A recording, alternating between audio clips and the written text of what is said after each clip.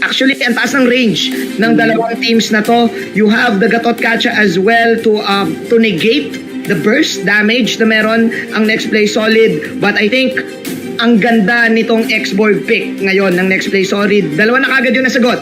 Carmilla and yung Gatot Kacha. Yeah, the Gatot Kacha. Of course, the true damage bypasses the defensive stats ni Gatot Kacha. Pero ang ganda rin nung drafting ng Blacklist International, they made sure na wala ng ban doon sa Gatot Kacha, or made sure that no heavy counter can be done against the Gatot Kacha, because you can still have MB on the Gatot Kacha. You can still have a side lane Gatot Kacha, and he is a very obvious counter against the Sun Shin eh. And probably the Carmilla is just to stop the channel here of the Farsa. Man, the draft pa lang, even Bonchon here, nagmamanifest na kaagad yung drafting ni paring Bonchon. Yeah, gusto ko yung gusto ko yung ginagawang pang-counter draft dito ng Blacklist International. It's a good thing that they are in the blue side. I'm actually not in favor of giving the Yishun Shin right now, no? Pero sabi ng next play solid, kahit mag-blue side pa yung kalaban namin, ibibigay namin yung Yishun. It seems like they well prepared sila para dito sa Yishun Shin pick. Ooh. Man, ang taas ng reach. Ang taas ng reach ng Blacklist International ngayon. Yeah, man. I mean, the Tiago pick, kasi sige, kahit sabihin natin na may threat ng Farsa, again, pwedeng i-dive yan ng Carmilla. Even the Gatot Kacha can put a hustle on that one. And the X-Borg flame shot can be greeted by Tiago, no? Manjin. Yeah, ang taas. Ang maganda sa Tiago right now, Kuya Shinbu, even though you have a tanky hero, tanks na matataas ang HP, iba-burn lang ng Tiago to. Iba-burn niya lahat, especially if she gets the item. But man, looking at the last few picks, Rafaela, side lane Tiago, no? Off lane Gatot, side lane Tiago, tapos or side lane Carmilla. Side lane Tiago. No? Support Carmilla, Rafaela. Para sa Carmilla Rafaela yung kakapares dito ng YSS natin. Well, the final pick would be the Elkart. That is quite expected actually mula sa side ng next play solid, especially with this squishes being presented here by Blacklist International. Tol, ang kaagad ng drop grabe yung mind games kaagad, tol.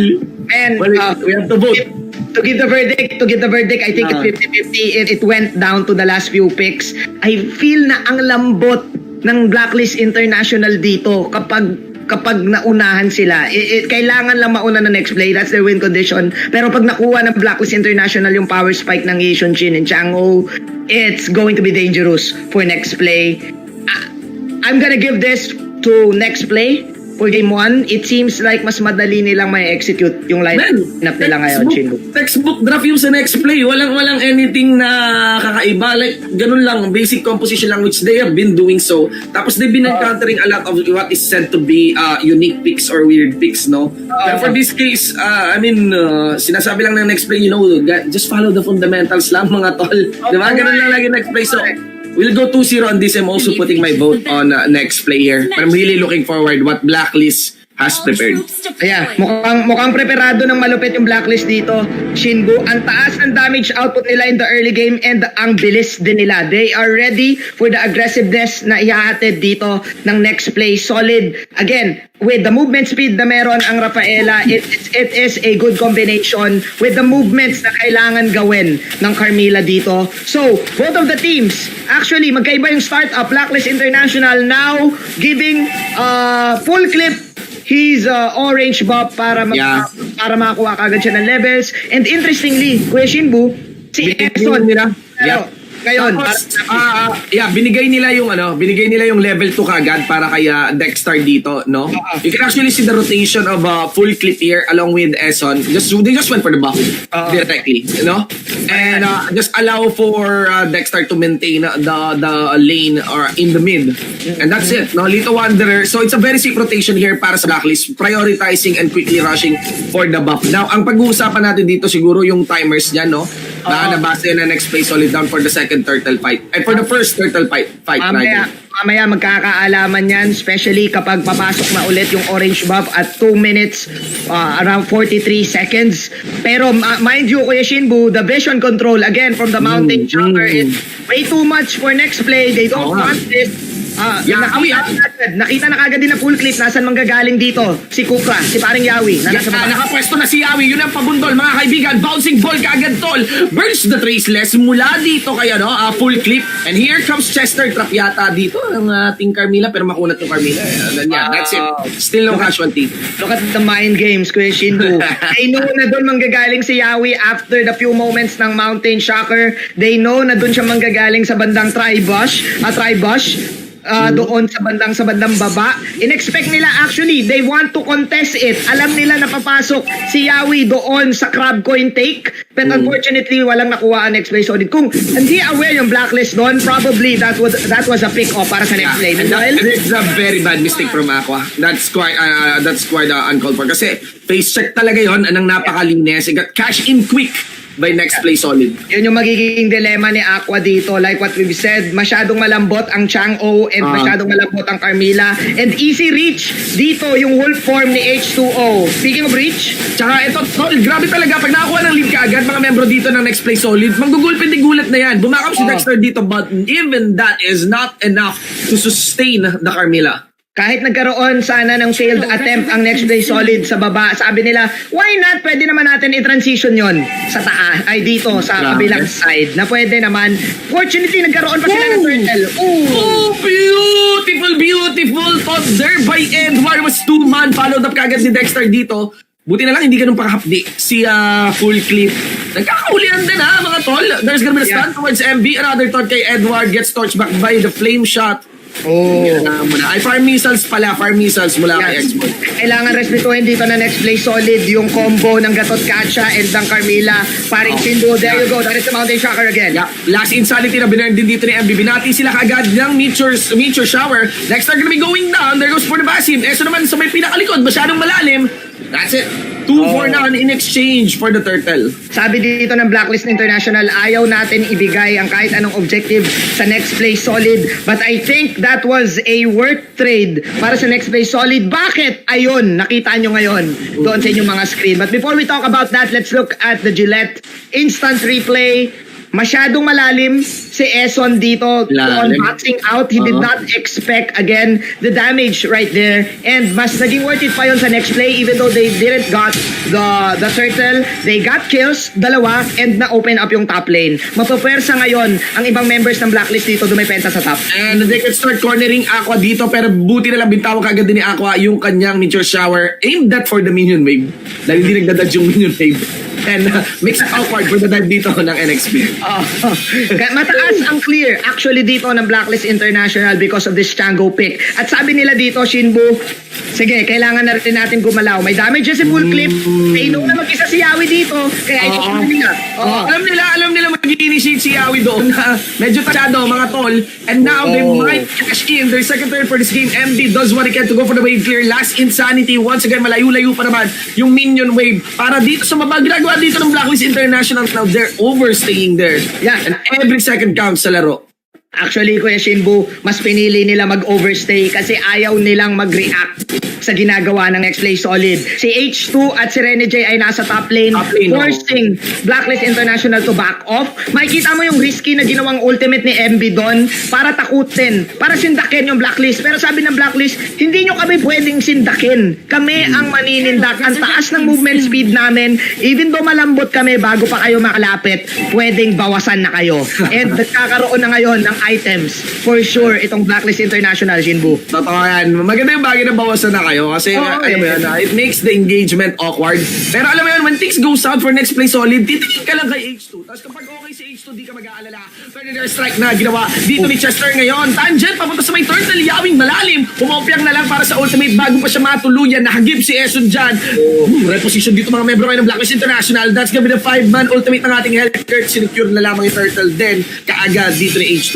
Napakagandang bait pa mula kay Edward dito. Nagulo yung focus fight fire ng next play solid. Are they going to engage the turtle or not? That was a defensive feathered airstrike for Chester, which is actually, I think, Blacklist International won that trade. With that, nagkaroon na ng items ngayon. Ang Blacklist, glowing wand na dito si Aqua, even though siya yung unang namatay kanina, with the help din ng Mystery Shop. Shinbu, it seems like, sabi ng Blacklist International, ayaw naming magpadikta. Kami ang magdidikta ng laban. Kanina pa sumusubok ang next play dito ng mga pang-psycho nila all throughout the map. Pero again, with the help of the Mountain Shocker, nababasa ka agad ng next play ng Blacklist International, yung next move ng next play solid. Yes, tol.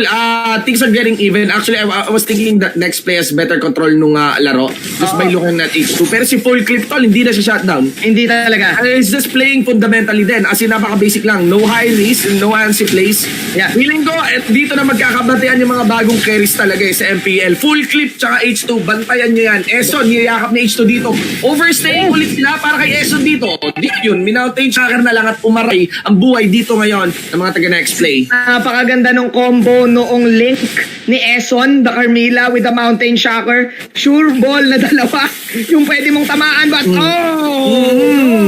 Ganda ng talo ni Rene J. Para lang to go on to the other side of that meteor shower. Meanwhile, members of Next Play Solid knows na wala nang panimumakap kay Dexter dito. Kumabal ka agad si Paring Eson. Goes for full clip. Aba, nag-traceless si full clip dito. Baka yun na. Nako, nawala si H2, mga kaibigan. Ininom lahat ni Paring full clip. And welcome, tol. Parehas tayo bago dito sa MPL, no? And MB here goes for the last insanity. Pero syempre, the last pabalik. And that's it. Without any carries here for next play, they have to take a breather.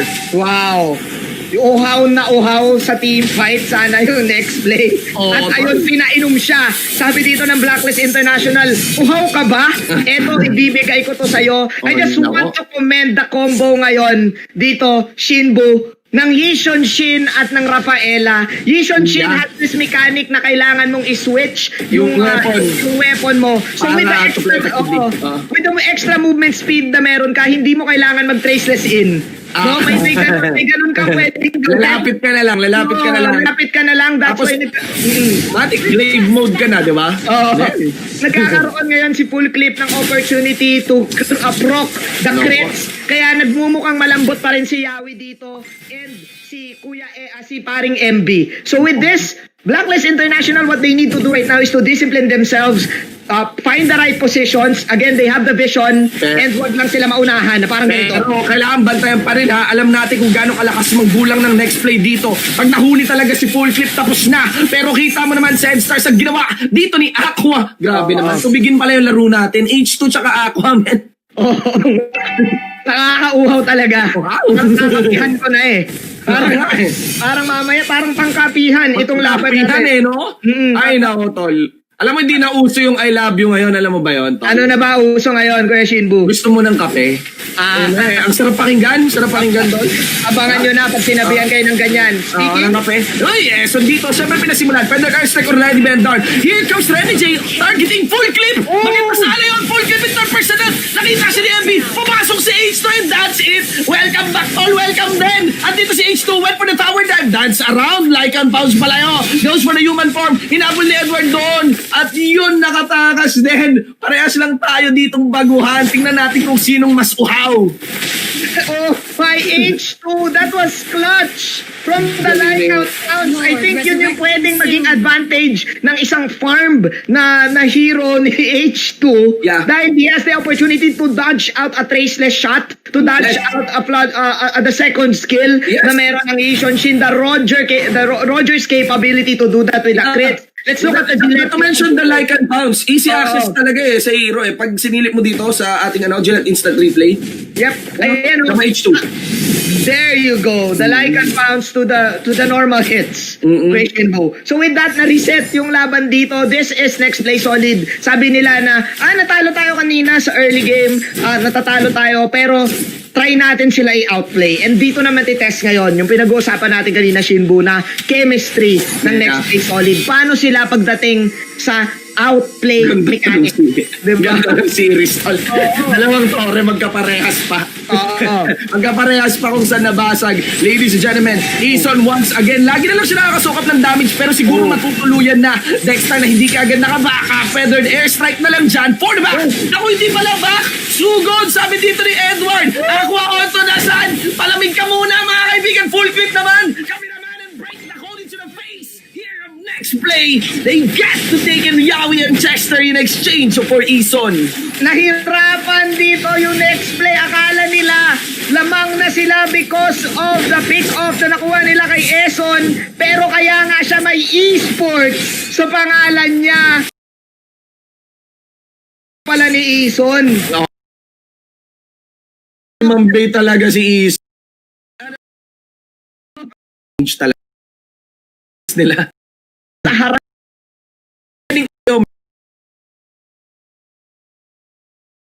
Parang ano lang, hindi sila sync pero yung pala planado naman. Planado naman. Actually, kung hindi ganun kataas yung range nila, Shinbu, wala silang makukuha doon. They all thought na mag-isa lang si Edward na pumasok doon. Oo, kala natin, ay mag-isa lang siya, baka malugi na pala. Pero hindi. From the side, sabi dito ni Aqua, look at this. Oh, look man. at this. Peter shower to the face. Tingnan natin ngayon ha.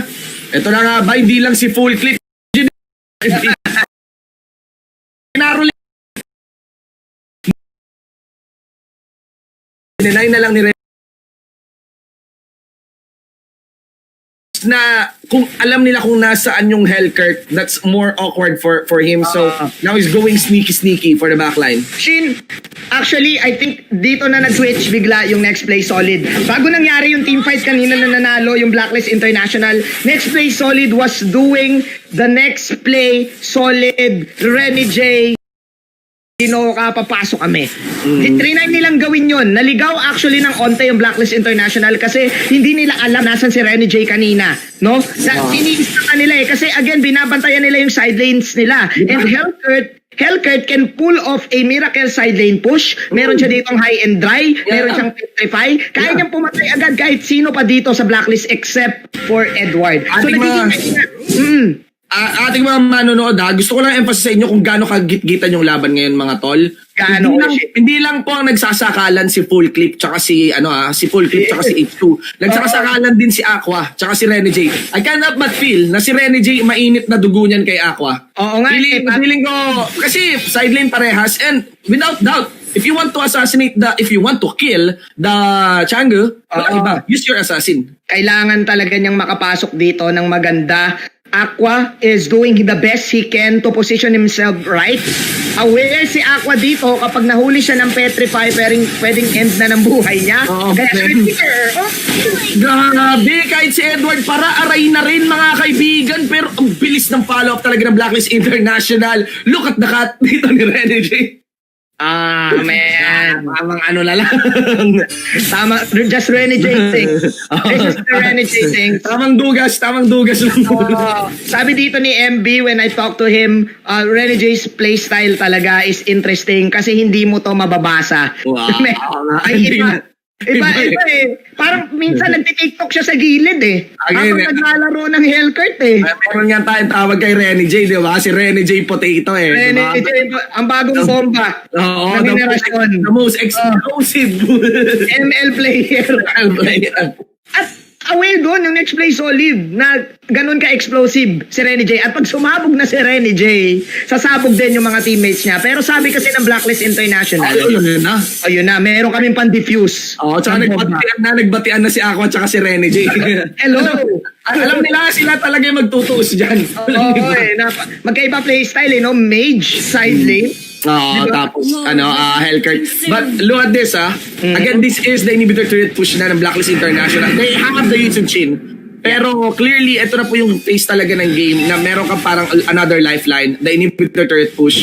Of course, lagpas na rin na tayo ng 12-minute mark. We get the Luminous Lord in. Yeah. And, ilalaban na next play. Hindi nila basta ibibigay. Kailangan nilang ilaban to kasi pag hindi nila nilaban tong Lord take na to, may hirapan yung side lane push ni Renny J na dun sila ngayon nagli-lean forward to. Tingnan mo si Renny J. Di siya nagpapakita. Ayaw nila mag-initiate eh. Di nila alam nasan si Renny J eh. Nakita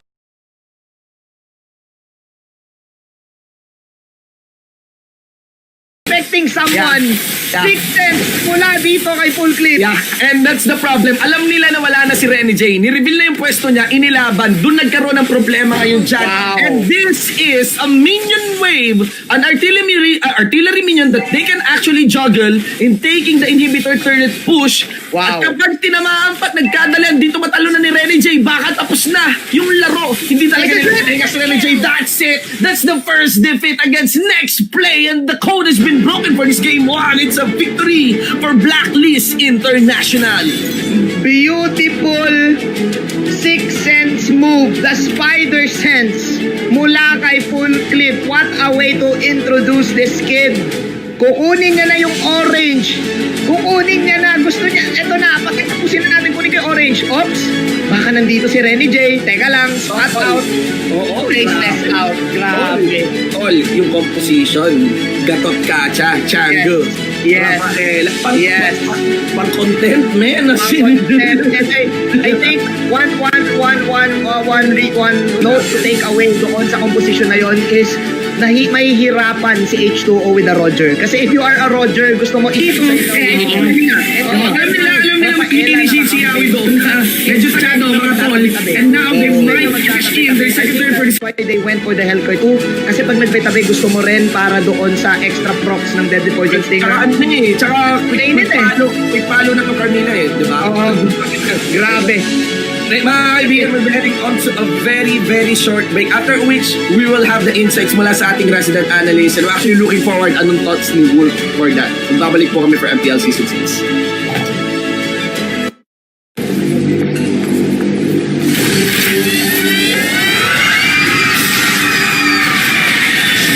Are you game to be great? Now you can with the new Smart Giga Games 99. Get 1 gig data all day, every day for Mobile Legends and more. Game to be great with Smart Giga Games 99. When uncertainty is our reality, we rise above with the things that matter. Gigify happiness. Gigify love. Gigify friendship. Gigify dreams. Gigify hope. With smart Giga music, video, games, work, and stories, we let our passions run free in the new world we face together. Smart, live Giga. Welcome back to MPL Season 6 with your resident analyst, Wolf. That was a very interesting game number 1 between Blacklist and Next Play. And ito nakagulat. We didn't think that Blacklist can play this much. And they also changed up a little bit dun sa kanilang lineup. Having Eson in was for me a very important factor on this victory sa Blacklist. And you can see it translate into the game. The veteran knowledge and the fact that he can rally his teammates. That is what you get from this veteran that we have, Eson Esports, mga kaibigan. Blacklist, this draft that they did was a little bit of a gamble, honestly. Who would have thought, diba? Who would have thought that you can put Yisun Chin, Rafaela, Carmilla, Chango, and Garukacha in one team and be successful with it? By the way, the lineup of NXP, this is such a robust lineup that we can see from them with the Kufra, with the Hellkurt, lot of team fight early on, very strong when it comes to picking off their opponents and in the early stages of the game for sure. You get that from the Hellkurt, from the Roger. However, ano ba ang ginawa ng Blacklist on their lineup that they made it possible? Again, a standard hyper-aggressive lineup coming out from Next Play, going up against a very cheeky lineup of Blacklist, but it made sense in the end. Ano nga ba yung gusto ma-achieve ng Blacklist sa kanilang lineup? And it is the answer to the ever-looming question, how do you stop an early game lineup? How do you stop an aggressive lineup? And ang ginawa dito ng Blacklist is they have this channel in the side lanes as well as this Garukacha din. And you also have the Yisun Shin accompanied by sometimes the Carmilla, sometimes the Rafaela, sometimes both. At ang nagawa nila is na-sustain nila yung lanes nila. I think for the longest time, probably for a good 8 minutes, walang na-push na significant turrets ang Next Play solid. Yung mid-lane turret din ng Blacklist International, they were able to keep it. And Blacklist International, They are prioritizing even putting bodies in front of the turrets just to preserve that turret. And as a result, Blacklist International stopped the snowball next play solid. It's a very simple na theory when it comes to MOBAs, that you just have to keep your turrets intact against an hyper-aggressive lineup. And that's exactly what they did. Yan yung makuha mo with good wave clears coming out from Chango. And actually, pag team fights na, gagalingan nyo na lang if you're Blacklist International. This is a particular fight wherein it was really good already for Blacklist International. Look at Yawi. Ang ganda sana ng kanyang ultimate. However, hindi perfect yung terrain para dun sa ultimate na yun. And it could have been really good. That's why na-turn around in a Blacklist. And also the positioning coming out from the Yi and Shin as well as the Chango is great for them to deal with damage. Again, going back to what I was saying, they were able to preserve all of their tier 1 turrets for a significant amount of time. Even the mid lane turret for Blacklist International, hindi nila hinayaan. Alam nila mag-initiate si Yawi doon na medyo tasyado mga tol. Difference in this specific game. If you want to win a snowball type of lineup with Hellkurt, with Roger, gusto mo ma-push agad yung mga tier 1 turrets as soon as possible. And Blacklist International, what they did was just to preserve all of their turrets in their early as much as possible. Like I said, kahit pa magbato sila ng kasarili nilang katawan just to defend those turrets, they will do it. And naturally, nag-progress na lang yung strength ng lineup nila, which is a Yi and Shin based lineup against their opponents. I also like the combo, by the way. Meron kang Mountain Shocker coming out from the Yi and Shin, which provides vision. And then you couple it up with the God of Kacha. That's why si Full Clip, our smart MVP of the game, was able to snowball really well in the late stages of the game. Only one death on this particular hero. And with the itemization din na ginawa niya, getting the Queen's Wings relatively early on so that the burst from the Hellkurt as well as the Roger ay hindi ganun ka-problema para sa kanya, and he's able to turn around with all of the life still in the world. So, very nice adjustment coming out from Blacklist. Breaks of the game. The reason why they won this is because of the nature of their late game based mga turrets nila, not to be snowballed or steamrolled by the early game-based lineup of Next Play Solid. It's very simple. By the way, guys, we have giveaway codes all throughout the days like this. And we're gonna have more all throughout the broadcast for sure. Ay magstay kayo with us, viewing and enjoying the game. By the way, dahil ang dami nga na sumali dun sa ating contest, we have a lot of entries. That's why we will have our giveaway bonus code, 20,000 entries. And maybe next time, kapag marami din ulit nag-participate, we'll have more giveaway codes for you guys. But that has been it for game 1 of this best of 3 series. Let's see how Next Play Solid will adjust, and hopefully Blacklist International will show us something that's also reminiscent of their past games performance, because if you're a fan of Blacklist, for sure sobrang saya nang nakikita mo ngayon. Let's get back to the casters. Alright, we have game number 2. It is still Next Play Solid that Blacklist is fighting. Pero I just love the way, parang, alam mo yun, dun mo makikita yung isang MPL caliber team eh. This is it.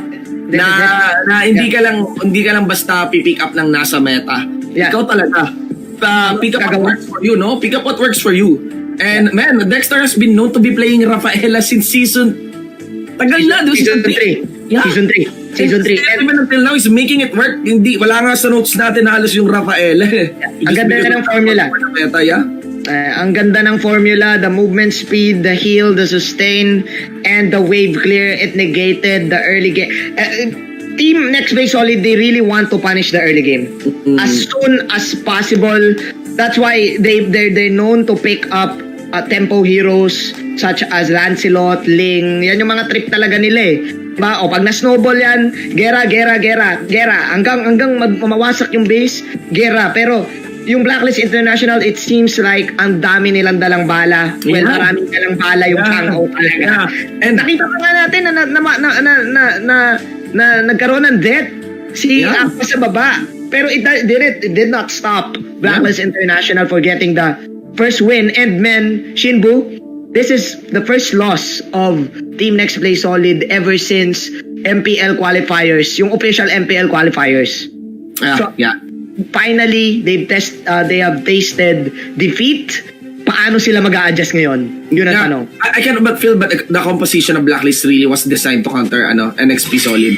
I really thought na parang llamado yung NXP Solid because you got by textbook yun lang yung sinundan ko talaga and sometimes just following what is on the textbook, doesn't necessarily translate into the game. I really thought na Hellkurt counters Rafaela and alam mo, bumubudoy ako kasi parang alam mo, you blindly follow what is on the textbook like Hellkurt counters Rafaela and Changu. Pero kasi alam mo yung talino ng Blacklist na umopen sila ng Gatot Kacha tas Carmilla. Bago i-reveal yung Chango tsaka Rafaela, talagang parang nahulog sa trap yung next play kanina, no? May mga times na minsan kailangan mong break, parang sometimes you need to break the rules. Yeah. And yung hashtag dito na Blacklist Internationals, we're breaking the code. And we did not expect the Carmilla pick from them. Yung Carmilla pa nga yung naging setup hero dito ng Blacklist International doon sa first phase Yeah. Ngayon, and Carmilla is the insurance para hindi basta madive yung Chango and Rafaela. Oo. Didikit ka lang di ba? Didikit, meron kang extra stun with the Crimson Flower. Yeah. And man, this time, change court tayo, Shinbu. Yeah. Blacklist International will now go to the red side. Noon ang next play Solid to play the Yishun Shin. Are they gonna give it? Yeah, that's the question. Depende sa bandito. So, Uloy ang inalis dito ng Blacklist International. YSS will be chosen here by next play Solid. I mean, Full Clip is the MVP. Yeah. Using YSS. The YSS. You have H2, which is a very, very consistent player. There you go. The vision control, the damage output, the criticals, even though ni-nerf ang Yishun Shin, I think it's not enough. Ang dami niyang kit, mabilis pa din siya. And eto na, I'm really sure na mas mabilis ang Yishun Shin ngayon pagdating sa pag-farm against a Roger. So, mas magagamit mo kasi yung level 4 pagka level 4 niya But this time, sabi ng Blacklist International, sige, we're prepared. Yeah, we're prepared. Basic we know. No? At last, we know. So Kufra most likely. No? And let's see what will be the Chester hero here. If will we have a Farsa or Pwede Farsa. Kufra is still available for next play Solid to disengage. Baka may hinanda rin yung Blacklist talaga sa Kufra no? Parang, mukha alam nila Parang mukhang handa sila sa Jason Shin pick. There we go. That is, I mean, I know yung strengths ng NXP sa Kufra, pero feeling ko talaga you cannot just join the MPL doing the same thing over and over again, no? Just accordingly, Blacklist International started they started revealing na their hyper carry here. Full Clip now will go onto the lane. Yeah. Ling versus Yishun Shin. I kinda don't like to play the Ling, especially kapag online yung Mountain Shocker kasi tumatagos yung bala ng Mountain Shocker dun sa mga walls So may chance ang tamaan ka ng 3 beses sa Ling, bigla kang bumaba. Kapag mali pa yung position mo, pwede kang mahuli ng kalaban. But I think this is Full Clip. I think they're fully aware of that mechanic. Yeah. Kasi what they're doing right now is they want heroes pwedeng pumasok sa likod.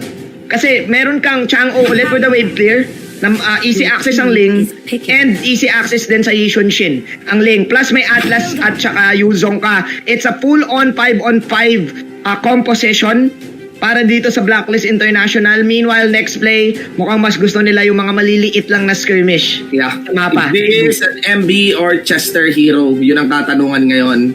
Because we got Rene J, we got Yawi hero na kasi pwedeng Chester pwedeng Chester Chango pero pwede rin naman side lane Chango nga. If I am next play Solid, I think it's got Kagura, no? You might want an assas. Meron an assas. They want burst. Yeah. On sa Kagura, kailangan nila. Would want to use the Chango for support, pero baka man lambot. Feeling ko Chango side lane pa rin. Yeah. And the support will be Bal. Support Chango. Yeah. It is Actually, still, hindi pa natin alam kung Hilda support or Chang'o support eh. Kasi Pwede, yes, yeah, yes. kasi pwedeng Tama, sa tama. ano to, this is a Chang'o side lane. Yeah. I think it's better kasi you have a wave clear. Yes, Hilda yes. can pull off the support role with the back siya. So maganda yung pwede nilang pang-pick off dito. Hilda level 1, pwede ka na kagad makipagpugbugan. Kailangan mag-ingat yung full clip dito kasi pwede siyang, alam mo yun, kagat-kagatin yung Hilda sa late game. But wow! Feeling We're ko, back! pero feeling ko nagkaipitan sa draft kasi ang ganda nung third ban ng dalawang teams natin. Ang ganda nung Esmeralda ban, ang ganda nung Chona ban. It makes everything awkward by the fifth pick na we have a Lolita. Wow. Wow. Lolita. Kalabasa smash. With octopus lang. Shinbu, the combo is real. Meron ka pang payong yin-yang overturn. Kung nag-guess nyo lahat ng combo na yon, ibig sabihin nun, gusto dito ng Blacklist International na sama-sama puwersa. Chin, pag nagpaulan ng meteor shower, anong kailangan mong gawin? Harangan mo lang ng bulwark shield. Yeah, This yes, is of course. the answer to the burst na meron ang side ng next play. Solid. Blacklist International, I think so super side na naman nila tayo. This time, I will go and I will put the vote on Blacklist International. I think I will put the vote on next play solid. I think na-gimp na masyado yung draft dito ng Blacklist International. And I'm curious, sideline Kagura ba yun? Will we be seeing a sideline Kagura or Pwedeng support or pwedeng side lane kasi may Kagura. take note, Atlas, na yan Atlas Lolita. Like, Oo nga. I cannot see the Atlas Lolita going into any side lanes, no? Pero, Oo nga. Pwedeng, baka side lane. Kagura, yeah, Kasi siguro. The kit of Kagura here with the Wushu umbrella flea, pwede niyang ma-dodge yung Chang'o skill shots eh. Yeah. Reaches the Diba? With the Something- extra proc of purifies. But we shall see dahil nga Troops to ang magsa-side lane ay Atlas. Oh. Si Eson ang side lane Atlas dito. Blacklist International again breaking the code, Shinbu. Yeah, sideline back siya, no? And they got Hilda support and Changu support. Sideline back siya, tol. Kalaban. Ito yung laban ni Octopus at Gulong sa baba. Wow. Dalawang bruise ko. Iba talaga. Ang kulit talaga ng side allocations natin dito. Pero it's because you want to empower your 1-3-1s eh. Tapos Yes. bumakap nga kaagad si MB para lang siguro makakuha din ng invasion dito. While at the same time, nanigurado na si H2 for going Meanwhile, for his own buff. Grabbing my... Hey. Init ni Rene J talaga. Yeah. Can actually do this if you're tapped. Lagi Okay. naman eh. Pwede natin i-dissect dito yung nangyari ng early game. I'm actually not aware doon sa items. I think we're gonna check it out later. Ano talaga, sideline talaga yung mga dito. Yung sideline, sideline Atlas, sideline back siya talaga. Oo. So I think if I'm not mistaken, it's either they have the boots or the jungle item para magkaroon sila ng damage dito. Pero ano na to? Transitioning na sila to the fighter tank role, no? The semi-fighter role. Yeah, and actually, a signal of you of reallocating your tank towards Yes. the side lane is because Yes. you want to give them level 4 kaagad. Oo. Sa totoo lang, ang weird no, Kuya Shim, ba't mo nilalagay sa side lane yung Atlas? Anong gagawin yan? Pwede naman kasing eventually, umalis na yung Atlas dun sa side lane, ibigay na lang ulit sa Kagura, tapos yung Atlas, magka-level 4 lang. Yeah. Makuha lang kaagad yung level 4. Ganun din naman sa back siya. You want your tortoise possess then to be available kaagad. The perfect match to the Fatal Links. Mm. Actually, pag nagkaroon na rin ng ultimate yung back siya, I think mas marami tayong team fights na makikita this time sa larong to. Mataas yung movement speed ng buong lineup ng Yeah. dalawang team. So mukhang magiging alerto sila dito sa pag-response sa mga laban. Ang interesting dito ng ginawang attempt actually ng next play on shutting down full clip on getting the purple buff. Muntikan pa actually tumama. Yung first skill dito ng proc ni Chang'o. Could have been na delayed na yon. Oo. Well, headline kasi talaga dito si full clip din eh. Tsaka si H2. I can't have but feel na din talaga. Parang walang choice yung hyper carries natin dito kundi maging consistent, kasi if you get dropped easily, you will easily lose the game din eh. Kasi more on, ang daming supporting role. You have two tanks. You have two tanks on the side of Blacklist International. We have, you know, Thams, Sustain. We have Chango, lane ano lang yun, lane management lang, di ba? Talagang yung aasa ka sa damage mo on the YSS lang, tsaka ano eh, Ling eh. Ano to eh, parang yung setups after setup tapos yung damage. Sige, men, gawin mo trabaho mo, mag-farm ka, we're gonna funnel you the gold and then just give us the crits. And men, I think si H2O dito, ngayon niya palang nakuha yung kanyang purple, hindi niya pa nakuha yung red.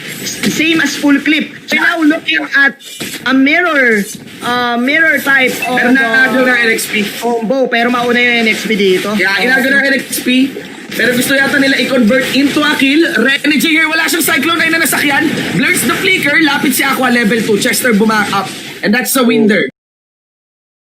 Hinintay nila actually yung Blacklist International. They tried to bait it. Pero nahuli ng onte dito si paring Aqua. Kung nauna lang siya ng mga ilang segundo, pwede pa nila makancel or makill. So libreng orange buff. Dalawang orange buff ngayon sa next play solid. Ay, oo, tama. Isa kay Renegade. Oo, and gusto ni Renny J to kasi pag may orange buff ang isang Tams, expect kakagatin kanya ng kakagatin kahit anong mangyari. They're delivering the 4-man here, down for the bottom lane. Level 2 pa rin si Ison, and now they shifted their 1-3-1 na. Ang nakabody na ngayon ay si Ison tsaka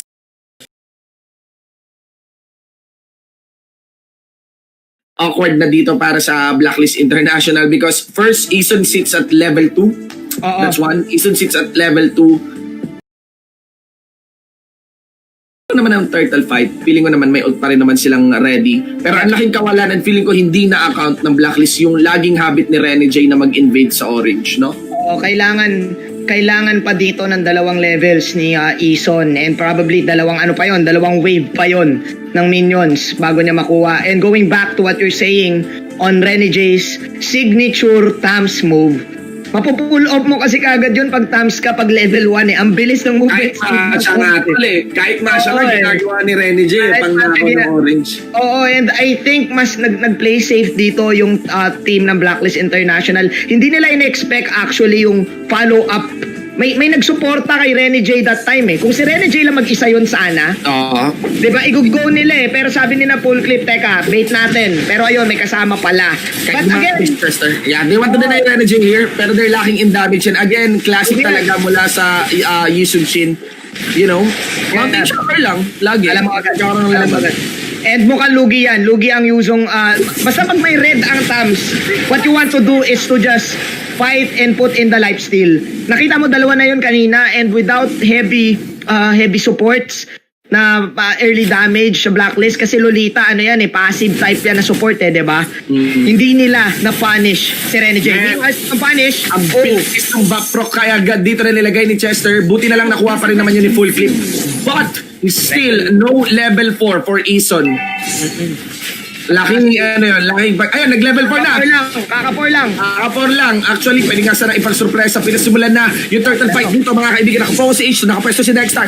May Numinum Blast sana. Available yan. Bantayan natin. Nandun dito sa likod, si Rene J. Gumulong na kaagad. Naka-Slaughterous Sights. Numinum Blast naman kaagad. Then, the turtle is secured pa rin. Dito si Edward. It's gonna be a full-blown fight. Nawala dito kaagad yung ating Vaxia. Sa likod ni Aquang Dragon. Aquatic Dragon, ladies and gentlemen. At gusto niya pang uminom because they're chasing down H2O, and that's a Windendol tall ng Blacklist International because they got 3-4-0 plus the turtle. Dito kailangan ng gumulong ni MB para lang madepensahan to. Buti na lang kamo na buhay pa yung tower, full clip, sobrang clutch nung retry niya doon sa purple bago nangyari itong turtle fight natin. Look at the zone from Dexter and then look at the full one shield. Tsaka si Eson, men, na-shoot niya yung ano talaga, yung fatal. And ang daming shots mula sa Chang'o na na-bulwark shield to the point na nagkalapit-lapit yung next play. And sabi ni Ison, welcome to Ison Esports. Even though na nerf ang Atlas, hindi nyo pa rin to matatakasan. Promise, Promise, tol. Promise, Manjin. Para sa akin, bago nangyari yung turtle fight, lamang yung next play talaga dun eh. Oo nga. So, nakarating, napaka-patient ni Ison. Talagang tiniis niya na makarating dun sa level 4, no? Buti Yes. na kung nila. Veteran moves, man. Patience. Iba talaga pag veterano, pasensyoso. Vintage Eson ang isa sa mga naunang players na mag-represent ng Pinoy sa laro ng MLBB. But nonetheless, nakapagdepensa naman dito ang Next Play Solid. Hindi nabasag ang mid. Ngayon pa lang, they made sure na basagin muna nila yung top bago i-trade yon. That's why nagkaroon pa tayo ng tabla. Hindi pa tapos. Shinbu, aasa lagi ang...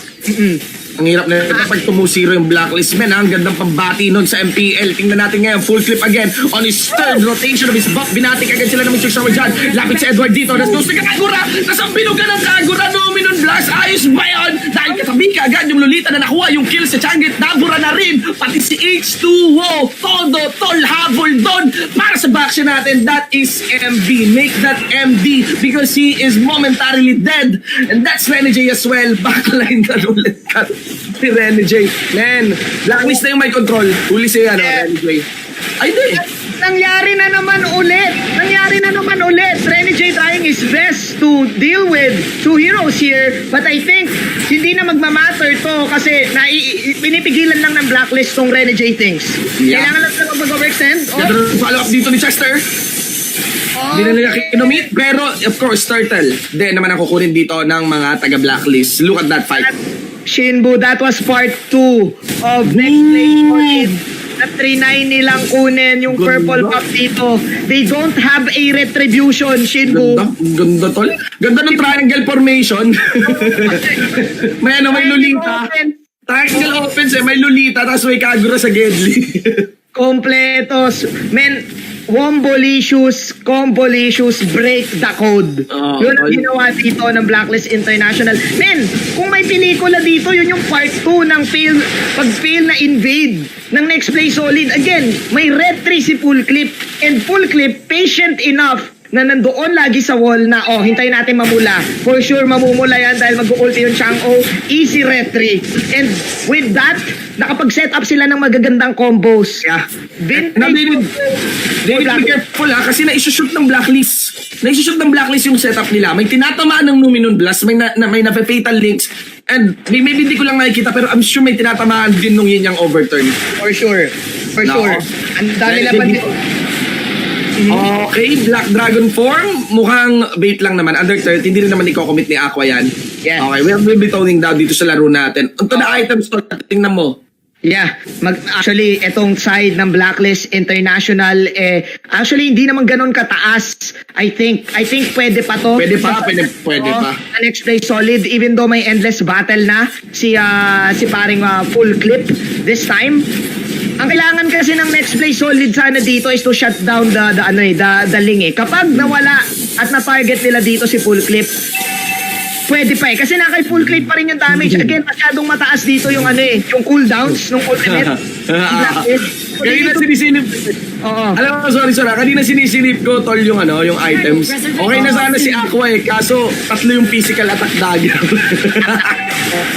Kanina lang no? Ginawa lang Legion Sword yung isa. Shoutout nga pala siya. Shoutout sa trainer natin. Coach Chucky, what's up? Coach friend. Pero again, Kuya Shinbu, medyo nag-tone down yung game kasi natuto na yung Next Play Solid na, sige, hindi na natin pala kaya mag-invade. Why not defend? Mataas pa din yung capability natin to spam. Mataas pa din yung damage output natin. We have a Hilda na pwedeng pang vision. Si Rene J can just push out the waves. But the problem here, men, Black Dragon and the Pinch Boys, ang bilis ng response ngayon ng Blacklist. Kahit saang parte ng mapa ka pa. I get on the field, they can dance around under turret no? Oo nga parang kaya na Under turret pwede mag-tower dive Lolita, no? Tapos Atlas. Oo. Ang daming pwedeng bang setup. Ang Kasi taas hindi ng na shield. kinukulang sa damage Kasi online din si Edward. Oo. Ang taas ng shield at pwede pa sila mag-dive. Actually, 3 yung pwede... hindi 3, 4 ang divers dito sa side ng Blacklist International. Even the Kagura can do the outplaying yang overturn, di ba? Wushu Umbrella PG, yang overturn, Edward. And then, meron pa silang flame shot. And sobrang crucial ng flame shot na yan kapag may kalaban kang Tams at kapag may kalaban kang Baksha. Kasi what can you do is you just knock them back. Yeah. Kung mag-initiate sila ng flame shot, may extra purify ka pa ng Wushu Umbrella Flea. Mukhang ano ngayon yung Jumong natin, tol. Hindi niya yata parang hindi masasalba yung Gogoryo ngayon. Oo. Kailangan natin kailangan natin yung team song, Shin eh. Salamat. Yung may Jumong eh. Ano ito yung moment na natatalo si Jumong eh pag tinatrigger siya. Ito yung moment na ano na eh, yung bigla magsuslow-mo. Oo. Yung Ang nakaraan. Oo. Ang nakaraan. Opo. Parang eto na nga ang pagsugod ng Blacklist International sa mid. Shinbu, next play is trying their best to Yeah. defend. They're defending. Wala ng meteor shower, pwede ikaw to. Binatukan ng payong tol, sakto tag-ulan. And look at that, ladies and gentlemen, may nalig sunod ng members dito. Kahit yung back siya biyak. Ladies and gents, it's the Hilda na wala. Triple kill na nakuha pa. Dito ni Full Clip at ibang talentong pinapakita ngayon nitong ating bata. Nakita nila na naubos na yung bala. Nag-meteor shower eh. After nag-meteor shower, boom, binato yung payong. Hindi na kailangan eh. Yung sabi ni Edward, payong kaibigan. Kaibigan. Tandaan nyo, hindi lahat ng payong maganda. May mga payong masama. Oo nga. At sinama bigla ang next play. Beautiful initiation from Edward. Wow, lahat sasamain eh. Oo, Shinbu, pini-question natin kanina itong Kagura pick, di ba? Pero sabi ni Edward, papakita ko sa inyo, Manjin and Shinbu, kung bakit pasok pa rin ang Kagura sa pag-initiate. What was that? From afar, we all thought that it's going to be Eson. We all thought that it's going to be Aqua or Full Clip to put in and go with the initiation, but no. It is Edward. Kuya Shin. I'll be honest, tol. I'll be honest. Huli kong Kagura na nakitang bumura ng ganon. Season 1 pa kay Yuji. Fuji pa lang, no? yung gano'n na pamburahan na Kagura. Gulat ka na lang. Gulat ka na lang yung buhay mo. Biglang soak eh. Oh, man. You look at his items. Man, Clock of Destiny to the Lightning Transition. Season 1 build. Holy Crystal din. Holy Crystal. Like, there's a lot of magic damage out there. Yeah, magic damage and stats. Man, ang hirap dito sa side ng Next Play Solid, all their damage, mas maraming single target eh. Parang isa lang yung pwede nilang pang full on 5-on-5 damage, which is the Meteor Shower and the Blood Floods. But again, man, Blacklist International, they negated the early game session. Yeah. They protected their Ling. Yeah, man. And, you know, on a composition, tol, on a composition na may Kagura, on a composition na may Lolita, man, break the code indeed. Grabe. Initiative, Eson pumasok, pangit yung Fatal Link sa si MB lang ang tinamaan doon. Renergy sa may pinakalikod, grabe talaga. Ankle breaker, wasak ang tito mo. Down in by Edward, ladies and gentlemen, hindi nagpahuli basta kay Renergy Bura na ngayon yung ibang mga membro pa. Monster kill, double kill, patay si Jomong, kuha doon. And there is the minion going for the push into the base here of Next Play Solid. Hindi durog, kundi break the code because Next Play Solid has been blacklisted. What ladies and gents? What a debut from Eson and Full Clip. Full clip, all grabe. Wow. Edward din. And Edward as well. Shoutouts to the Blacklist International squad, to the Blacklist International fans. Wow, what a Didn't expect. performance. I didn't expect With this, out of expectations. Shinbu with this type of lineup, no? I think Blacklist International, isa sila sa mga teams na handa na next week for the 5-man ban. For the Sa atin 5-man ban. kanina, sino pumoto sa atin kanina sa blacklist? Ako. Sa training, ikaw? Sa training? Hindi, sa training hindi. Sa training nga, sa training. Sino pumoto sa... Wala. Pero nung game 2, after seeing the Lolita, sabi ko, parang blacklist. And guys, I just want to remind you guys that next week, August 28th, we're gonna have the 5-man ban. And we feel na ang Blacklist International na ang isa sa mga handa. Ang isa sa mga handang teams para sa bagong system. Wow. Break the code, ladies and gentlemen. We'll be heading on to a very, very short break. After which, of course, darating syempre ang insights ng ating resident analyst, Wolf Cash, the MPL Season 6 regular season. We'll be back after this.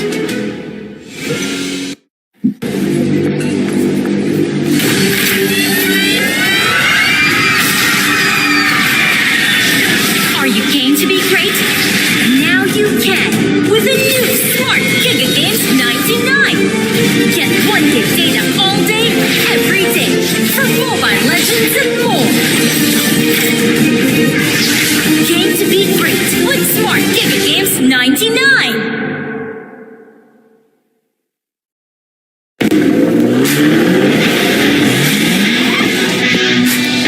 The way you live your life depends on the network you choose. Your movies, music, and games can only be as good as your network speed and strength. Slow means game over. But the Philippines' fastest mobile data network means game changing. Choose the network that gives you what you truly enjoy. How do you know about this Giga Life? Simple and smart ako.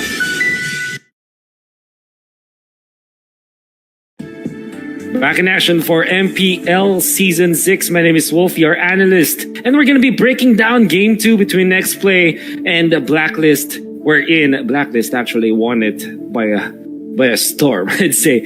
They have destroyed Next Play Solid in game number 2 to a point where it was 14-0. Which is interesting because their draft is, basta sabi nating overreaction at a certain point laban sa Next Play, pero bakit ano nga naman ang kahit anong draft if you can execute properly, and that's what I think is the key factor here.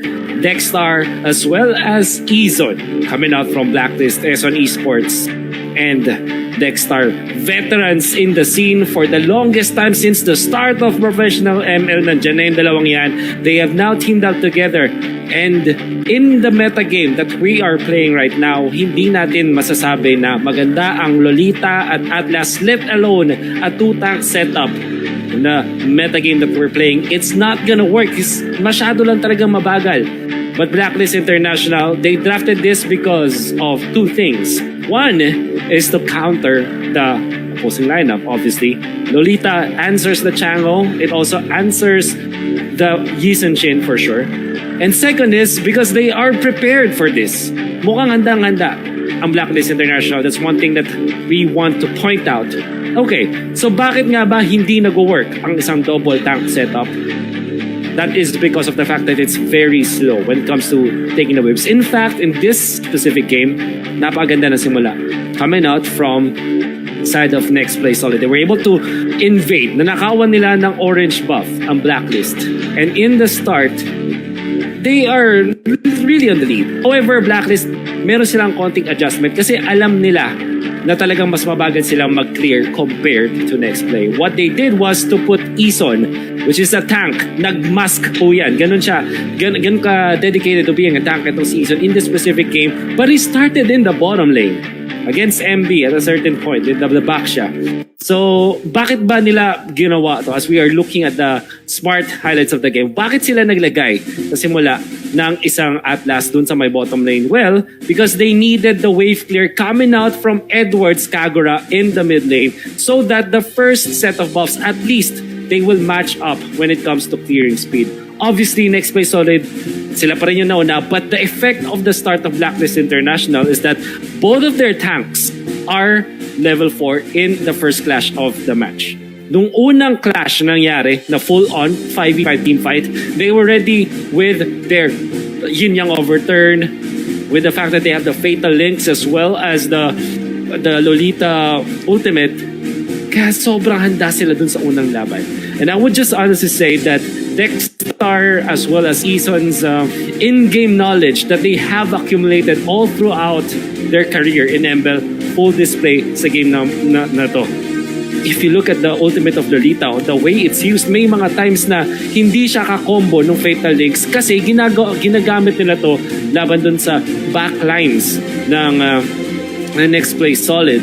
And there were also times where Dexstar will just pop that bulwark kahit protektahan lang yung mga minions. Kasi ayaw niyang bigyan si Chango nung chance na makakuha ng extra wave sa mid. Ganon ka-dedicated itong si Dexstar as well as Izon on fulfilling their role. That's why Blacklist International really steamrolled over next place. So it's just perfect mixture of experience and good drafting coming out from Blacklist. Full clip is our smart MVP of the game with a 707 performance on the lane. But I can honestly say that Edward on this Kagura also played well.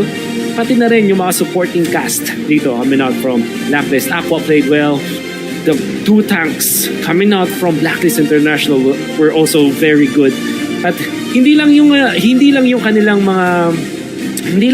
paggamit ng mismong hero.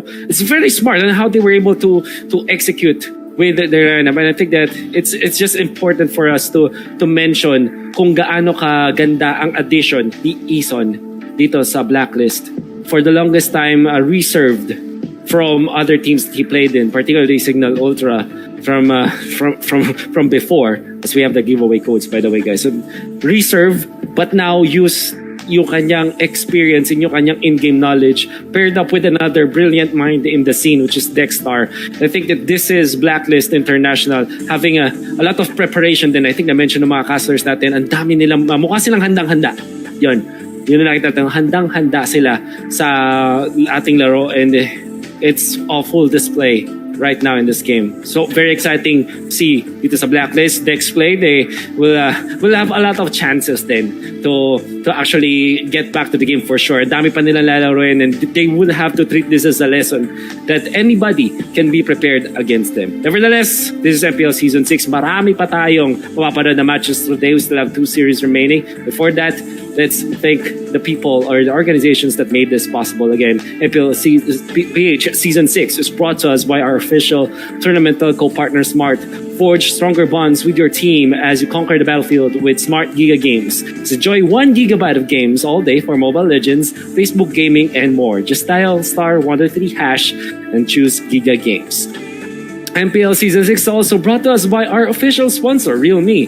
Realme, by the way, is celebrating the first Realme Fan Fest and #DareBeRealme campaign.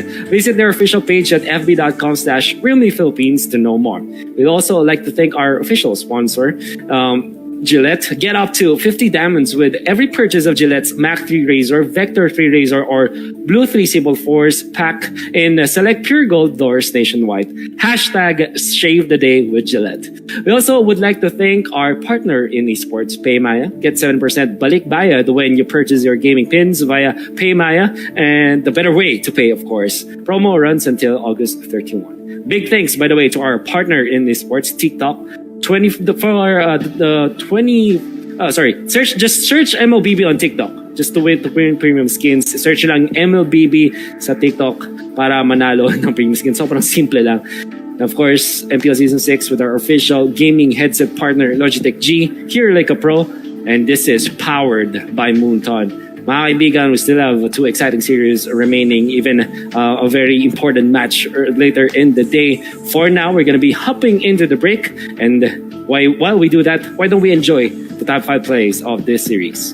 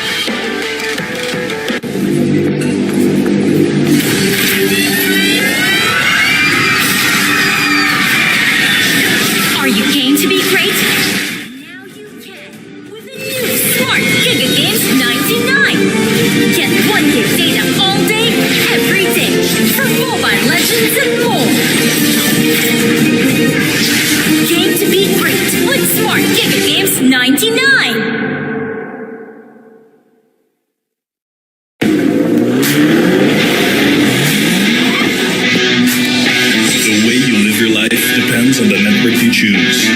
Your movies, music, and games can only be as good as your network's speed and strength. Slow means Game over. but the Philippines' fastest mobile data network means Game changing. choose the network that gives you what you truly enjoy. How do you know about this Giga Life? Simple eh? Smart ako.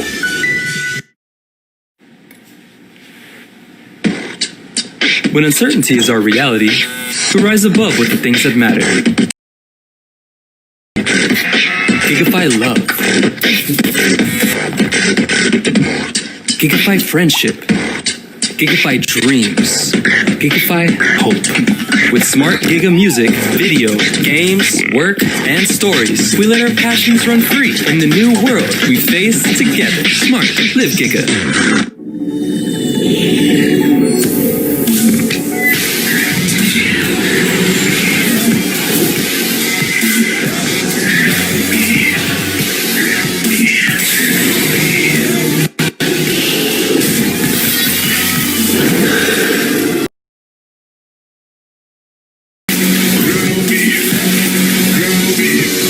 Realme smartphone. Dare to leap.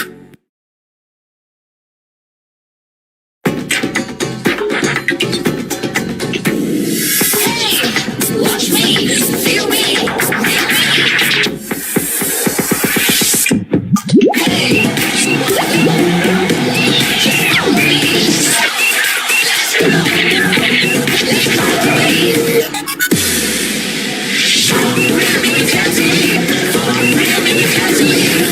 Realme Watch. Time to be smarter. Realme. Dare to leap.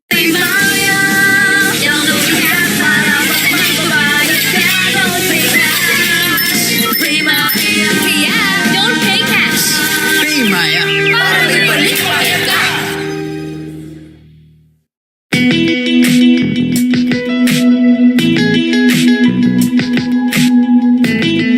You've got me on the edge. Legit, right? Not quite. Just like your disposable razor.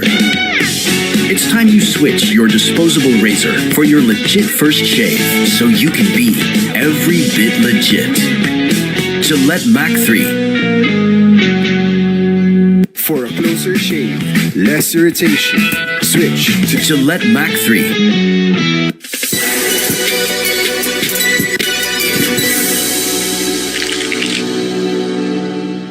Good day, everyone. Welcome to Fun Talk. My name is Wolf, your host, and with me, history-making champions, two-time Aura PH, formerly known as Sun Sparks. Welcome. Kamusta naman? Kamusta?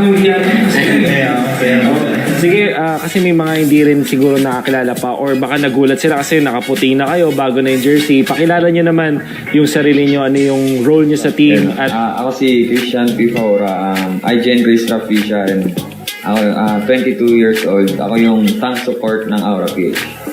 Ako naman si Grade Alan Dedrico Abaloy, 21 years old at support ng Aura. My name is Reza Adwa. I'm Jade Moreño. I'm 22 years old. Role ko kayo. Ako po si KLVJ Hernandez. I joined ko po KLVJ. I'm 15 years old, tas ang role ko po ay is fighter mage ng Aura. My name is JP De La Cruz. I joined ko JP. Marksman Assassin ng Aura PH. 21 years old. Ako nga pala si Ashley Marcos. I joined ko the Wash Role to Fighter. I'm 21 years old. guys, first time na nagkaroon ng online na tournament, kahit yung mismong playoffs online, naglalaro lang kayo. Describe nyo naman yung feeling, ano yung difference. Laking challenge kasi wala yung communication, yung pagsasama namin. Iba kasi pag magkakasama kami, kung walang problema sa pag-uusap, tuloy-tuloy yung commands. Tapos, nung nagsama-sama kami ng playoffs, bumalik yung excitement namin dahil magkakasama kami. Tapos nung nag-champion kami ng playoffs, parang nakaka-miss lang yung feeling ng crowd. Nawala kasi yung feeling na may sumisigaw. Anong initial reaction nyo nung Onyx PH, JP? Sila ulit yung nakatapat nyo sa Grand Finals. Ano kasi noong una, nung pagpasok namin ng Grand Finals, inaantay lang namin yung kung sino maglalaban sa lower bracket ng finals kasi napapasok sa amin. Tapos nung nalaman namin yung Onyx, masaya pa rin kasi si Grid gusto rin makalaban yung Onyx PH. So, kumbaga, pinagandaan na rin namin. Tapos, napag-aralan din kasi namin sila kasi waiting na kami. Napapanood namin yung laban nila against yung finals. Grade, last time nasa losing side sa Grand Finals. This time, nasa winning side. Gusto namin malaman ano yung pakiramdam on both ends. Ayun, syempre masaya kasi finally natapos ko yung sinisigaw ko nung season 4. Kasi nung season 4, nung game 4, sumisigaw na ako na champion na tayo. Tapos yun, syempre malungkot nun after ng game nun. Tapos pagdating naman nung season 5, nung nag-champion, sobrang sarap sa feeling kasi finally natapos ko na yung sinisigaw ko nung season 4, diba? And masaya din kasi parang may winning play kang ginawa doon. It's amazing. Natalia play. Can you describe to us ano yung nasa utak mo ng mga moments na yun? Paano mo kinausap yung mga kampi mo about that? Sa akin kasi naramdaman ko talaga na kahit anong gawin ko, kahit anong decision na gawin ko sa game, tiwala lang yung patin ko na parang walang mali sa akin kahit na mag-error kami, okay lang. Tapos yun, nung naramdaman ko yung tiwala na yun, nung time na yun, hindi na ako nagsalita eh. Sila nagkakagulo sila ng sa Lord, tapos sabi ko, it's my time, di ba?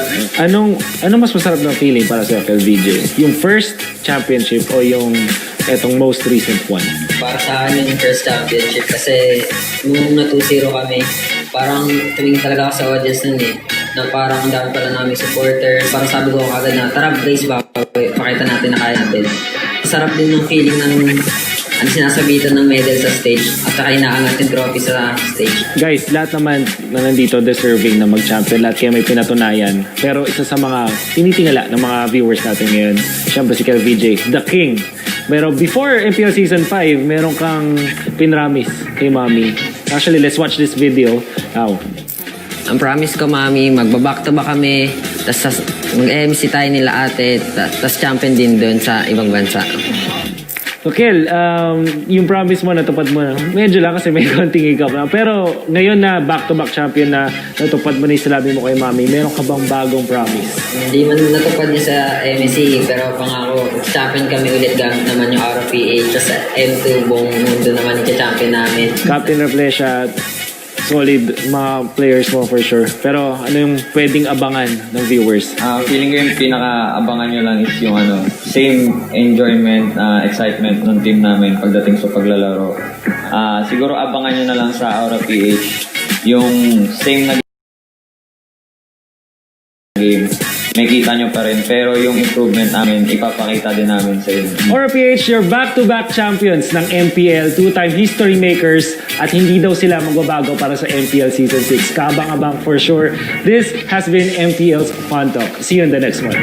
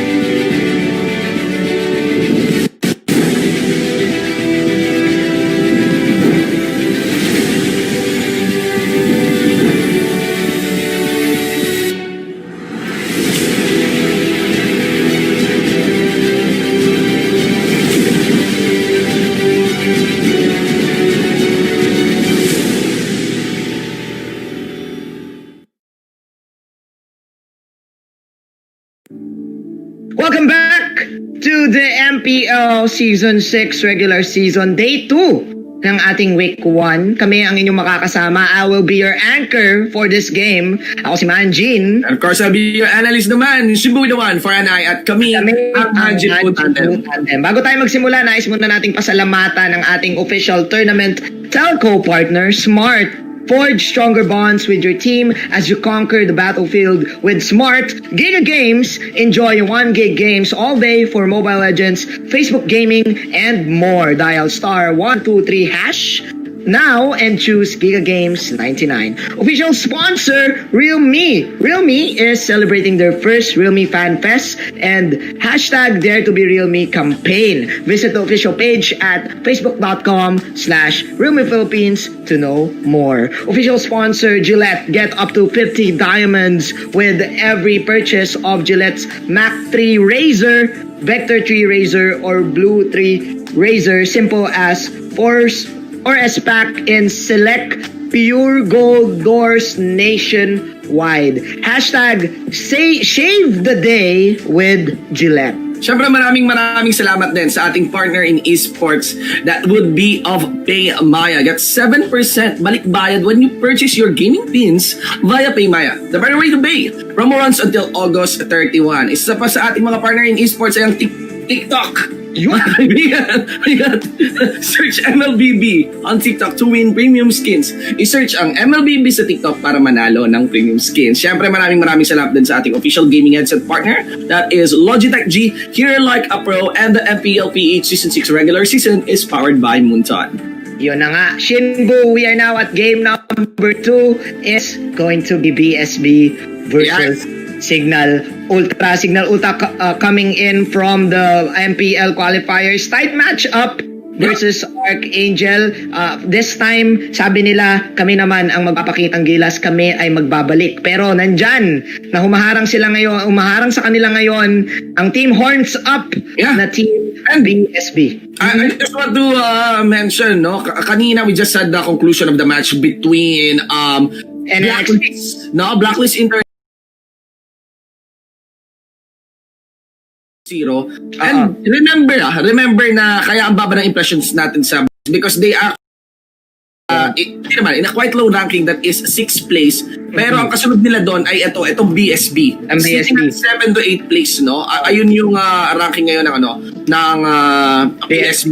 And para may bagong kalaban, Signal Ultra. Nakita natin yung init ng Signal Ultra kanina nung regular season, no? So we still have some good expectations regarding Signal Ultra. But I think what you're trying to say, Shin, is that every team here in MPL ay hindi mo pwede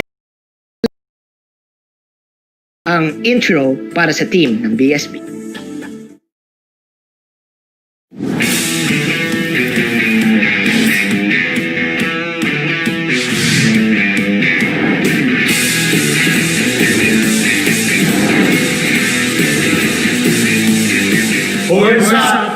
Nag-umpisa ako mag-ML nung nakita ko yung mga tropa ko nag-ML sa labas.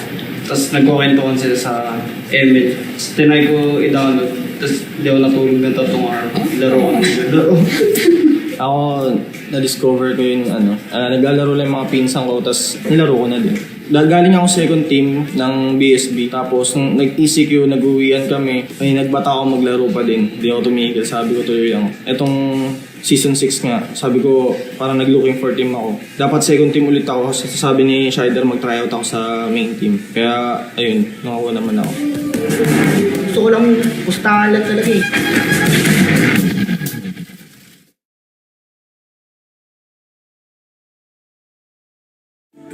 Horns Up, no? #Horns Up. Shinbu, ang kanilang motto dito, ibig sabihin yan, ang ating matalas na panlaban ay ating ilalaban. Kapuan Trevor, Wilson, Shider, Ana, and Drix, nabanggit dito.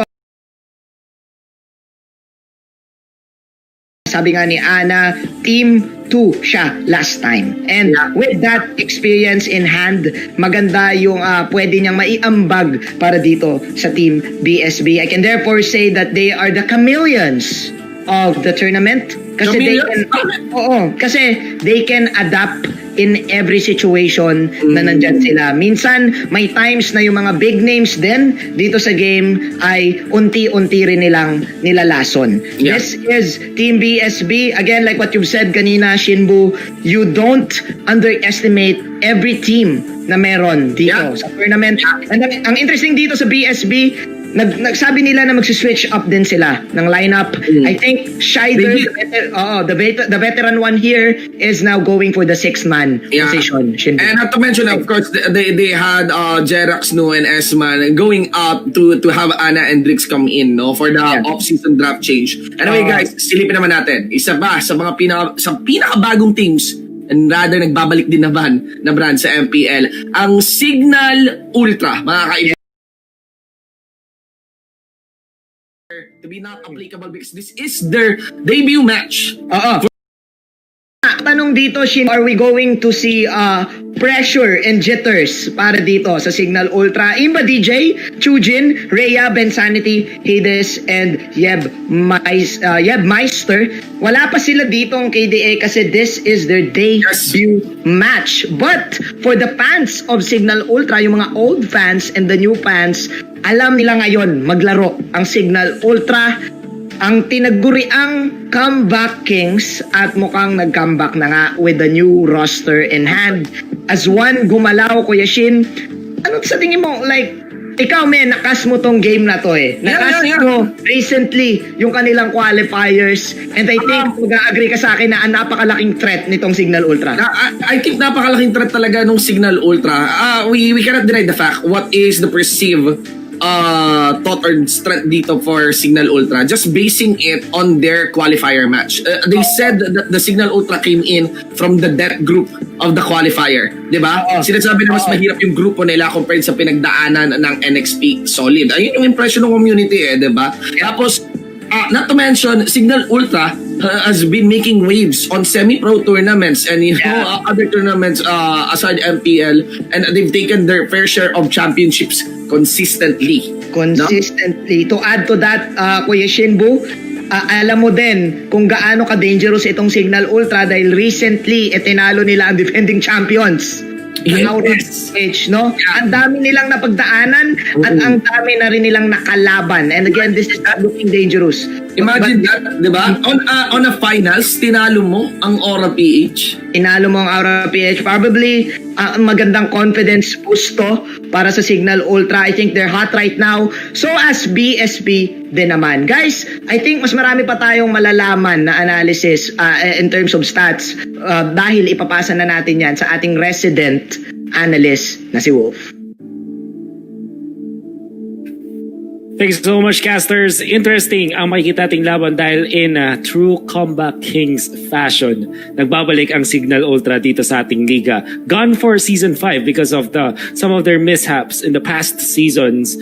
Now, new face na ang Signal Ultra. This is not the Signal Ultra that we know and love dito sa MPL Season 6. In fact, I think from the start of January 2020, eto na, unti-unting nabago yung lineup ng Signal Ultra until they have an entirely new lineup and an entirely new coach. And that's gonna be exciting kasi nabalik yung Comeback Kings na factor in terms of coming back to the league, but the fresh new face on how they tackle Mobile Legends, that's gonna be interesting to say. So, they will be facing against BSB. And I think the key factor here for BSB going up against Signal Ultra is they have to secure their fundamentals because Signal Ultra are very good when it comes to fundamentals. And yung BSB, kapag nawala yung core idea or approach nila or understanding of Mobile Legends Professional League, man, matatalo sila ng Signal Ultra because that's how scary Signal Ultra is. That's how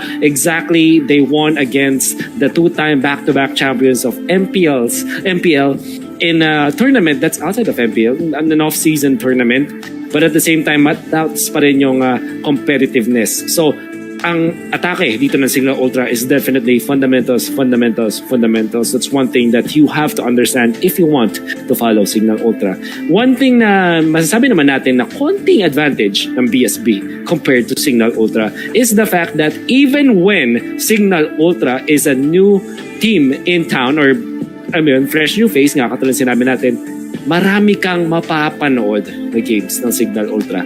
In fact, I can bet na Signal Ultra yung siguro yung pinakamaraming matches papanood all throughout the off-season, right? And even during the MPL Season 5 season, meron din mga tournaments outside ng MPL na mapapanood mo yung Signal Ultra. What I want to say here is, if you did your homework as BSB, if you prepared against Signal Ultra, kaya mo silang kontrahin because there's a lot of stuff, a lot of matter that you can study when it comes to dealing with Signal Ultra. And I think that's one thing that BSB should really look for. There are no stats yet dahil bago ang Signal Ultra, dahil wala pa nga sila from the previous season, but there's a lot of films that you can watch when you are BSB going up against Signal Ultra. But what do you think, casters? Paano nga ba tatalunin ng BSB ang Signal Ultra or Signal Ultra ang BSB?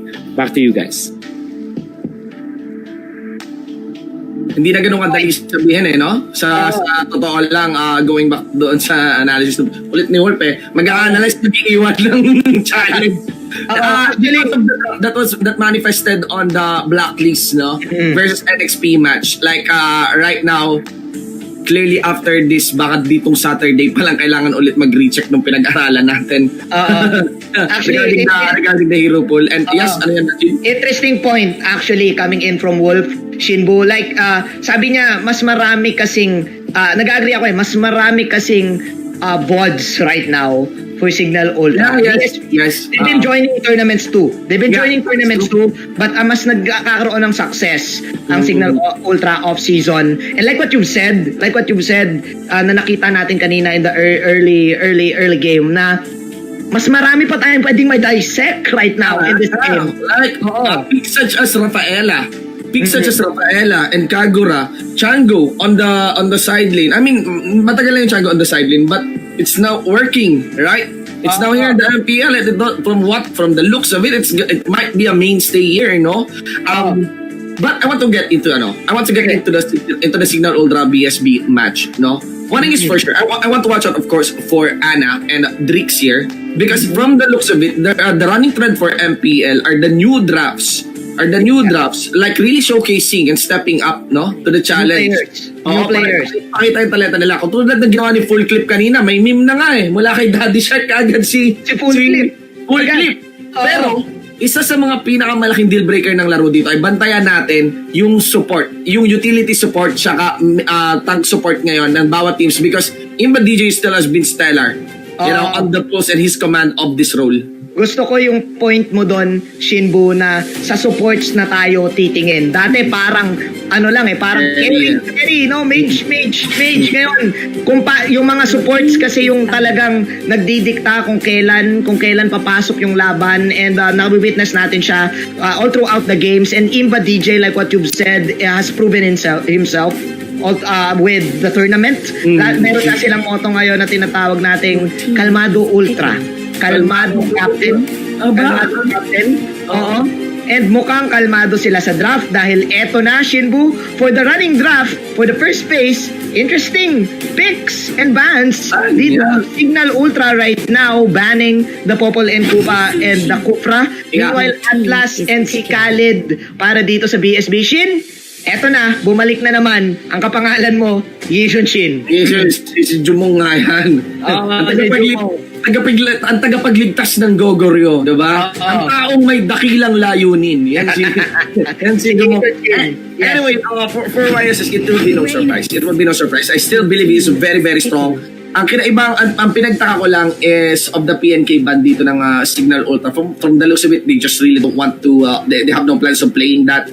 Ako kind of makes sense because you can easily catch off the supports na super aggressive na laging pinupull off dito ni Imba DJ in the form of the Louis. But kasi kapag may Yishun din, tapos kakaiba yung Khalid ban with the other ban, naging available yung Uranus. So Uranus, but wala yatang choice yung Signature dito kundi mag-ban ng Esmeralda. Because they've already shown it, and their two side laners are revealed. Now. Yuzong and Atlas. Parang na kaagad. Actually, Yuzong and Uranus. Ay, sorry, yes. Okay lang. Ang ganda dito ng point mo, Shin, on the choke na ginagawa ngayon ng BSB and the Signal Ultra. Two side laners and ang hinihintay ng Signal Ultra ngayon ay ang kanilang main course. Actually, this is the Farsa support na hinahanap natin and mukhang tama ka doon sa Esmeralda ban.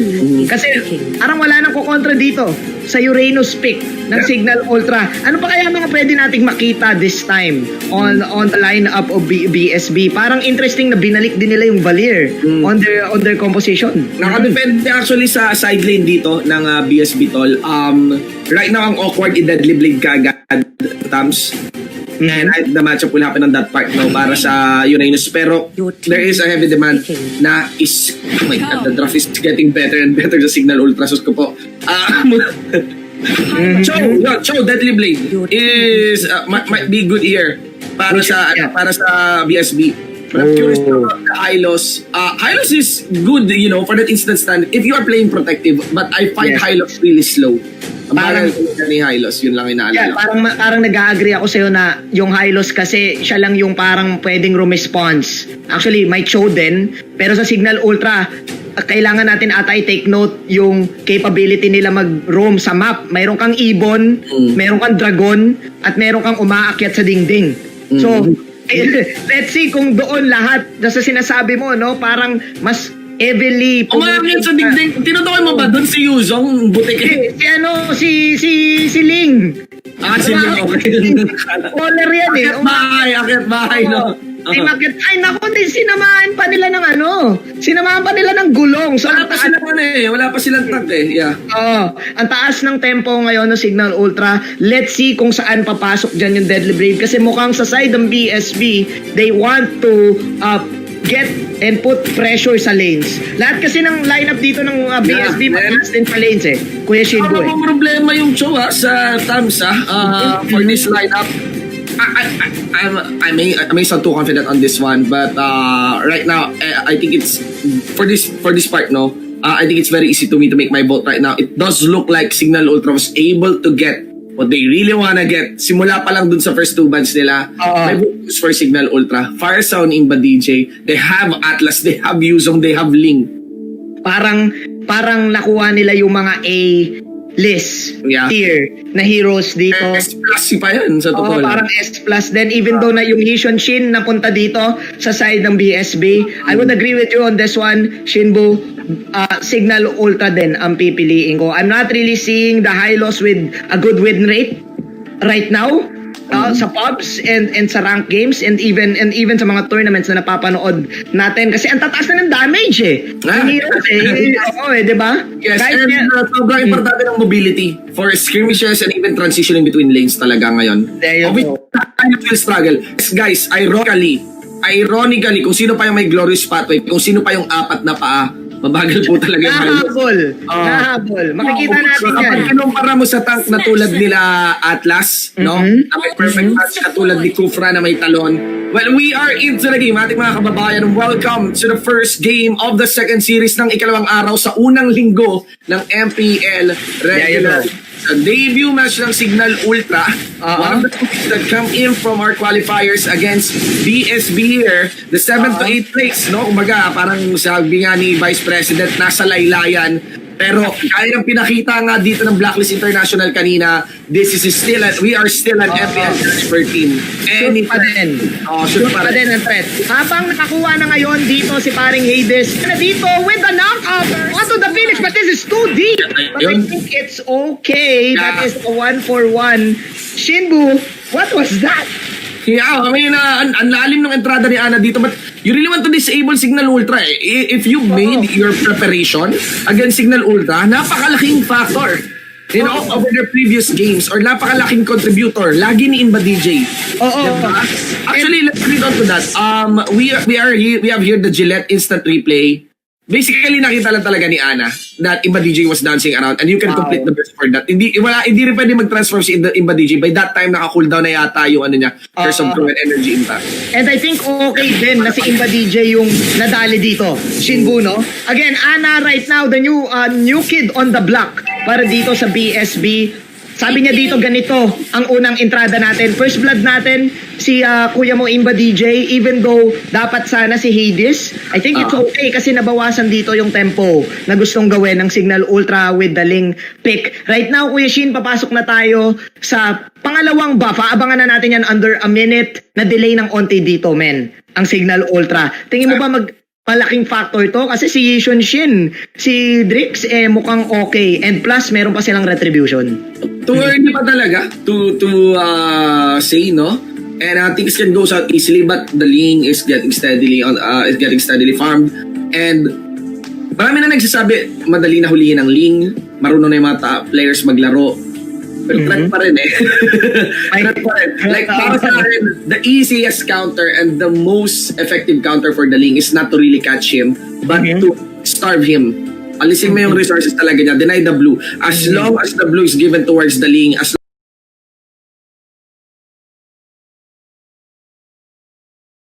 can die 3 or 2, down for the late game. Pero kung lagi lang siyang buff up, laging threat lagi yung Ling.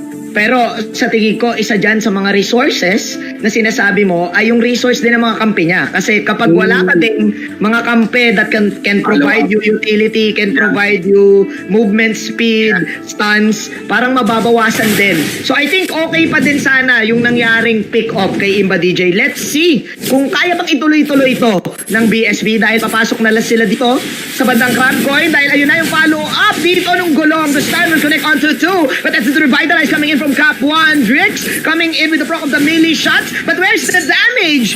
Wala pang pang-counter dito at ayun ang bawi ni Imba DJ. Oo nga. Counter agad, bawin-bawi. May pasok pa dito ng Timeless of Blades, but the burn is there. Sitting torrent para kay Trevor on level 2. But then Sanity ay nandito pa din. Bawi agad ang Signal Ultra, Kuya Shin. Napakabilis nun. Pero ang awkward nung pasok ni Hades na parang maybe for a zone out on that part. Still, daling naman much like many carries. Maganda kasi sa Mobile Legends yung carries ngayon. Them to kill, expect them to be shot in that. Pero like what H2S is doing, if you farm consistently, okay lang eh. Kahit di ka na ako ng kill eh. Speaking of consistent, mukhang consistent dito ang pag-invade ng side ng BSB, pero kailangan na nilang umalis. Dahil medyo pulado na sila dahil pumasok ng Black Dragon 4 ni paring Rhea as the Soul Eater bang! Wala kayong makukuhang buff, sabi dito ng Signal Ultra. Even though nanakawan, okay lang kasi nakuha sila ng dalawa, Shinbu. At napabilis mag-manifest tol nung composition dito ng Signal Ultra. No? The moment that they group up, they have a very strong frontline force. In the form of the Baksha, in the form of this Yuzong, and classic composition utilizes the Ling. You get a push into the mid, you get a few kills, you are poised on taking a purple buff. Na-timingan pa, and I cannot but feel na miss out ng BSB or mali yung decision ng BSB to take fights on the mid kasi talagang ang objective mo dun is the purple buff eh, di ba? Parang na-miss nila yung chance sana. Kasi makigets mo dito yung ginagawa dahil sa Hades, medyo nagkaroon ata ng miscom ang Signal Ultra. That is a turtle for a kill for BSB. Ito na ata yung comeback from that lag. Sa totoo lang, napakalinis na bawi nun because you just got 2 kills, you also got the turtle, and still Drix is doing pretty well. Diba? Still not shut down. Ang gusto mong sabihin dito, parang even though nagpe-fail kami ng onte doon sa bandang pagkuha ng buff, nakakakuha pa rin ako ng tabla. The score right now is 3-4. 1,000 lang. Actually, 500 lang ang lamang dito ng Signal Ultra. Napakainit ni Ana ngayon sa... Di ba nag-retire yan? Iba na laro niya. Nag-ML na rin pala. Dati si RTZ lang eh. Lumilipat na si kaibigang Ana and mukhang ang ganda ng control niya dito sa bandang side lane. Kuya Shinbu, yung dalawang panel carries natin ay nagkakaroon na ng items ha. Si Drix level 7, Hades level 8. But makinit na si Ana. Yeah, very awkward position actually. Napakagandang position pero ito yung Black Dragon form natin plus the ultimate from behind. Tingnan DJ. Pero napakaganda ng sustain dito na side ng BSB hanggang sa killing spree dito Si Parin Drix and si Ana nandito pa rin. Sipa. Tore na yung kalaban niya. Pero wow, Ana still bumabalik-balik pa. And lumilipad ang ibon dito. Mainit din si Imba DJ. Gusto mo lipatin. Pumigil lang kasi merong mountain siya. Flickered in. At alam din ni Imba DJ. Now the thing there is, alam nila yan, naririnig niya yan ang recall. Buti na lang nahagip. By the way, guys, we want to tell you guys, sige, mamaya na muna, no? Breakdown muna natin yung nangyaring laban dito. It was a full-blown fight. This is still wise mula sa BSB because you want to really deny the objective onto the link. And it was really rewarding because, kahit pa paano, pressure established onto the link, kita mo, wala siyang ngayon, di ba? Purple buff na hawak dito.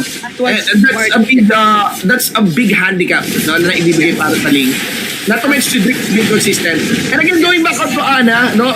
By the way guys, hindi kayo pwede basta-basta nagre-recall because pag pro player levels po yan mga tol, even at the fog of war, naririnig yung recall ng mga players kung saan kayo nagtatago. And Shin, dito lang ata papasok yung sinabi mo na ML na ML. Ana at Imba DJ. Init na Ana, man. Ano mga bagong players sa MPL pag ikaw tinignan mo yung stat sheet tapos tinignan mo sino yung mga bagong player in yung tingnan mo init ng kamay si Ana, si Drix, si Imba DJ, si Ana, diba? Oo nga si Ana pangatlong beses na nilang ginagawa. Ay biruin mo hindi pa nga basag yung first turret, nasa second turret na siya, doon siya lumalaban, same spot nung nakuha niya yung first blood. Chenbu, and tabla yung ating laro dito, but I think na BSB ang lumalamang. We voted for Signal Ultra. Nakikita natin na ang taas dito ng teamfight capabilities ng Signal Ultra, pero may isang specific teamfight, yung pangatlong purple take, na nung nagtabi-tabi yung BSB, Shinbu, bigla na lang walang damage. Yung Signal Ultra, and it goes to how well prepared. How well prepared these teams are. Tama ba ako, Shin? Totoo. It's actually very obvious doon sa clash na nangyari kanina. On the health bars, I'm not seeing any. Madali makita guys kung nakaka-damage sa MLM. May makita ka lang yellow bar na natik Ganun kaganda. For that part. Now, what I want to emphasize is again also the playstyle of Ana fits his role here. What was introduced for us during the MPL ay ang tank show.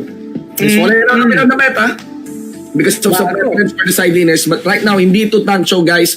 This is a side lane show with a flicker, no? Na assassin. Remember sa Signal Ultra side, merong may purification guys, pero walang flame shot. Flame shot is very, very effective against a show with a flicker, di ba?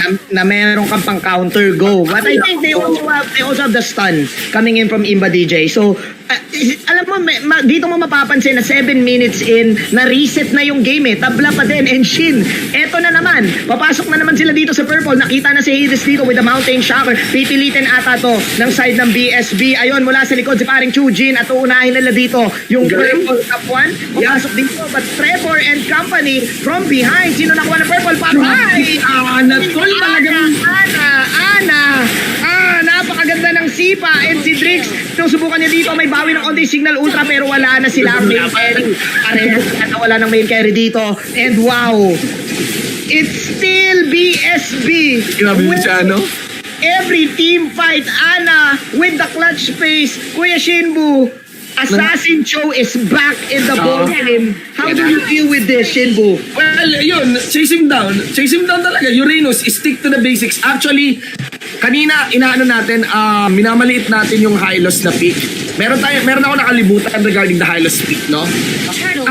Makunat siya, tol. High loss nga pala. At hindi pinapaluan ng Signal Ultra. Alam mo kung anong isang bagay dito pinoprovide ni Hylos na matindi? Vision. Ang laki ng vision kanina dahil kay Hylos. He was staying, he was camping the purple buff. And that gives confidence for BSB to go in because they know exactly where and who is close towards those point of entries. On this Gillette instant replay, you can actually see that Capuanas has been staying over there. And grabe, nagbabagay yung paa ni Ana. Alam naman natin what makes a good show player, ang simple lang, hero luck. No? Hero luck lang. Hero targeting. And the moment that the link went down, binati kaagad ng paa. Bati.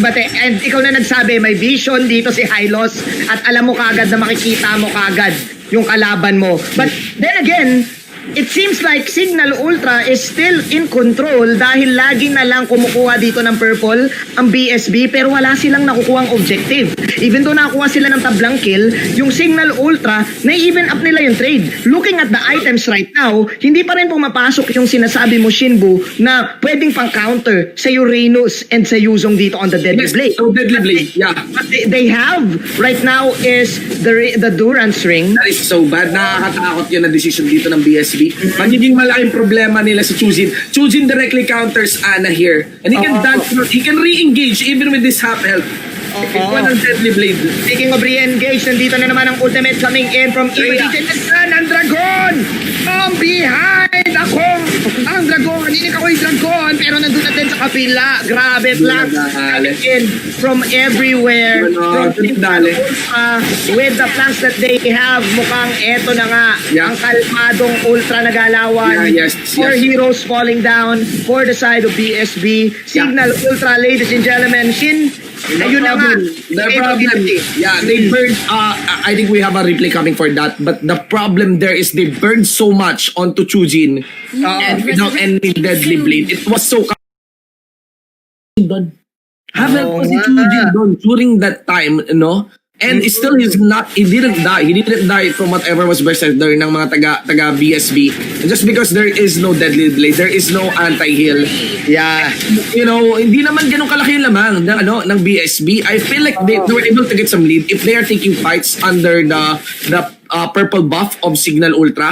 Pero ayun, nakikita mo, di ba? Sabi ko na may lamang yung BSB eh. No? Ayun, no? Ayun yung nakikita mo yung XP by Gold Bar. It gets swing easily by Signal Ultra because we know how the Atlas shines. Uranus shines in the late game. Ang ganda sana ng mga Atlas ay nakakas. Oo nga eh. Ang ganda sana ng mga ginagawa nilang pang counter go pero mukhang nakakabawi pa rin dito ang side ng Signal Ultra. Tempest of Blade coming in. That is a mega kill. Hindi na nga tumama yung Dragon Tail at mukhang kukunin pa nila kaibigang Shinbu ang orange buff. Signal Ultra, even though sabi nila, sige, napanood na namin yung invade nyo, we're ready and we're prepared to counter it. Ang taas ng height ng damage nila dito. And like what you've said, Shinbu, wala silang pang counter sa regeneration besides the Ring of Durance na meron si Trevor na 0-5. 0-5. I don't think so, man. I mean, mas maganda yung Deadly Blade. Yung ganito kasi yung instance eh. Trevor actually has... Wait, mamaya na yun, no? I think may laban tayo dito. Oo nga, may laban nga. 2 putok. Grabe! Nasa pa yung Mount Hammer dito plus yung ultimate ni Imba DJ. But Drix right now falling low. There's the Black Dragon 4 para dito kay paring Rhea. Pero ayun, kinagat.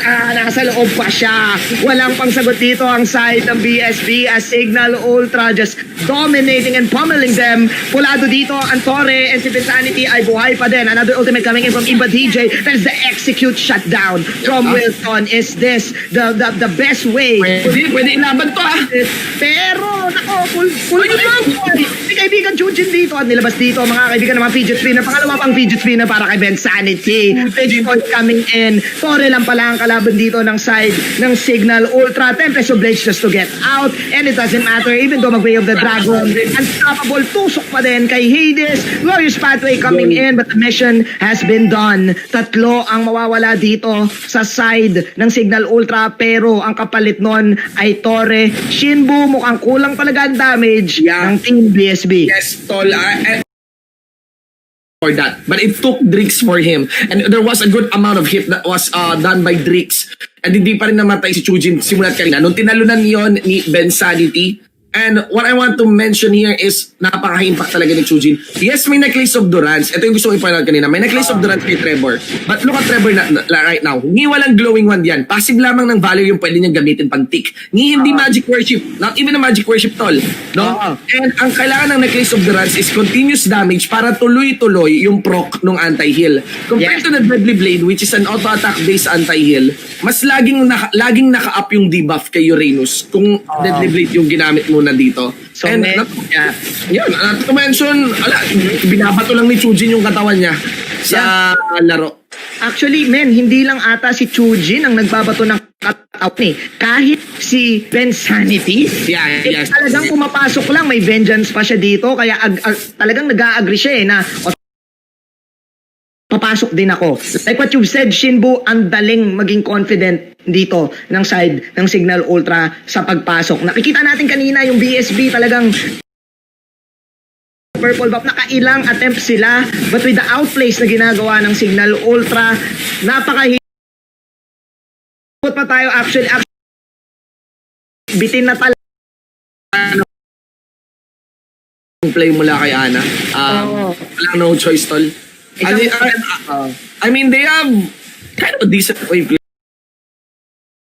Pero ito, guys, we are on the 14 minutes.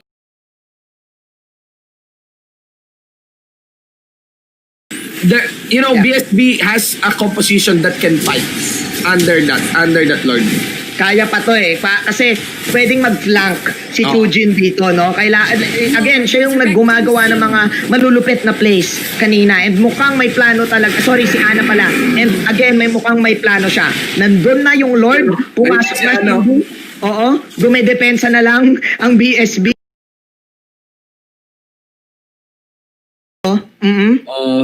Ganun talaga ganun yung play mo parang yung style din ni Rene J kanina. Pero syempre nakakaramdam yung Signal Ultra. Nasaan ngayon si Ana? No? Pero I don't think they know na nasa likod. Ayun, pinakita ni Ana sa kanina ang aga. Lumipad dito ng wings by wings, pero inaatake dito yung Lord, pero na-shutdown siya ni Rhea. Dragon Tail being pop. That is the side coming in from Wilson. Medyo naguluhan na dito ang side ng BSB. Sino ba atakin natin? Si Drix ay pumasok na sa loob. 47 seconds to the death timer. I think this is it. Dahil si Hitis ay tinatapos na ang laro kasama dito. Actually, hindi niya pala kasama ang Lord. Ang nakuha yung Lord, nakuha ng BSB. Buti na lang mga kaibigan. Buti na nga lang kamo. But man, it's still Team Signal Ultra. Ben Sanity now falling low. Kinagat. Buti na lang kamo na lasit nila. But again, Chujin way too tanky. Buti na lang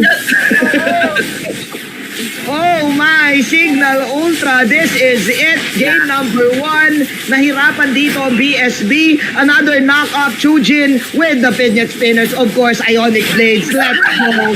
This is it. Signal Ultra, kalmadong sistema, taking victory and taking game number 1. Gusto talaga tapusin ni Hades kanina. He was waiting the base even if wala pa yung minion. Like an inch, no, bago dumating yung minion, because he does know na wala na talaga, tapos na talaga. But yeah, for that part, I feel like itemization bilang spike talaga ang Uranus, no? On how he impacts the game and that invested heavily on Eugene. Ana was really good on the show, no? Pero pag talaga nagsisimula na tumulak yung mga tags, nagiging awkward na yung flanks mo. Flanks and skirmishes and choke pickups are actually good in the early game lamang. Pero once we move to the mid game and onto the late game, where the enemy team starts converging, ang hirap na, di ka na binibigyan ng chance makapila para sa ayuda. Parang yung ayuda, maaga kang nagising, maaga kang pumila, pero wala kayong objective na nakuha kasi even though nakukuha nyo, na-cut off na kayo parang even though nakukuha nyo sige, nakaka-shutdown kayo, pero what's the next plan? I think isa yon sa mga gusto rin nating makita pa for Team BSB. What's the next plan after the invade? I think, Shinbu, mas marami tayong maiintindihan sa game na yon. Syempre kasama natin ang ating resident analyst na si Wolf. Ayan, ano nga ba ang mga nangyari?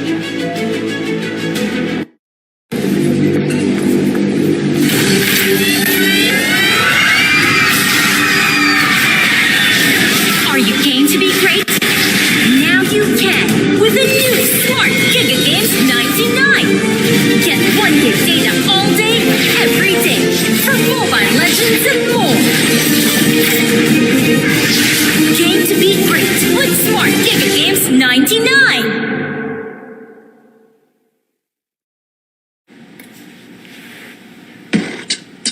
When uncertainty is our reality, we rise above with the things that matter. Gigify happiness. Gigify love. Gigify friendship. Gigify dreams. Gigify hope. With smart Giga music, video, games, work, and stories, we let our passions run free in the new world we face together. Smart, live Giga. Welcome back to the MPL Season 6, back in action para sa analysis ng Game 1 ng Signal Ultra vs BSB. My name is Wolf, your resident analyst, and let's break down that interesting game that happened between BSB and Signal Ultra. All honesty, BSB, okay naman yung draft nila. It wasn't an out draft at all from Signal Ultra, whatnot. In fact, if you look at the lineup of BSB, they have great answers versus Ling and even versus the Yuzong. At ang ganda rin ng kanilang mixture. And can honestly say na pwede talaga nilang i-propel into the late game itong ating Yisun Shin. Can happen for a little bit of time, but Signal Ultra, ano nga ba yung ginawa nilang tama? What did they do to defeat BSB? First is yung kanilang mask setup. If you're looking at BSB, going for a 2-mask setup on Cap 1 as well as Trevor, hindi nila sabay kinuha. It's one after the other. But if you compare it with Signal, they only put one on Bensanity, our Baksha. As a result, hindi to full hyper carry funnel na play para kay Hades. In fact, nabigyan nila ng counting farm dito si Imba DJ through it came to a point where lamang si Imba DJ ng 1,000 gold over Cap 1 and Trevor, which helped him have this clock of destiny. Meron siya agad full item compared to Cap 1, the high loss, as well as this Valir na wala pa. And during that moment, makita natin yung teamfight prowess na additional mula sa Imba DJ with this Farsa. Couple that with the fact na meron silang Yuzhong, Baksha, and Ling. Very good when it comes to early teamfights. Then Uranus was definitely a big problem for BSB for the longest time. In fact, yung damage output dito ng BSB, kitang-kita natin na kinulang even when they had the Valier and the Yisun Shin going up against the Uranus. Why? Because they opted for a 2-mask setup, which kinda disallowed the supports to have good amount of farm against other members of Signal. Is it actually the only reason why they won?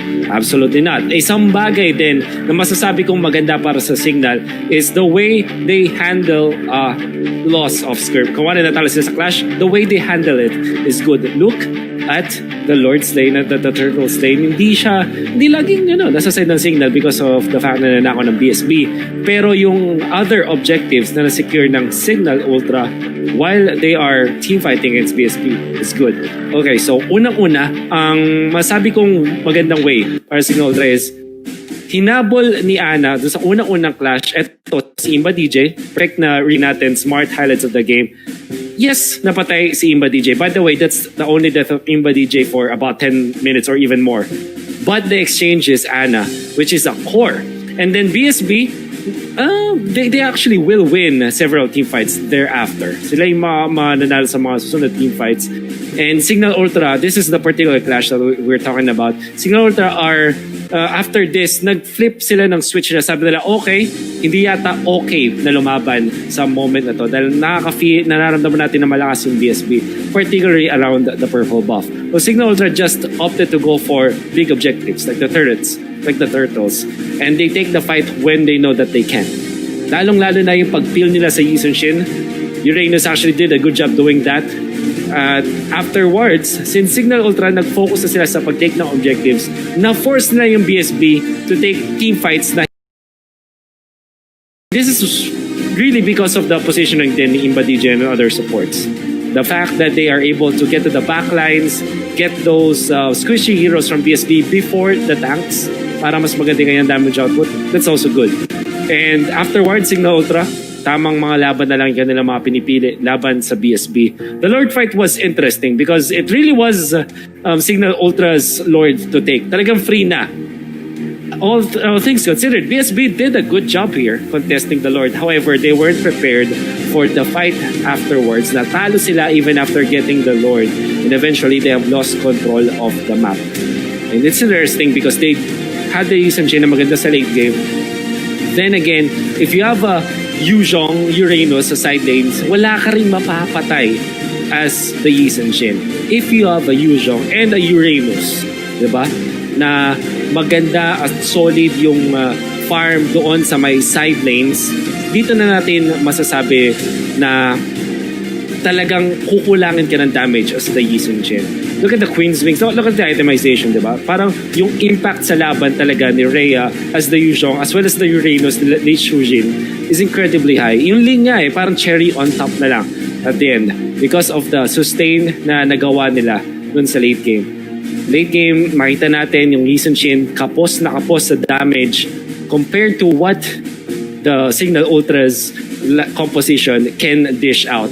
And by the way, gusto ko lang bigyan ng malapit na shoutout si Midnight na lagi namin pinag-usapan to, yung the W na combination na sobrang lakas sa meta natin. The Yuzhong plus Uranus. We always joke about it. Ito yung pinaka no joke kasi napakaganda nga naman ng pinapakita sa silence if you get the farm, if you know when to fight, if you use it correctly.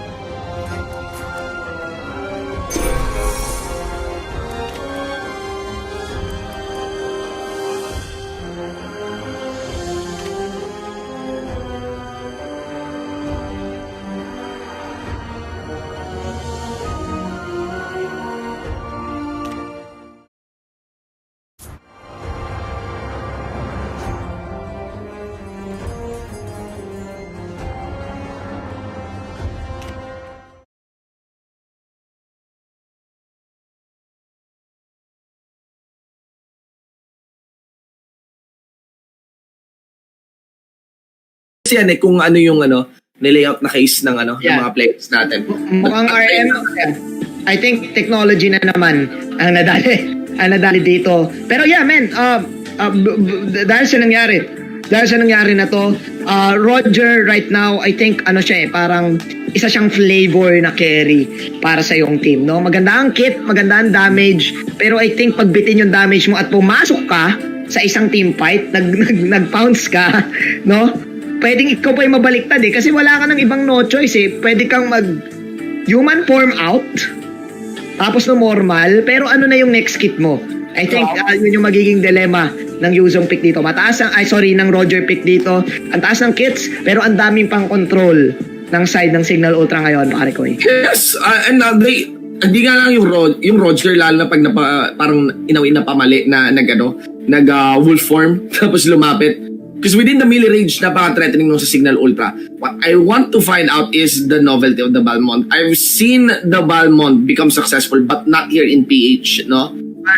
So, parang alam ko gumagana yung Balmond. Hindi ko lang alam kung ano yung pakadala sa kanya ng mga pro players natin, 'di ba? Nakita ko ba yung mga spells kanina? Emblems nila? Hindi ko nakita, pero as we're going into the RM, yung Valmond nagme-make sense sa atin din. Kasi you really need to counter the Yuzong Hindi yung naging problem nila kanina, di ba? Na wala tayong malupit na side lane. Kailangan natin ng execute. If I'm saying the Hylos will struggle from the melee comps dito ng Signal Ultra, again, melee rin lang. Everyone will be within the range of the Cyclone sweep of Balmond. Oo. Bayan mo Oo nga Let's see. I think parehas tayo nag-agree na ang fundamental at ang lupit ng system dito ng side ng Signal Ultra sa kanilang lineup. Ang dami nilang damage output. We're not really sure what happened, guys. Kalma lang kayo sa mga seats ninyo. For sure, I think it's going to be remake at same pick para dito sa dalawang picks. Oo. Gahapunan na kayo to. Ayan. Oo. Dahil mainit ang lahat ng games. Yeah, magano na kayo, food trip na kayo. Take this time to actually, get into your ref, Ask for some water. And of course, kung may mga kilala kayo, mga ka-squads nyo, mga tropa at katrabaho, kapamilya ninyo, na naglalaro ng Mobile Legends, let them know that the MPL PH Season 6 is now live. Guys, ikalawang araw pa lang to ng ating 65 days na broadcast. Ang haba pa ng tournament. And again, it's just the 3-man ban pa lang. Hindi pa tayo umaabot sa point na meron tayong 5-man ban. And men, ako excited na ako dyan sa 5-man ban na yan. Ikaw gaano ka ba ka-excited dyan? Kasi matagal na natin inihiling yan Gusto ko rin makita yung 5-man ban kasi feeling ko, gaya ng sinabi nga rin ni Wolf, things will shake up maybe in favor of Blacklist International kapag dumating yung 5-man ban. And really parang hindi ka na pwedeng maging stricto doon sa meta. There is a heavy demand for the teams to keep on studying. A team with a very high pool will really flourish in the 5-man ban. And mukhang nakita na natin yun kanina, no? Sorry to pala. Check to guys, ang 5-man ban hindi lang basta 5-man ban.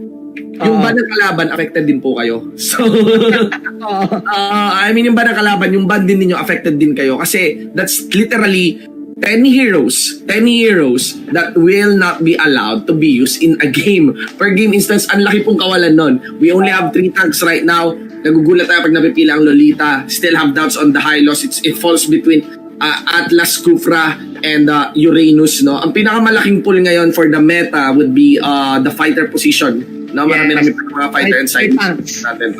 Actually, medyo konti na rin yung carry natin kasi naging obsolete na yung picks na katulad ng carry, no? Yes. Question kay Cyclops, ewan ko, may napipili pa si Bruno. Harit might have a higher chance pa nga of getting pick compared to the carry. Actually, Kuya Shin, nag-agree ako sa iyo lahat kasi yung carry department kapag hinover mo yung carry sa game, ang onte And parang mababasa mo rin kung sinong mga carries ang pwedeng piliin dito ng mga teams. Huge yung naging patch ng carries para sa season na to right now, especially on the Claude, on the Ling na alam mo yun, may mga may mga change pa rin na ginawa ang game ng MLBB. Of course, nakaabang sila dyan sa mga laging ginagamit din sa pubs and laging ginagamit sa rank games, no? And with these changes, alam mo yon, mas magiging interesting yung laban at nakita na nga natin yon kanina. I hope na makakita pa tayo ng maraming ganon. Ladies and gentlemen, magkakaroon po tayo ng remake again for game number 2 ng Signal Ultra versus BSB. Huwag kayong maglilipat ng channel dahil magbabalik po sa internet dahil magbabalik po ang MPL Season 6.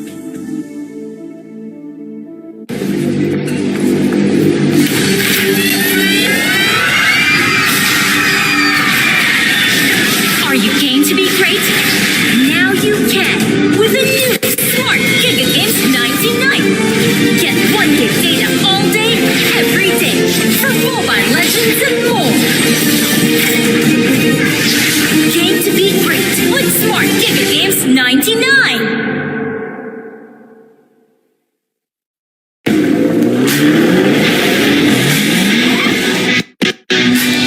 The way you live life depends on the network you choose.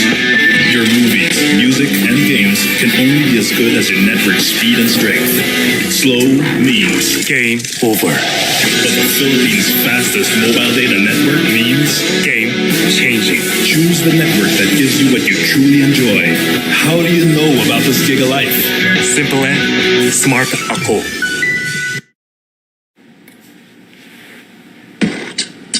When uncertainty is our reality, we rise above with the things that matter. Gigify happiness. Gigify love. Gigify friendship. Gigify dreams. Gigify hope. With smart Giga music, video, games, work, and stories, we let our passions run free in the new world we face together. Smart. Live Giga.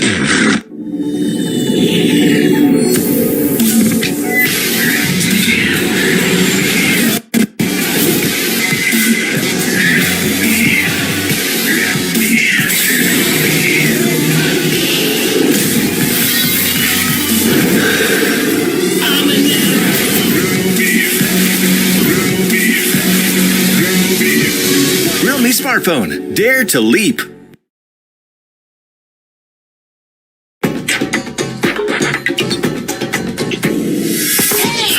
Watch me, feel me.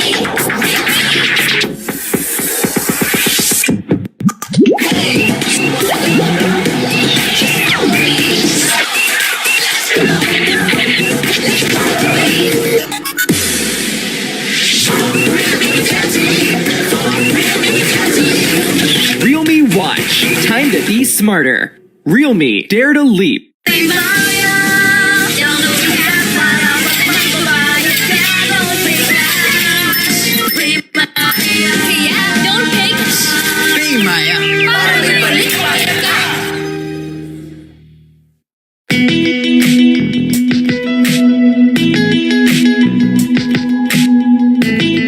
You've got me on the edge.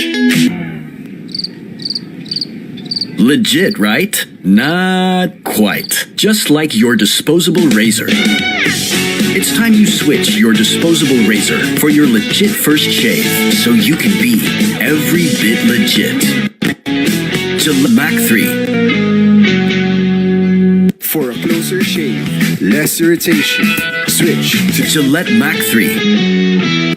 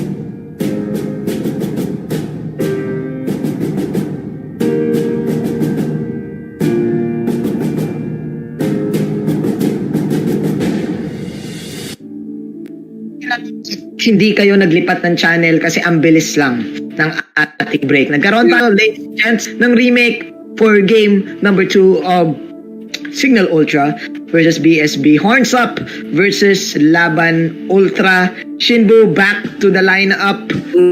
Parehas tayo nag-agree na para sa atin lamang Signal Ultra dito.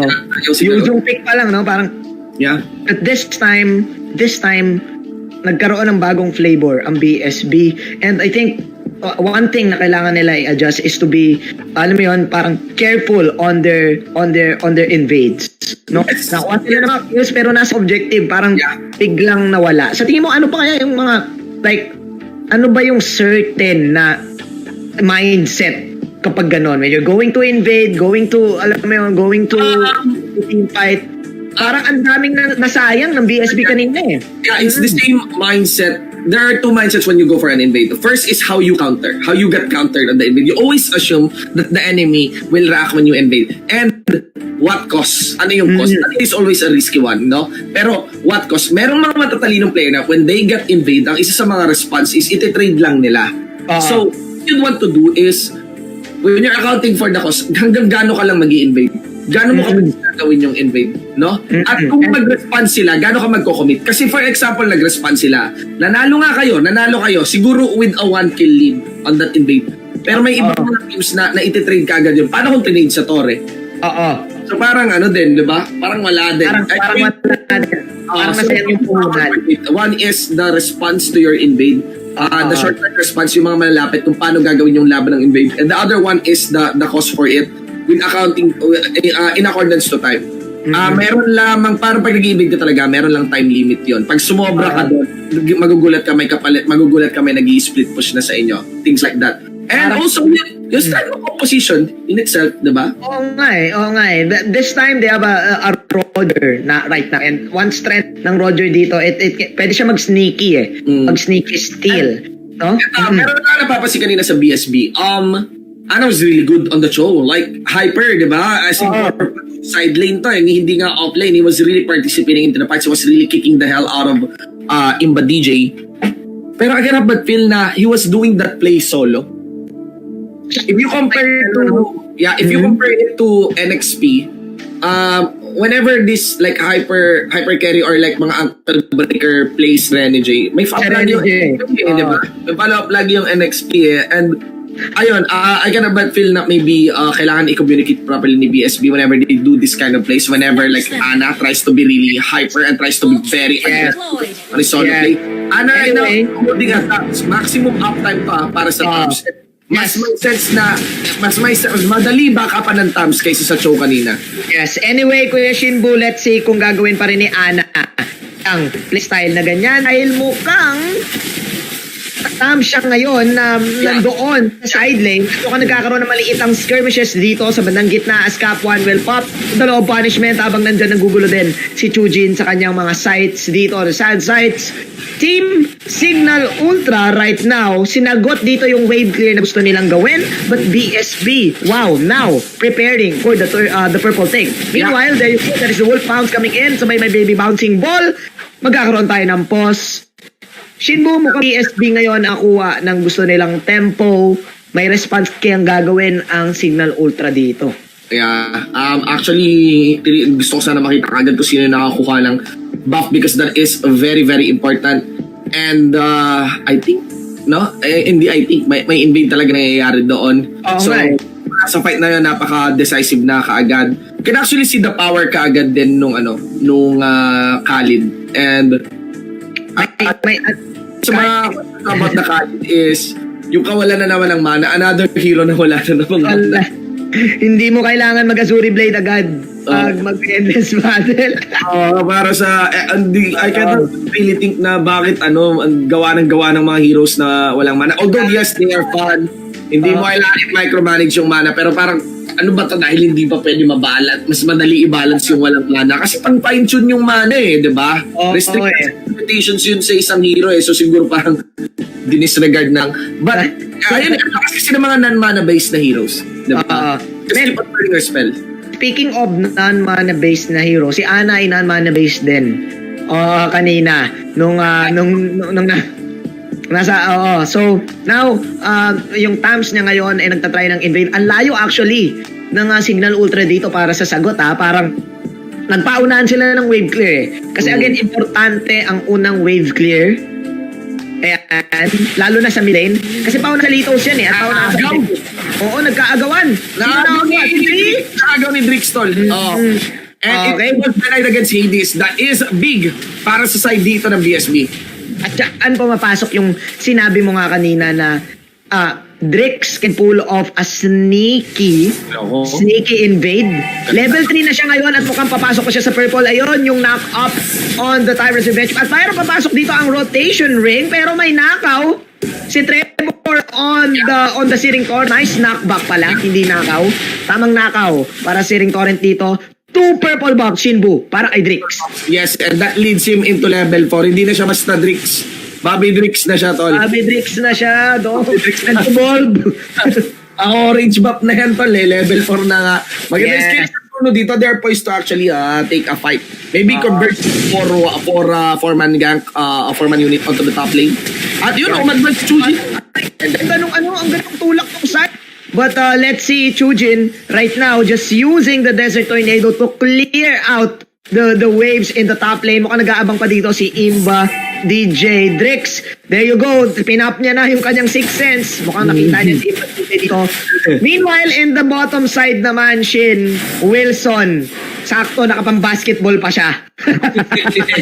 Nakapang-basketball pa siya. Pero pinapapalas sa middle para ma-corner si Wilson dito.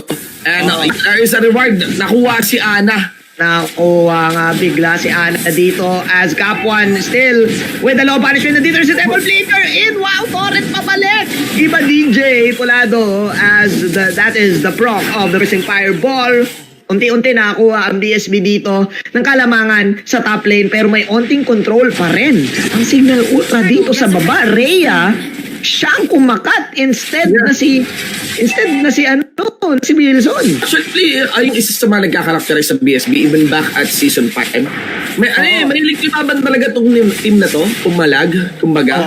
Pero sa control sila eh. Doon sila nadadali in a sense na parang understanding ng scaling ng kanilang composition. Ano talaga yung parang deal breaker sa hindi. But with this kind of aggression, maybe it will pay. Kasi again, nahihila nila yung Hayabusa nung kabila. Nahihila at mukhang magkakahilaan dito sa bandang gitna dahil lumabas na ang Black Dragon 4. Bursting Fireball coming in. Law punishment.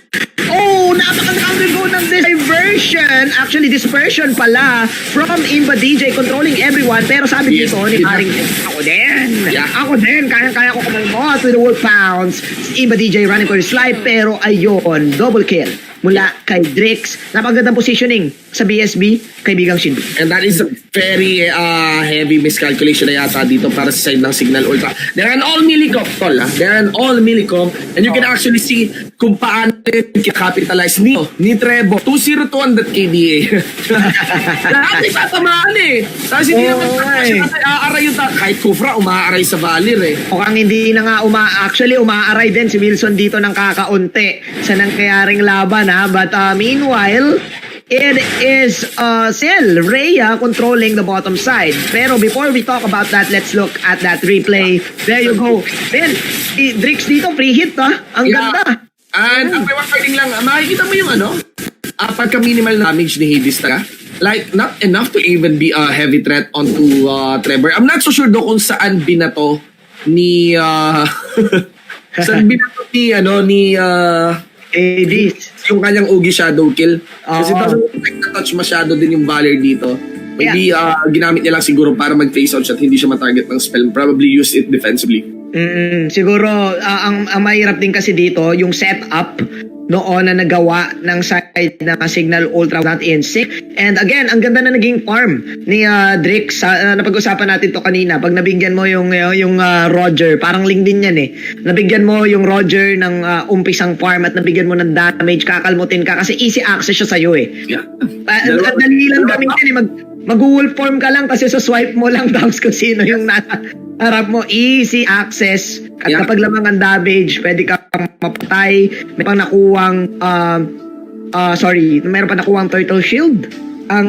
si Drix dito, so more confidence on his side. Ito na kaya they need to start stalling actually as early as now. They need to start stalling as early as now. I cannot but feel na kulang pa yung item ng ating Hayabusa. They need to start waiting out for positional mistakes dito ng BSB because I think parang hindi imposible mangyari yon mula sa side ng BSB and they can quickly capitalize on that. I've seen Signal Ultra play from behind heavily. You know, even against dati Archangel, di ba, during that qualifiers, it was a totally one-sided game. Tapos isang ult lang in PJ. He was able to snap out a very nice position against the flank ng kalaban nila. And that's where this kind of ultimate shines. Ang inaalala ko lang talaga is napapanish ngayon yung offlane nila, yung side lanes nila, even na Hayabusa Farrell. I cannot but feel na baka mas impacting pa sana si Hayes kung naging Lancelot. Hayden, no? Mas grabe yung tempo. Mas grabe yung tempo. But mind you, still, the Hayabusa is a threat to the Valier. Yeah, yes. Yeah. Undoubtedly, mambot pa din. I'm interested kasi dito sa bottom side Parang, kanina, parang nung game 1, lumalamang din sa kuha ng objectives itong side ng BSB. But then again, on the macro perspective, Shinbu, diba, parang nangyayari ulit kasi on the bottom side, Rhea is doing fine. And like what you've said, kailangan lang ni Rhea ng magandang flank. Parang kanina. And ngayon na okay yung farm niya, posibleng mangyari din yung ganon. Lalo na Tyuzong siya, no? Lalo na Tyuzong siya. This time, na gustong tabi-tabi yung mga kalaban. We are now coming into the mid-game ng ating laro. Men, yung Hayabusa pick, this time, hindi siya nakakuha ng magandang start, pero parang parang hindi pa rin ganun kalayo kasi hindi ganun kalayo. Hindi ganun kalayo parang mamaya pa siguro pag nakuha pa ng 2 kills. Yeah, kailangan ng stall. Kailangan talaga ng stall out. Hindi na pwede magharapan, lugi, matatalo yung kasi kahit yung tanks nila, pwedeng turn na lang ng Roger. Totally online na yung Roger, i-double buff pa lang na yun. Actually, medyo ewan ko nga kung ano ba to, may lawi ba to, kasi ako nalalawi na rin dun sa boss na nangyayari, but of course we have no control over that din naman. Especially if there are ongoing issues din over there, there are some technical problems din mula sa side ng mga players natin. We have to account for that. Pero balita ko naman, yung MPL natin, mas magkakaroon na tayo ng on-site sessions din naman Malapit. Audience by the way. Para sa buong tournament, of course we want to make sure that everything is fine, no? Not just in the casting, in the prod side, but even in the game, no? So again, tamang chillax lang muna tayo. Kalma lang muna tayo diyan. Mga guys, BSB ang lamang pa din ngayon, Shinbu, and ako fan kasi ako ng Luigi fan ako ng We Are Electric. At hindi malayo pa yung sinasabi mong flank, parang hindi malayong mangyari ni Imba DJ. And with this kind of composition naman, pag tiningnan mo yung comp dito ng BSB minus the Roger, pwede naman man-disrupt pa yung Louis, sa may harapan, but just play it very defensively. Basta do not five full-blown fights. Kasi in terms of layering ng spells, matatalo talaga yung Signal Ultra in terms of damage din. What they can do, manage side lanes. Bantayan yung side lanes nila because baka doon na rin pumansin yung mga taga BSB. And also, try to rush the purple buff na naman. On that part. That's one. And also, they could utilize the Kufra in anticipating a gank against the purple buff. If you are able to secure the purple buff na for your Hayabusa, mambaot na. Play safe. We know Signal Ultra by this, no? We know na ganun sila maglaro. I think kung itong Signal Ultra ay magsusstall, the way for BSB to definitely win this is to be aggressive na. No, yun yung kapaluan. Talagang papayasahin. And mukhang Shinbu, habang may pause tayo, i-invitein ko muna yung mga audience natin na sumali dito sa ating giveaway code. Screenshot nyo na tong giveaway code dito sa baba and log in to the Mobile Legends Redeem Code site dahil limited lang ang pwedeng makanalo ng ating limited. And mga keyboard warriors. Napakarami nating goals ha. Isipin mo buong 65 days ng broadcast natin. Dapat tayo dyan. Move on. Pero ayun nga, codes will be flashed on the screen. Dito kayo bumantay. We have a new one actually flash in. So, antabay kayo lagi dito sa live streams natin. Kaibigan kayo dyan. Oo. Yes. Kalma lang kayo. Ayan, again guys, ayan, may bago na namang code na lumabas. I-open nyo na yung inyong MLBB and just search nyo lang yung MLBB team site. And kapag nilagay nyo yung ID nyo doon, merong confirmation message sa inyo sa MLBB. Paunahan yan guys. Again, limited lang po ang laman ng codes na yan. Hindi natin alam kung anong laman yan. Malay mo, tayo dito tol, no? Bumoto tayo dito, di ba? Kanina. Oo nga. I mean, hindi tayo dalawa, like yung buong team, no? Signal yata, no? Walang nag-iba. Oo. Pwede mag-1-1 pa. Pwede mag-1-1. Oo. Pwede mag-1-1 BSB. Yung sinasabi mo kanina na galaw ni Ana ng pagiging agresibo, nagagawa nila ngayon kasi lamang sila eh. Yeah. No? And kanina nagsosolo siya on the show. Ngayon, I think mas natutunan nila na nagsosolo si Ana, lamang tayo ngayon. Pwede natin i-try na samahan ngayon si Ana. Remind you, this is a Tams that can pull off miracle lifesteal plays. Hindi niya kailangan ng killing spree, no? Ultimate niya lang, okay na siya. And ang daming pang dive in ngayon ng side ng team BSB. Naman siya compared to show kanina ni Ana. Sa late game, mas okay ipang dive yung Tams. Diba? Oo. Pag late game, alam mo yung Tams, kahit sino kahit Shin, kaya niyan i-one-on-one eh. Kahit nga Ling eh. Depende talaga yan. But again guys, I hope na nakuha niya yung codes dahil babalik na tayo dito sa ating game. Sinabi ni Shinbu dito na kailangan mag-stall ng Signal Ultra at kailangan maging agresibo ng BSB. Habang malaki pa yung habang tayo na pala, pa 4-minute mark, ewan ko, dahil siguro parang tumagal lang tayo, because of the pause. Pero objectives are not so evident mula side dito ng BSB. They've only taken third despite the lead that are already holding to. Malaki na po pang 2K pagdating sa pro play. Mukhang it rhymes, Kuya Shin. At mukhang okay pa rin dito si paring Rhea, pero hindi na okay yung kanilang torre as BSB narinig ata. Kailangan i-translate sa objectives and they are doing so. And look at that, nangahabol na sila, tol. Ikot, oo nga, nangahabol na. Kailangan nilang pumalag dito. Oh, in the mid lane, a nice vacuum plus knock up coming in from Insanity and EDJ, but the damage is not enough. The Balmond Wilson will actually go for the execute kill. Meanwhile, may nanggaganap pala dito sa mid. Quadrado in and Trevor. Oh no, tinamaan ng dispersion. Signal Ultra, nakakabawi pa rin ng onti dito. Sana chingas actually. Pero ang hindi magandang balita dito, si Chuzin, nasa solo kill ni Wilson. So they need to be careful on that one. Balmont is totally now online. We might be seeing the very first victory ng isang Balmont dito sa MPL.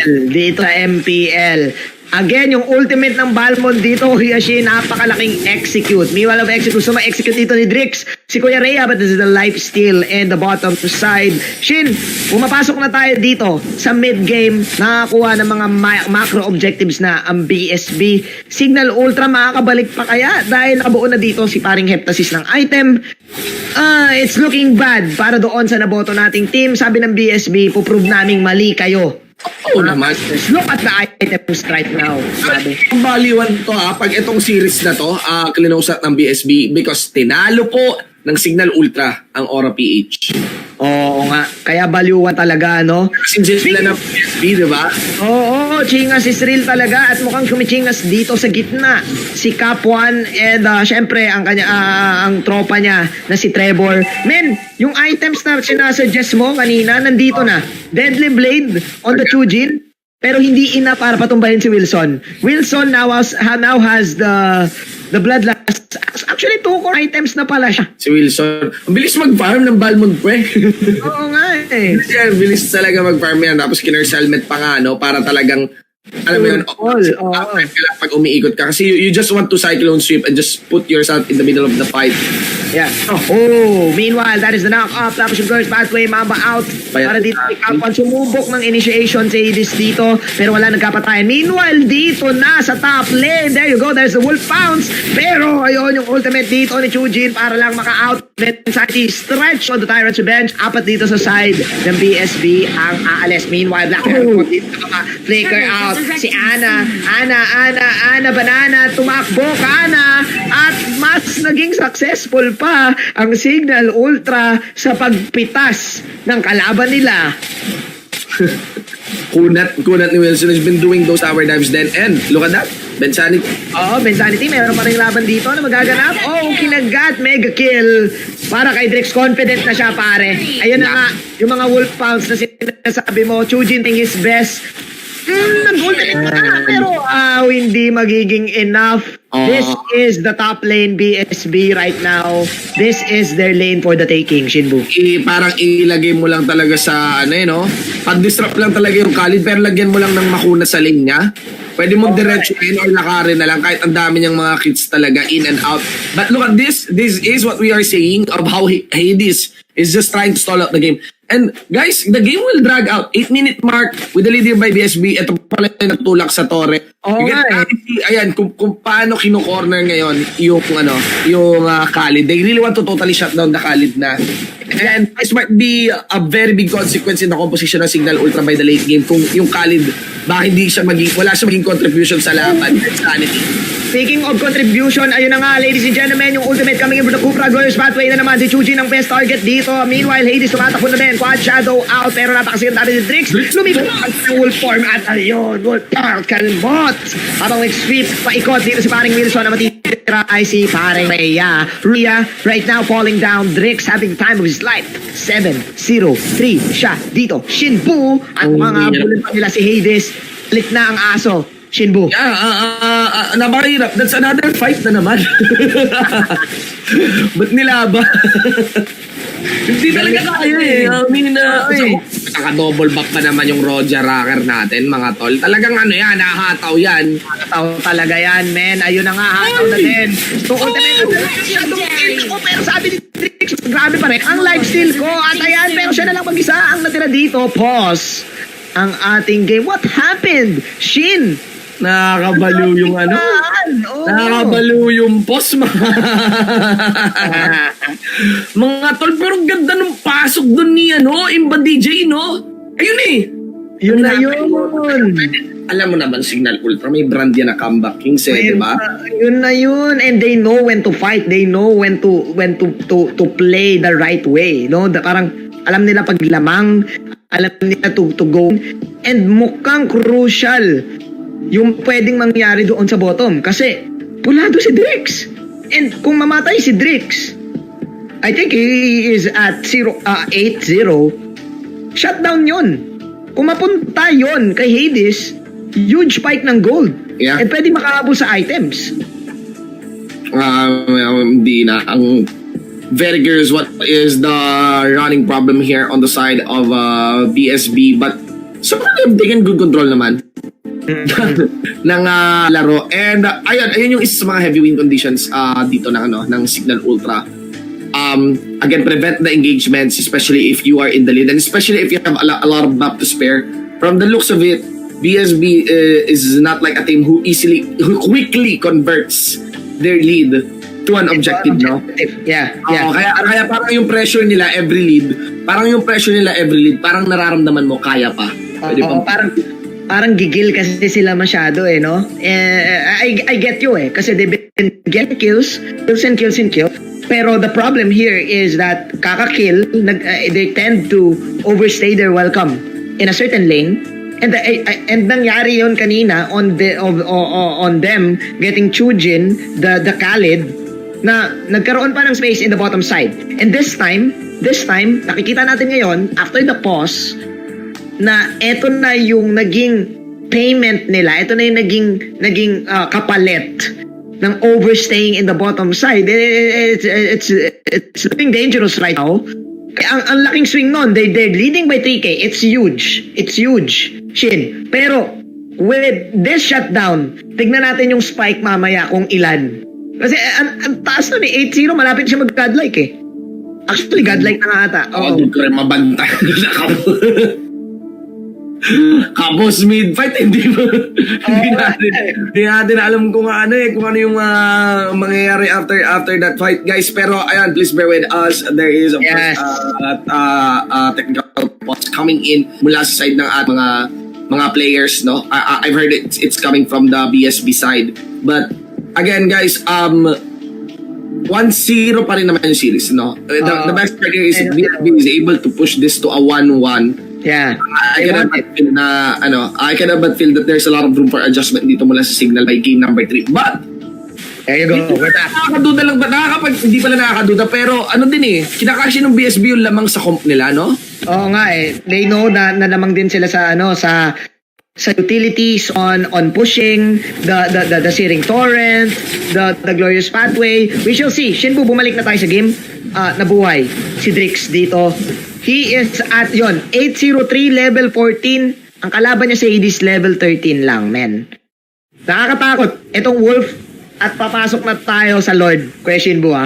Ano sa tingin mo kaya? Parang actually, ayan look at the minimap right now. It seems like mas control pa rin ng Signal Ultra yung minion equilibrium. They have to fight it, yun nga, na-maintain yung side lanes nila. They have to fight it in a 4v4 or 4v5 kasi I don't think napaka-rewarding pag yung Khalid nahuli. Rather nahuli, pag yung Khalid sumali, rather nahuli pa dito ay si Hades. Ang bilis nun, ha? Ang bilis nun, isang mabilis na kalmot. Guys, that is the tower down in the top lane, pero papasok dito si Ben Sanity. Bouncing ball out. Sweep coming in from Wilson. Nandito na naman si Drix. Nagpabilis siya dito. Popping the second skill. And he will pop the ultimate again. Doing the pounce. Ayan! Ayun! Yung Tyrant's Rage na tatlo. Gray coming in. Para kay Cap 1 dito. 2 heroes falling down. Shin, eto na yung sinasabi mo na kailangan nila ng mga worth it pick-offs. Pick-off type talaga. BSB at mukhang tatapatan pa ni Ana si Chujin dito sa bottom side. Chujin coming in. Pumasok siya dito ng Raging Sandstorm as Ana is going to fight this with the Lexil, of course, with the sights and the Chasm Leap as well. Chujin, flicker out! Pero sabi ni Ana, marunong din ako mag-flicker. Meanwhile, sa top lane naman, makikita natin dito, ang Lord has been slain by Kuya Mo Wilson. At ayun, bumalik nga, nakapatay dito. The Hylos will fall down. Wilson, pumapasok pa dito, umiikot-ikot lang pala Sarah G, pero maasahan ang damage mo, Bobby 3. Wilson will actually take down a hero, and 4 ang mawawala dito sa Signal Ultra. BSB. Mukhang pipilitin nila ang game number 3. At mukhang maswerte tayo sa clash na yun. Walang pause na nangyari, mga kaibigan. 7-18 tayo ngayon. And that is a very big encashment dito sa side ng BSB. With the Lord here, although the timers are relatively short, I cannot but feel that the wave clear is a little low.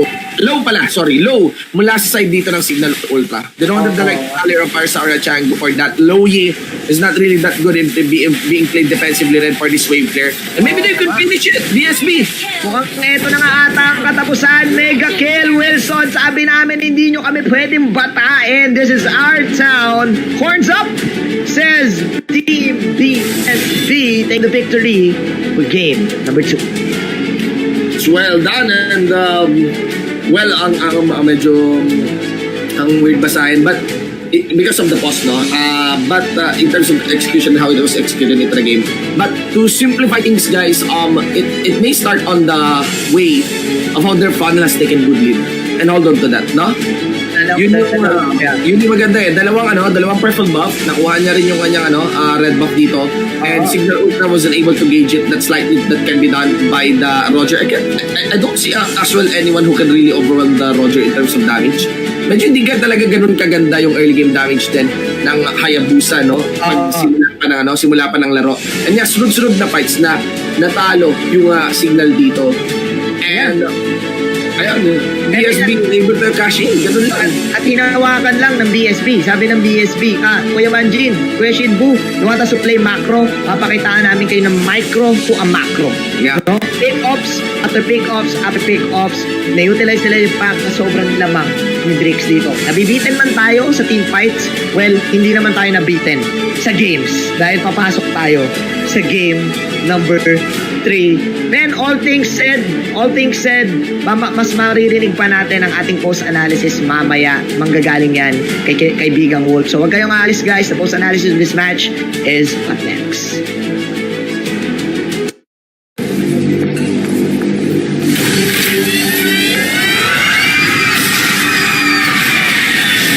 Are you game to be great? Now you can with the new Smart Giga Games 99.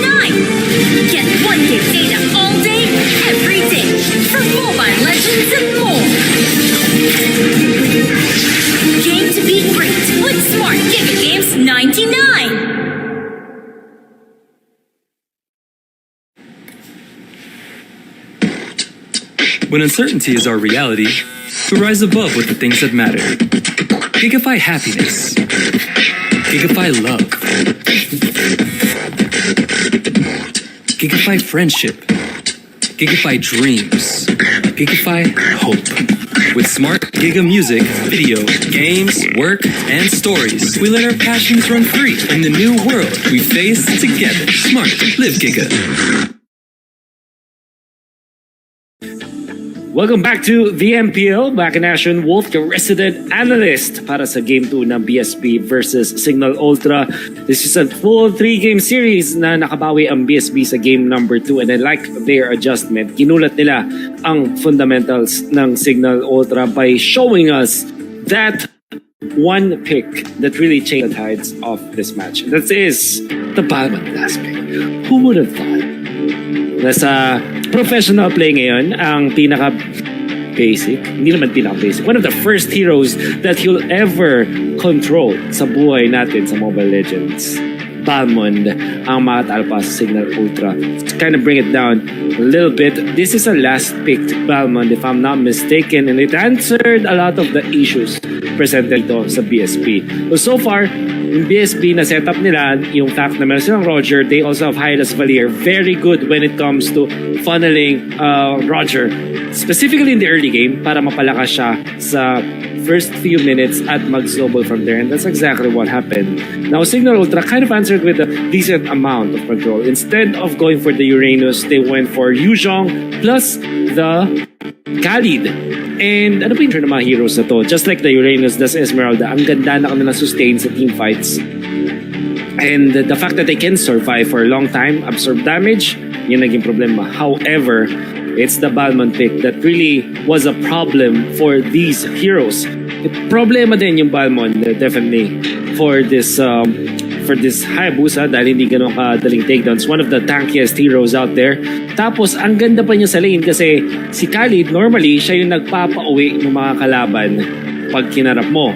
But Balmond is totally different. Balmond can sustain himself in the lane better than probably other heroes like the usual, for example. But I think yung pinaka key factor dito from the Balmond is that quote-unquote execute factor with the ultimate. Diba?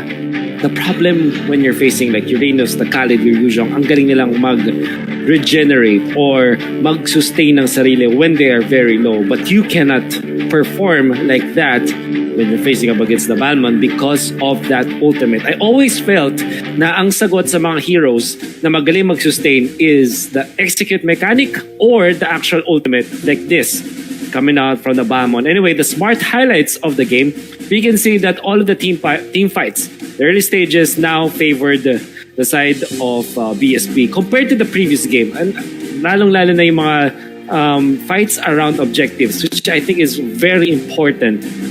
Ang problema sa lineup ng Signal Ultra is they need to have these side laners like Tsuzin as well as Ria's Yuzhong plus the Khalid in the side lanes. Unfortunately, dahil mabilis yung tempo ng BSB with the Balmond, with this Roger as well as the Valier, hindi nakapag-keep up ang Signal Ultra. The fights that were forced by BSB in the early stages of the game will require Signal Ultra a lot of heroes para lang makamatch sila when it comes to firepower and sustain laban sa BSB. And unfortunately, hindi pa ready si Hayabusa, si Khalid, as well as Yuzhong when the fights did happen. Napakaganda sana ng idea dito na si Roger sa fast fight with the teleportation. However, they still lost it. Hindi nila napatay si Drix. That would have been perfect for Signal Ultra, which in turn resulted to this specific fight, the nail in the coffin, the Lord fight. Alam natin ang laki agad ng lamang ng BSB with how they started the game. If it went a little bit later, siguro pwede pa makalaban ng Signal Ultra at siguro ihina yung Roger, but that did not happen. Drix, our smart MVP of the game, a very good performance on the Roger, knowing to go to where to go. Lagi nila napipitas actually si Louie, and even the Hayabusa, many times the Thams and the Roger catching him. Actually, hindi ganun kadali yun on both those heroes. And big props to Drix picking this up. And I like how the rest of BSB showed us a different pick with a very fundamental play, which is the early game steamroll of lineups that revolve around the Roger. Now, I really like this kasi binigyan tayo ng way ng BSB para i-shake nga yung fundamentals ng team like Signal Ultra na napakaganda nung mechanics, the fundamentals of the game from Signal Ultra are top-notch. And the way for you to deal with them is to surprise them with these kinds of picks. I'm sure that Signal Ultra has been prepared before laban sa heroes like Roger as well as Balmond. Pero the way that BSB played this really surprised Signal Ultra. The fast-paced tempo of a Roger-based lineup that we call the hyper-aggressive lineup really did favor BSB, and that might be their way to win this series if they do pick up for game number 3. Who knows kung sino nga ba ang mananalo sa ating best of 3 match? Maybe we'll find out as we start the draft for game number 3 of this decider game between BSB versus Signal Ultra. Casters, back to you guys. Maraming salamat, Wolf. Yeah. Legit with receipt, basic stream roll lang. Na palakasin nyo yung core nyo. And ayun, funnel na talaga ng todo. Yeah. Si Drix. Yeah. With the triple X. Double X ba? Triple X. Yeah, and again, hindi lang kasi si Drix talaga. Just because nagkaroon ng lead si Drix, nadedenayan ng funnel yung kabilang team. Humaharap lang din yung mga tanks ng humaharap lang din yung mga tanks dito ng BSB. I was doubting the Hylos pick, 'di ba? Pero the problem is yung backline ng parang walang solid big damage source yung Signal Ultra, 'di ba? Kanina they have an all melee comp, and yes guys, Khalid very disruptive, very disruptive. Hindi po damage on disruptive though. Utility on in out, and Khalid is the one that was punished most just by doing something very basic, you know. Kinunatan lang nila, they went for attempts with very good sustain, and they started doing dives against the Khalid. Alam mo, this is a classic story of two bops. Lugi na lahat ng side lanes, bottom lane lang kayo lumamang. Why not punish everyone doon sa lane na lamang ka, doon sa lane na lamang kayo sa mid. Shin, going into game 3, adjustments after adjustments ang nakita natin. Yeah. And mukhang mali na naman tayo ng prediction dito on this series, no? BSB showing up to this game. Sabi nila, masyado nyo naman kaming, ano pa kayo mga... Ay, hindi na. Masyado nyo naman, because right now, well, I would be honest, no? I find the pause very disrupting. As in, but again, maybe there's a good reason naman bakit nangyayari yung pause na yon. But, what I want to mention is kasi yung credentials ng Signal Ultra, this is a team that beat the back-to-back champion of MPL. Yeah. And this will come to a full circle at hinahatid ito ngayon ng BSB because, tinalo nyo yung back-to-back champions. Kami naman 7th place from season 5. Talunin namin kayo. Ganun yung ngayon ng ganun yung ina-establish ng BSB ngayon. But I really feel that Signal Ultra, even though I voted for Signal Ultra, nagmanifest yung inherent weakness ng comp nila. No? I really thought na pwede nilang brasuin kaagad yung Hylos because of that all melee comp. Ang nangyari hindi. Sila yung brinaso. Sila yung brinaso kaagad ng Roger. Brinaso sila ng Roger. Speaking of braso, babalik na tayo sa ating draft. Shin. Okay. So, let me break down for this. No? We got the PNK Signal Ultra. We also have the So, Uranus and YSS. Clearly absent YSS dito. And BSB loves playing the Roger. If it's not broken, don't fix it. But I believe Hades can still play the likes of a Lancelot. I feel like mas potent as mas mataas yung engage ng Lancelot and much more threatening against the Valir. Link can be chosen here as well. Link can be chosen still here as well. And you can just go to something basic. And maybe for your off lane, pwede ka maggatot eh. Gatot kacha, no? Actually, sa totoo lang. Gusto ko yung pinoint out mo dito, Shin, na tempo-based heroes. Again, para dito sa side ng BSB. Pero, again, why fix what's not broken? Nagme-make sense itong Valir Roger eh. No? Yung Valir can serve as an extra bodyguard. Yung long range pa yung nagba-bodyguard para dito sa Roger. Meanwhile, on Signal Ultra side, dangerous na naman itong combo. Pero Farsa, kung ano yung problem nung kanilang game 1 composition, it got fixed just with one hero. Farsa. Early game damage, tol. Yeah. Yun na yung parang kanina kasi ka-lead to. Third pick, di ba? So ngayon, sabi nila, sige, nag-clear kayo, namin kayo ng pang-third. Farsa naman, and same formula for BSB, but this time, I think, mataas yung damage output like what you've said ng Signal Ultra. BSB, pipiliin kaya nila ulit dito yung Tams? Kasi Tams na kulang eh. Parang Tams is bannable again for Signal. Ang taas na kasi ng sustain ng BSB dito eh. Parang yung offlane lang yata kasi din nila talaga itong Balmond. Pero tingnan natin, side lanes are still absent technically on both sides of the teams. Naka-reveal na yung main panel dito ng BSB or ng hyper carry dito ng BSB, and binana nila yung link. They don't want to gamble that. Doon ako nagtataka. Maybe talaga gusto talaga ng Signal Ultra na makuha yung Kufra. Totally understandable on having the Farsa in, lots of damage for that part.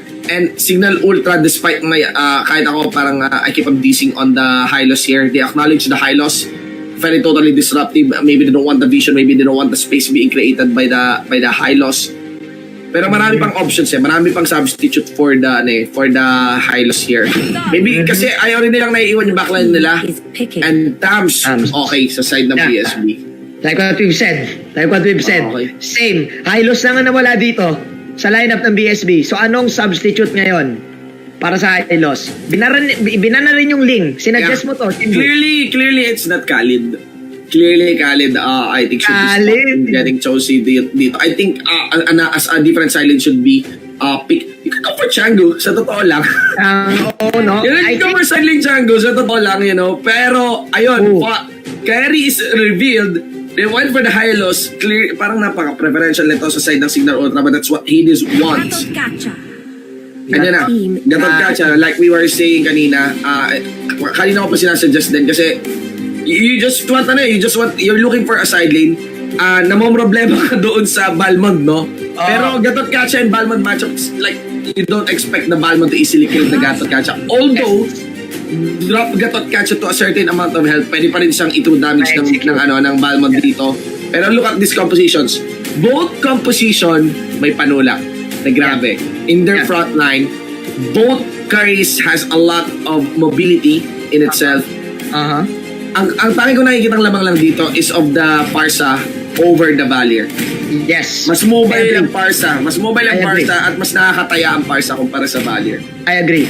One way na lamang ang Valir dito, I think, kasi Shin, is yung push potential. Pero kasi, yung push potential, hindi mo siya gagamitin pang initiate eh. Gagamitin mo siya pang counter go, no? Lalapitan ka, tulak mo, Searing Torrent. Yeah. Meanwhile, yung Parsa kasi, pwede mong ipang counter go yung stun, di ba? Pwede mong ipang counter go yung ulti, and pwede mong ipang initiate, no? Kaya siya mas mabilis. And ako, nag-agree ako sa'yo na with the Parsa pick, mas pwedeng magdikta itong team ng Signal Ultra na laban. But then again, itong formula na to, same formula, napalitan lang yung Tams ng Baksha sa BSB works. Ang dami nilang DPS damage, and then pag umabot na sa threshold, ultimate lang ni Balmond. No? Ultimate lang. Men, for your predictions on this one, ako bibigay ko na may pakiramdam ako baka BSB. BSB for game number 2. Ito sa akin, I've been saying yes with, I've been liking the composition dito ng Signal Ultra. Mas obvious yung weakness ng composition kanina ng Signal Ultra compared to this composition, no? And I like the Gatot Kacha peak. Pero ngayon, magiging super subjective ako sa vote ko. And I really hate that pause. Pero, magiging super subjective ako dito sa vote ko ngayon. I want BSB to win. I want the full circle to happen. I want the full circle to happen kasi nakakatuwa yun eh. 7th place, no? 8th place team. Sabay biglang yung tumalo doon sa challenger team na to, yung nakatalo sa challenger team na may record na tinalo din yung back-to-back champion. Yung back-to-back champion. You know guys, talo nila. the thing about semi-pro tournaments, the thing about tournaments outside from MPL, no, hindi naman yun yung tinatandaan ng mga tao, tol. Ang tinatandaan ng mga tao, yung mga teams na naglaban. You have to be really careful on losing ng basta-basta lang kasi yun yung natatandaan. Yeah. Tinalo kayo. Ganun lang talaga yun. Yun yung matatandaan. Kumbaga tattoo na yun sa lineup. Talaga yun. Tattoo na yun. And ang interesting na point mo, tol, kasi yun nga, yung Aura, confident kayo ng Signal Ultra kasi wow, they won against Aura and that's a best of 5. Yeah. And gayon, BSB, the 7th place, 7th place in the last tournament, tatalunin nyo yung Signal Ultra. So, ibig sabihin, tabla lahat ng teams sa MPL. Walang malakas ngayon and it goes to show na stack. Gusto ko yun para maligaw tayo, hindi natin mas malito tayo, wala tayo, hindi natin pwede madaling sabihin, malakas yung Aura. Malakas ito. Ito yung nasa bottom. Yes. Pag ito sinara ng BSB, nakakabalo yung MPL. Ayun yung mas sa kwento ng MPL on the records and everything. Yes. And men, ang nasabi ko kanina, Tams, actually, high loss pala yung nawala. And I think mas gusto mo to kasi hindi ka na pabor eh.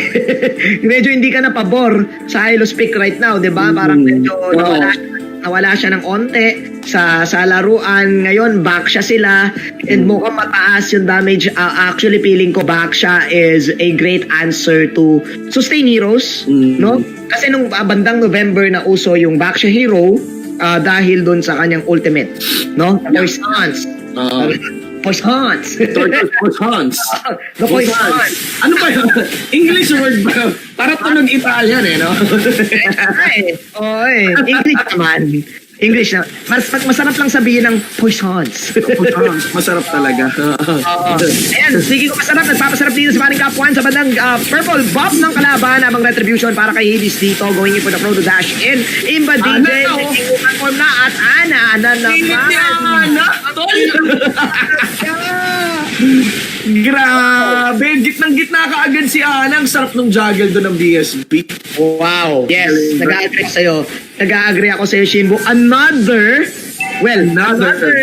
kill, pero hindi nila nakakuha this time ng purple buff. Yeah. But what they got from that is gold and nakakuha pa sila dito ng extra Lito Wanderer. Extra Lito, yeah. Dalawang Lito Wanderer and it gave Ana the capability to be confident in the top lane. Let's look at the Juliet instant replay. Question ang nangyari dito. Perfect jump. You just mentioned it. It's another one. Another play. Even with the flicker, it was too late against the Gatot Kacha. And this might be a big problem kasi now they can establish maybe like pilayin yung Gatot Kacha on his lane. Yes. May ganun this until. I know it's the tank. So, hindi naman basta-basta mapapatumbayan. Pero magandang bagay ito. Not to mention, uy. But meanwhile, Kuya Shin, mukhang mas maganda ata yung nagawa dito ni Imba DJ dahil hindi siya nakita at mukhang Bobby Drix. Dalawa, Bobby Drix. Imba DJ with a sneaky ambush mula sa gilid. Sa Aniki na mukhang makakaalis pa. Bursting Fireball, magpuprok ba? At ayun yung slam dunk na meron si paring Wilson. Nakuha sila ng dalawa. Pero mission accomplished para sa Signal. Oo, nakahabol man talaga yung signal. Nakahabol naman yung signal. Nakahabol man yung BSB doon. Pero grabe tol, kung makita mo yon kanina, talagang parang judge talaga to si Imba DJ, man. Bilis siya kinounter yung talon ni Ana. I-flickered in, Ana jump in, binati niya ng frame shot. And I think hindi hindi expected ng BSB. Parang, ito, let's look at the Gillette instant replay. Ana, chilling like a villain. On sa bush na yun, no? I think it's a good thing na... Tagal na laban yan sa totoo lang. Pero there's the pick up. Tapos nakahabol sila Ana, tapos inano na lang siya. It was quick, no? Signal Ultra is very quick to really answer back. And this time they were able to punish Ana. Speaking of quick, that was a swift kill para dito sa Signal Ultra and they want Capuan. Ultimate coming in with the sword. Zaman po siyang taga natin. Hindi nakita to. Medyo makunat si Capuan pero siya ay tutumba pa rin. Wings by wings coming in para kay Impa DJ. Tinitignan ng ating camera itong Phoenix na to. Nating 6K! Okay, Ultimate. Mula again kay Bensanity. Ito na ang gusto ng Signal Ultra na laban. Sabi nila, kami naman, BSB, Hades and Company, BSB right now, nababox out sila dito ng Feather Air Strike. Stretching mula sa Cupra, papasok dito ang gulong, pero may standover damage output coming in from Signal Ultra. Ana trying his best to get away from this using the side. Drex, human form, nakakuha siya ng isang bala dito para sa kanyang kalaban. Pero yung turtle, ay kanino mapupunta? Signal Ultra. Sarap panoorin ng laban. Balagbugan no? Alam talaga. But here's one headline here. Kanina ako nag-i-snowball si Bobby Drix, no? Si paring Trix. Tol? Ang hirap uli ni Hades ngayon. Iba. Really utilizing the ability of this Harit to its maximum. Ang tunay na harit ng tondo levels and nako, ang delikado pa dito, naka-mystery shop yan. So, maximum uptime ng kanyang damage output na nabibigay mo rin sa kanya lahat ng XP. Let's look at the levels. Drix, actually pares silang level 7 dito. Pero again, single target. Ang isang Roger, pare, and mukhang nababox out sila lagi ni Imba DJ. Mukhang tama ka, Kuya Shin. Dito na nakikita na yung Parsa, high tempo talaga. Para sa Signal Ultra. Oo, sa Signal Ultra kaysa sa Balir I mean, we're not talking Balir. Maganda ang Balir diba? Pero kapag gusto mo talaga ng suntukan, dali gamitin ng Parsa, tol. Oo, Parsa is the way Parsa is the way, my man. Oh my God, here, kaya nga, ito, umiikot-ikot. Sabi dito ni Rhea, ako din, nag-iibang anyo. Nagiging dragon. Naman ako, hindi nila ginigive up yung bottom side. Yeah, but well, the thing here is, what is the actual status, guys, of the game? Right now, Calamity Reaper is available for Hades. So, again, we're looking onto the hyper carries, no? On the way how they scale this game and how much lead do they have. It is obvious onto the side of Signal Ultra. Pero ang tataas pa rin ang base damage dito ng BSB. Ang taas pa rin ang execute kill na pwedeng magawa ni Wilson. Actually, Wilson is doing really well. He sits at 202. And if makabuelo itong Balmond na to, buti na lang nag-miss. If makabuelo itong Balmond na to, it will be a big problem for Signal Ultra. Pwede ko itong bawiin ng BSB. Pero dito, Signal to. Mas magandang buwelo actually ang nangyari. Para kay Ben Sanity, even though hindi nila nabasag yung Torre, nakakuha sila dito ng kill and mukhang turtle. Meanwhile, like what you've said, Wilson is doing a great job sa bottom side. Parang nabaliktad yung laban, no? Yeah. And ngayon si Wilson. And ewan ko, I cannot but feel na ang magdadala yata kasi hindi talaga si Drix ngayon. Medyo na dadali si Drix ngayon kumpara sa tempo ni Hades, no? Pero ayun, parang baka ang talagang bumuhat ng bangko dito ng BSB ay yung Balmond ni Wilson, no? BSB talaga si Wilson, batak sa Balmond. Batak sa Balmond, yun pala yung ibig sabihin ng BSB. Pero mukhang malalaman na natin ang tunay na ibig sabihin ng kalakasan dahil mukhang ang unang mamamatay si paring Capuan. Zaman Force onto the Synchrovision. No, Wilson. Combo. Si Wilson, what can you do na? Kailangan na Wilson dito. Wilson. Time for you. Wilson. At ayun, ako po.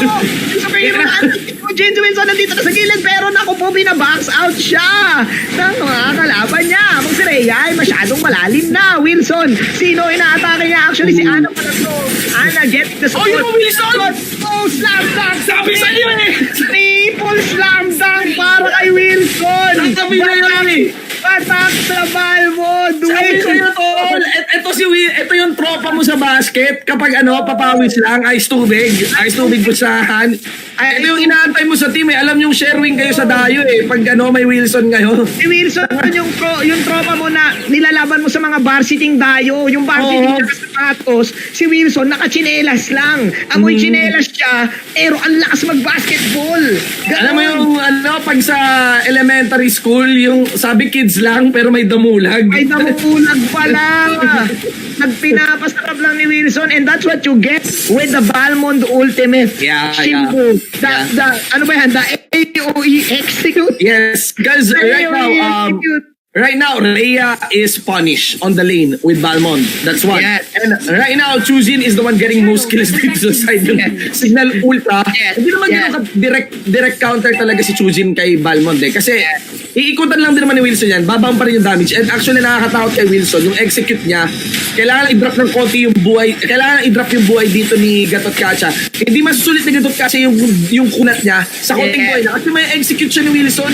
Yes, ladies and gentlemen, again, yung ultimate ni Wilson, the lethal counter, ay aabangan natin yan. True damage yan, pero mukhang nagkakalamig dyan. Dito sa bandang gilid, Imba DJ going for the second eye, pero hindi pa siya go-ultimate dito. Habang tumatapos si Paring Chujin sa Aman Force, lumaban sila sa loob. Naku, napakadaming shield pa rin dito ng side ng Arin, pero sa wakas na wala na siya! Oo mga kaibigan! Michael! Oh my God! Is doing it for the PSP! Come on, Slam! And welcome to the jam! Come on, Slam! Nagumbita sa Space Jam! At ayan na, umikot! Lumidrimon na! Nag-aabol! Here comes the fast break, Kuya Shin! Umikot din dito si Raya!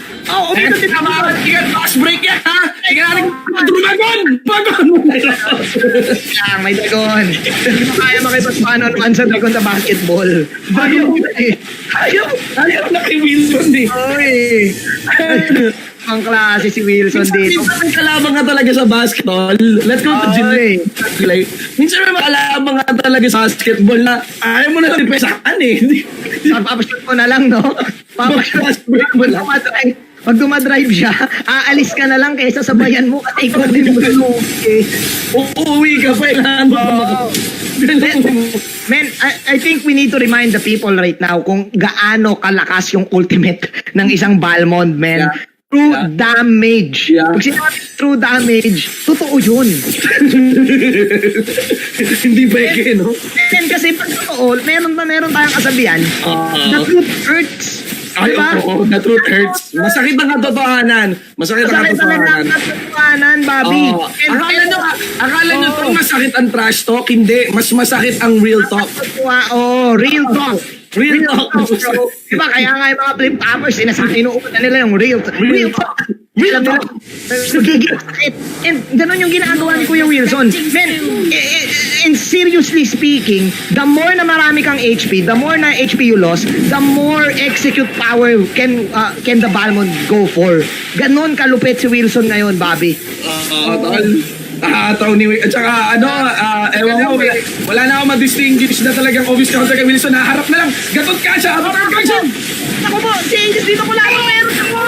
Ay, yakap sa dilim! Pero buhay pa rin si Wilson dito! Si Wilson! Ako, bitin na! Naging wheel off na siya! Sabi ni Rhea, ako tunay na bida! 70% alcohol! Pero naku po, patay nang nawala! Naisaan siya ni Hades, tol! Nadali ng kids! Prodigy! Nalusutan! Mundi ka na actually, pero beautiful Tyrant's Rage kay Ben Sanity. Galing nun? Kung hindi niya nayakap yung apat, feeling ko in-slam dunk na sila lahat. Yan ang literal na shave the day play para dito sa ating Gillette Instant Replay kay Ben Sanity, mga kaibigan. Ang daming nabuga dun kay Wilson nung nakontrol siya. Brinasyo na si Wilson, tol. Dinobol team. Trinibol team na si Wilson. Dito sa ML walang foul eh. Kung may foul, nakailang free throw na si Wilson dito.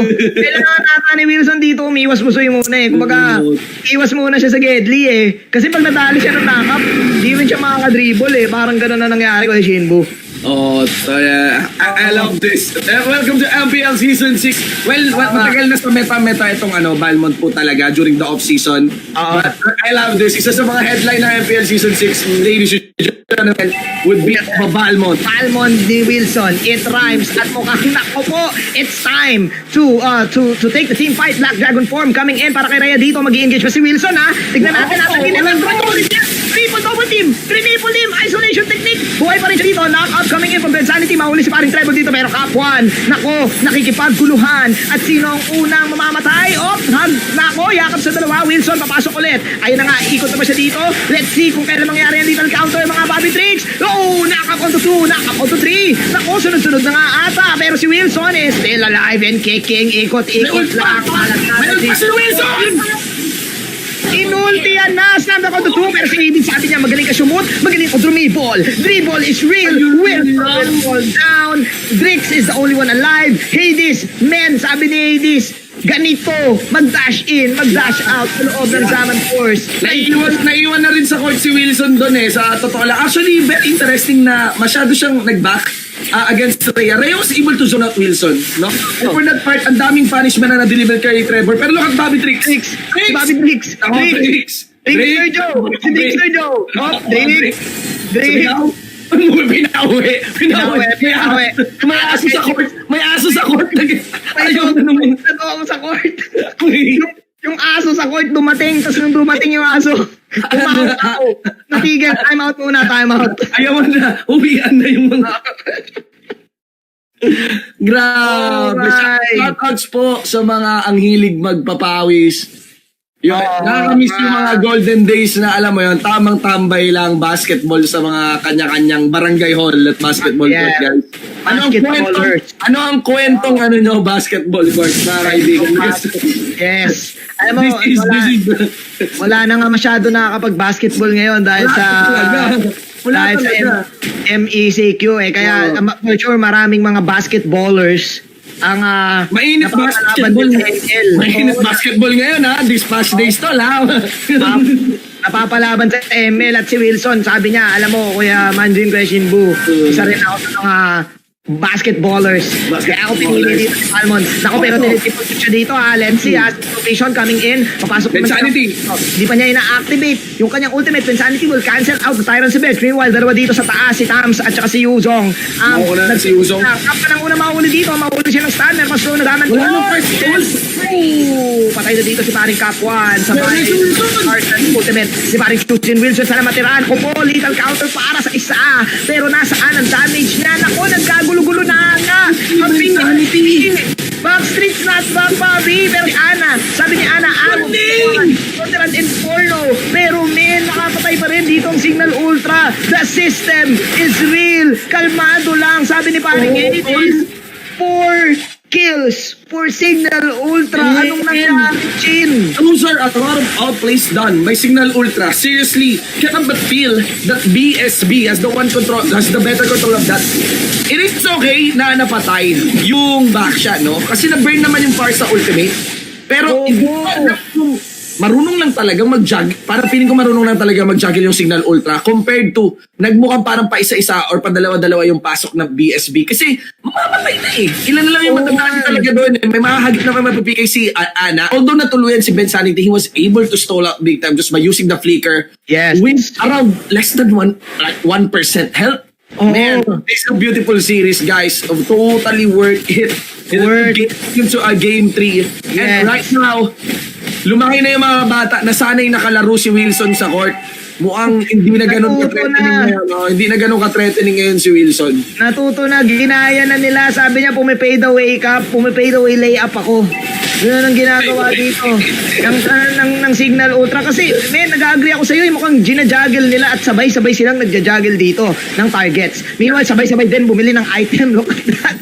Para sa side ng Signal Ultra, mission accomplished in the bottom side. Taking the turret. And here we go, Signal Ultra. Oh my, Shinbu with a snap. Dalawang clash ang nangyari. Hades, hindi na siya namatay. Mukhang eto na nga, naku si Wilson pa na ulit. Ana, Bobby Tricks, naku po. Bensanity pala doon na din. He goes for the bouncing ball out. That is the side coming in from Ana. Pero meron pa siya alcohol. Rhea matitira dito ang alcohol. Naubos na din. Nice defense coming in from the side of BSB. Si Kapwa na matitira dito. Chujin popping the taunt. Pero yun yung ultimate offensive strike. Vince by wings out. Here comes the speeding sweep na meron si paring Wilson at mag-activate test si Dix dito ng kanyang ultimate. Gusto talaga nila maghabol. Habol time is real para dito sa side ng BSB. Tumatakbo na si paring Chujin dito. Lethal counter na naman. Op! Ultimate out si Chujin at magbabak na lang ang side ng BSB. At nilalanggam na rin kasi yung base dito ng BSB. That was a good pill. That was a good walk away ng Signal Ultra, mga kaibigan. Walang nangati mag-recall kaagad. That's how pro players does it. They're very mindful of anong ginagawa ng kabilang team. Guys, we have a series, I would tell you, kahit basag ang inhibitor turret dito ng BSB, this is clearly anybody's game. Pero nararamdaman na po yung kunat ng Gatot Kacha. There is one. Yes. No? Right now, hindi na po si Wilson talaga magiging headliner dito. Kailangan na po mag-step up ni Drix. Ang maganda dito, if you look at it, no, if you are for BSB, actually lamang si Drix compared to the Harit. No? Pero lahat na kasi, 6 items na lahat eh. Yes, and then 12k ang pera ni Drix dito. Yun pero lang, Ana. Yun yung taga-flank nila. Chujin going for the Avatar Guardian in. Gusto nilang kunin dito ang Soul of Lava. 24-18. Signal Ultra. Crucial pick-off. Shin, anong mabibigay ni Ana? Naku, 35 seconds siyang down. They need to defend. They need to wave clear. Walang no choice. Ito na si Bensanity. Bantayan mo. Butas ng torre. Butas na nga. Naku po, ladies and gents. Ayun o, nakita mo pa yung marka ng espada ng Zaman Force. Rhea and company. They want to end it. The debut game of the new roster of Signal Ultra. They want to take the series. Wilson, sinusubukan ang best niya. Pero kahit si LeBron James, hindi niya rin kaya buhatin yung team ng mag-isa. Kailangan niya ata ng kasama. At ayun na yung mga kasama niya na sila Kapuan. Pati yung mga kasama po. Knock-up coming in from Insanity. Counters after counters after counters coming in from Signal Ultra. Ang daming knock-ups. Yun na yun. Kalmadong Sistema takes the victory. Signal Ultra defeating BSB 2-1. That was a good series, mga kaibigan. Walang damu-damulag para sa Signal Ultra dito. At pila-pila kayo. Suksok na sa ilalim. The crowd's done here by Signal Ultra. But that was a very beautiful series. I was really thinking it would be like a one-sided series. It was hard-fought and well-earned then by Signal Ultra. And natutunan na pakita natin gano'n ka-viable and what are the stress and why is the Balmond returning to the active meta. Pero nakita mo yung timer ng Balmond, no? May timer talaga yung Balmond. And I cannot feel, may mistake talaga doon na nakapitalize ang signal. The mistake, I think, nahuli si Ana without doubt. Parang nag-agree ako sa'yo na yung Balmond, it's good, pero parang without the proper play style kung paano rin siya masisecure. Kasi yung execute kill talaga yung habol mo eh. Yeah. Habang tumatagal yung laro, yung spin, yung cyclone sweep ni Balmond, hindi na siya, hindi na siya ganun ka-threatening. May expire yun. By late game, ang value na ni Balmond, doon na sa execute, doon na sa ultimate niya. Yeah. Pero by mid game, yung cyclone sweep hassle talaga. At wala na nangyari. Both of these teams, I think, threat sa MPL. Kinulang lang ng konti ang BSB and Signal Ultra 1. Pero thank you so much for BSB and Signal Ultra for winning this. Guys, bago tayo pumasok ating main event for tonight, bago tayo pumasok, ating unang alamin ang post-match analysis ng game na to. Yan ay sa ating pagbabalik.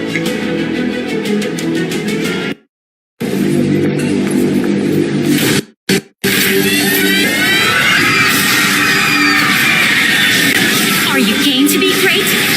Now you can with the new Smart Giga Games 99. Get 1 gig data all day, every day for Mobile Legends and more.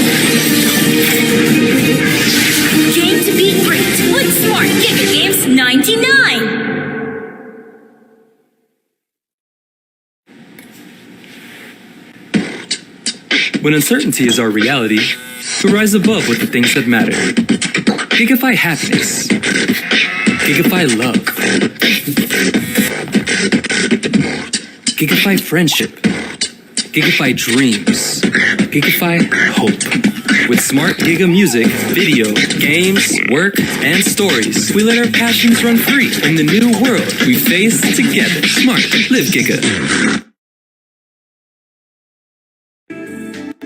Oh, what an amazing series between BSB and the Signal Ultra. My name is Wolf, your resident analyst para sa MPL Season 6. Let's talk about game number 3. You know, I have a very close friend, Nomad, one of our co-casters din. He's a very good racer and lagi niya sinasabi sa isang race, it's not about who goes in first at hindi porke ikaw yung nauuna sa laban. Ikaw na yung mananalo. It doesn't happen like that.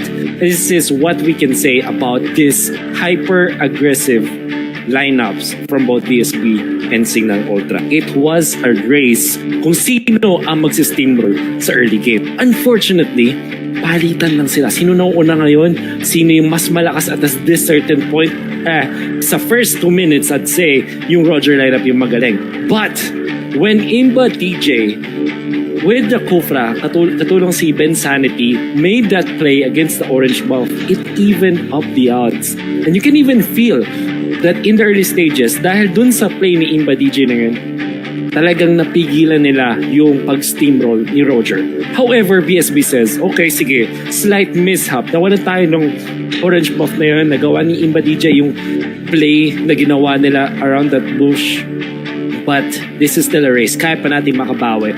We can see that eventually, because of the pickups and yung pag-punish nila sa mga ginagawa ng Signal Ultra, they were able to get the pickups that's necessary for the Roger. I mean, they might have lost that buff nung ginawa nga nila Imba DJ at ni Ben Sanity, yung play nila to steal that orange buff. Pero ang sagot ng BSB, sige, patayin natin sila on their way out. And in fact, nagkaroon na lang ng palitan nga ng suntok dito. This was the play that we're talking about. Imba DJ with good positioning really kind of stopped BSB on their tracks. But BSB says, okay, what we can do is to punish this. Low level lang kayo, kaya nating labanan. First turtle going favor Signal Ultra, very nice plays. But BSB says, okay, sige, nanalo sila dito sa first na clash natin around the first turtle.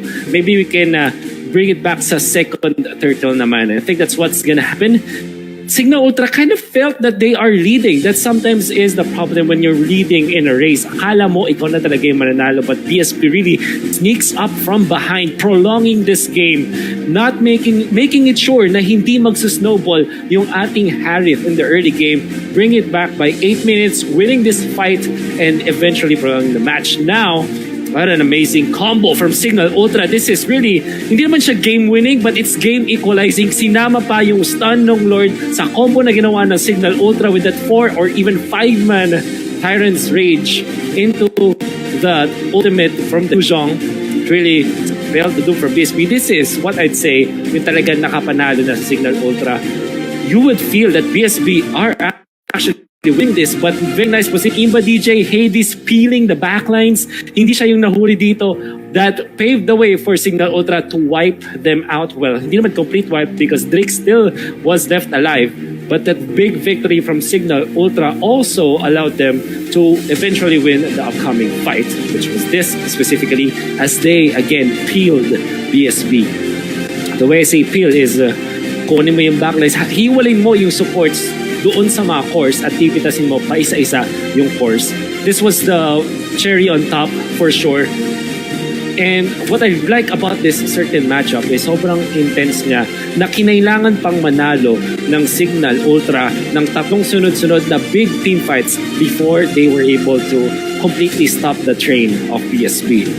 Harith from Hades is our MVP with its 6-2-15 KDA stat line, but we know for sure na hindi lang siya ang dahilan kung bakit nanalo ang Signal Ultra. Props, honestly, from BSB. I would say, hindi ko pala na-mention kanina about the drafting. I think that what we really want about it, what we really like about this lineup is kinombine ng parehas na teams yung strength or yung winning formula nila from both of their compositions, diba? So in Game 1 victory, coming up from Signal Ultra, the way they drafted it, the way they composed their heroes, in-apply nila yung mga disciplines for Game number 3. Now, BSB also applied how they won. Actually, halos nga lang hindi nila na-pick from game number 2 knowing that this might work, which kind of gave us a game number 3 talagang almost even when it comes to draft. But Signal Ultra eventually won the game with good execution. So it's a combination of both. And wow, if this is how BSB will perform all throughout the MPL Season 6, this makes them really a team to watch out for. And by the way, welcome back to Signal Ultra. Napakagandang performance agad. Challenged agad ang Comeback Kings. And they're showing a new flavor na talagang aabangan ng mga viewers natin for this MPL Season 6. My goodness, that's just series number 2. We still have a highlight match, our star match, coming out sa ating last series, and that's gonna be very exciting. Uncrowned versus the Crowned. Man, it's so much hype for sure. But that will be later, mga kaibigan. We will be hopping into the break, but before that, why don't we thank the organizations that made this possible. MPL Season 6 is brought to us by our official tournament telco partner, Smart. Forge stronger bonds with your team as you conquer the battlefield with Smart Giga Games. Enjoy 1 gigabyte of games all day for Mobile Legends, Facebook Gaming, and more. Just dial *123# now and choose Giga Games. MPL Season 6 also brought to us by our official sponsor, Realme. Realme is, by the way, celebrating first Realme Fan Fest and hashtag Dare to Be Realme campaign. Just visit their official page at fb.com/Realme Philippines to know more. We also would like to thank our official sponsor Gillette.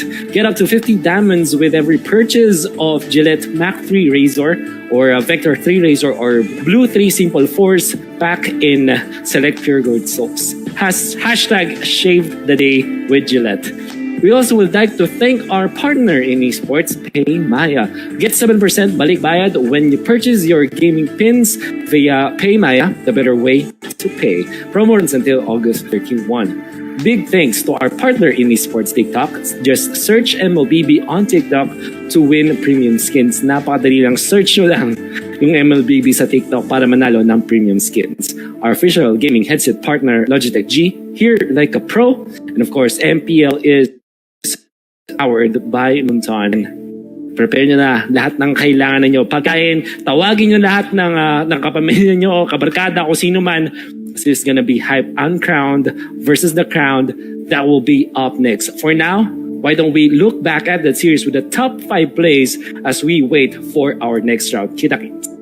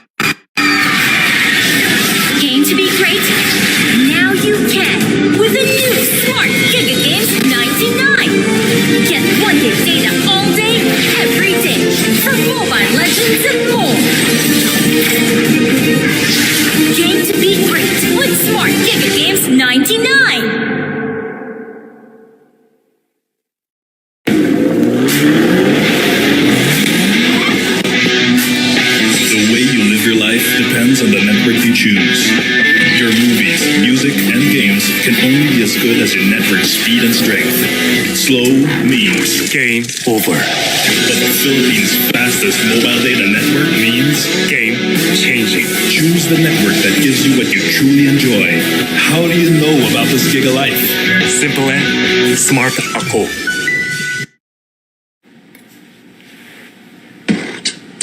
When uncertainty is our reality, we rise above with the things that matter. Gigafy happiness. Gigafy love. Gigafy friendship. Gigafy dreams. Gigafy hope. With smart Giga music, video, games, work, and stories, we let our passions run free in the new world we face together. Smart, live Giga.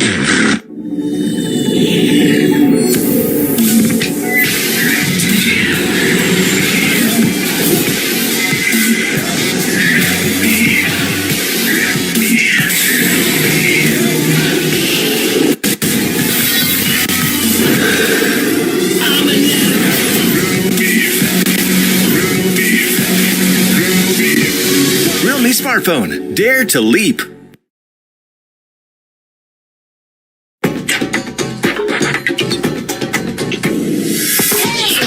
Watch me, feel me.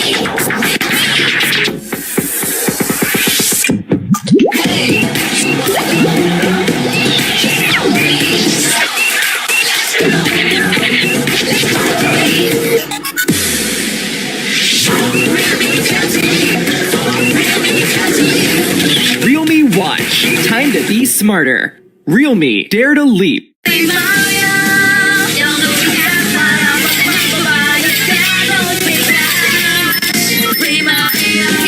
Don't pay cash. Balik bayad ka.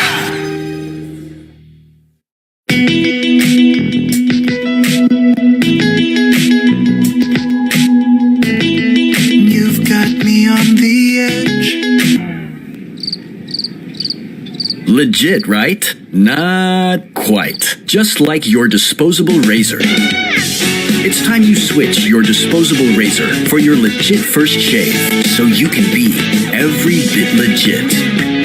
Gillette Mac 3. For a closer shave, less irritation, switch To Gillette Mac 3.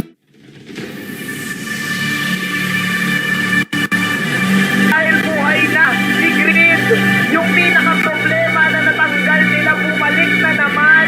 And grabe yung best na Nagsimula yung career ko nasa Obs Gaming. Kakampi ko sila sa Chak Nu, tapos si Cap 1. Unang qualifier ko nun, hindi kami nakapasok. Nalaglag kami sa qualifier ng Season 4 nung BSQ pa ako. Piniam ako ni Siko na wag daw ako mag-alala, makapasok daw ako ng MPL. Tinupad niya naman yung pangako niya na kukunin na ako. Tapos yun, siyempre, granab ko yung opportunity na makapasok sa MPL. Onyx PH ako, madami ako natutunan nun, lalo-lalo na sa mga pagkatalo namin. Last championship, sobrang heartbreaking kasi lamang namin ng 2-0. Tapos naudlot yung pagkapanalo namin.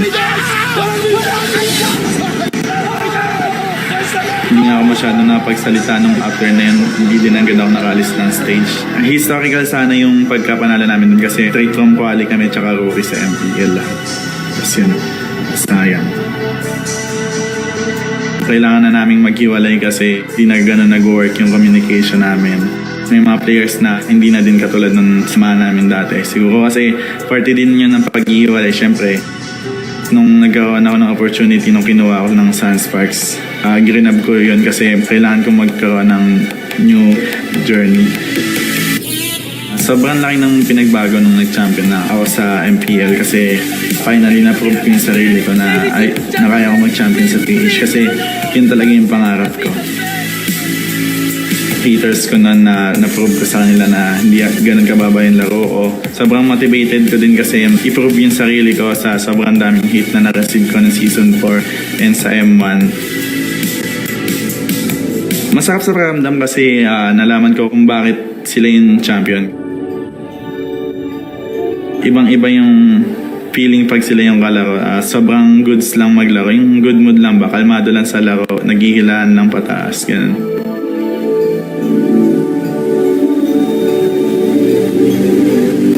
Ngayon naglo-look forward ako na mag-champion sa ibang bansa. Yun naman yung tinataha ko ngayon na goal. Dito ko natutunan maging kalmado. Especially kasi yun yung naturo sa akin ng mga ka-teammates ko sa Aura PH. Hindi lang pala siya basta game. Nabibuild din dito yung kumpiyansa mo, yung attitude mo. Lahat ng positive pwede mo matutunan din para sa Mobile Legends. Welcome to Mobile Legends!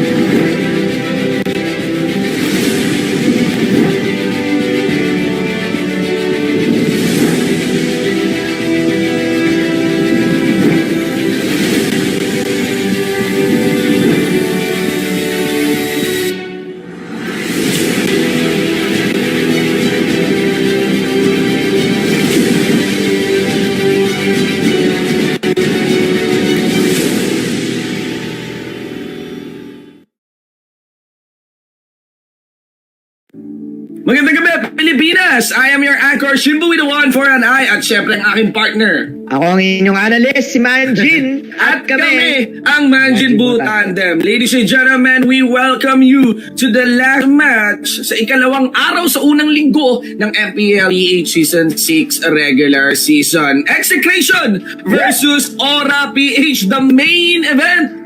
Crowd versus Uncrowd. Of course, maraming salamat syempre sa ating mga sponsors that made this event possible.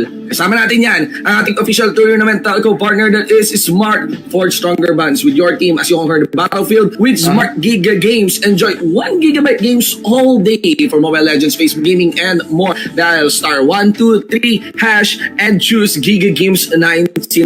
Our official sponsor, Realme. Shoutouts kay Boss Anthony. Of course, he's celebrating their first Realme Fan Fest and their #Dare to be Realme campaign. Visit their official page at facebook.com/Realme to know more. Big shoutouts as well kay Gillette. Mga kaibigan, official sponsor. Get up to 50 diamonds with every purchase of Gillette's Mac 3 Razor, Vector 3 Razor, or Blue 3 Simple Forest Pack in select pure gold door nationwide. #Shave with Gillette. Partner in esports, PayMaya. Get 7% balikbayad when you purchase your gaming pins via PayMaya, the better way to pay. Promo runs until August 31. Partner in esports, TikTok. Search MLBB on TikTok to win premium skins. Again, i-search ang MLBB sa TikTok para manalo kayo ng mga premium skins. Official gaming headset partner, Logitech G, here like a pro. And powered by Unton. Shinbu, this is it. The crowned versus the uncrowned. The main event of the night. Agawa ng corona eh. No? Agawa ng corona. Mainit talaga, tol. Mainit talaga. Alam mo, chinek ko tong dalawang teams na to, Aura at Execration. Puro emotes yung nakikita ko, tol. Emotes, alam mo pag...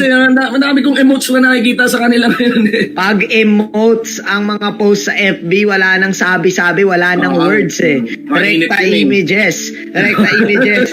And alam mo, ang init ngayon ng social media and I like the banters. I like it. Ito yung nagpapa-interesting sa esports creation. Ito na yun. Ito tayo, Pilipinas. Pilipinas, bro. Pilipinas. This is it. Tayo nandito. Huwag na natin matagal ito, mga kaibigan. To introduce our team, let's check out first ang Execration.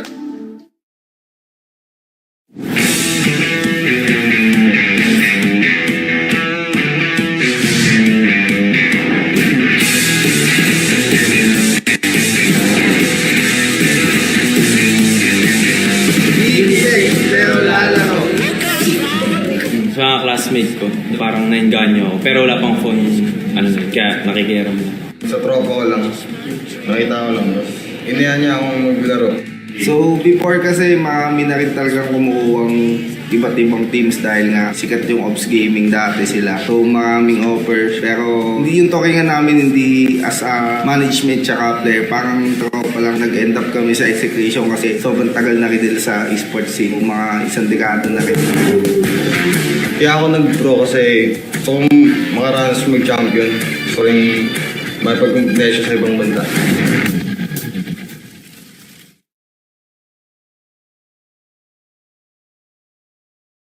Yun na nga, mga kaibigan, ang Execration Squad. The Ground Kings, you know, the crowd favorite. Yes.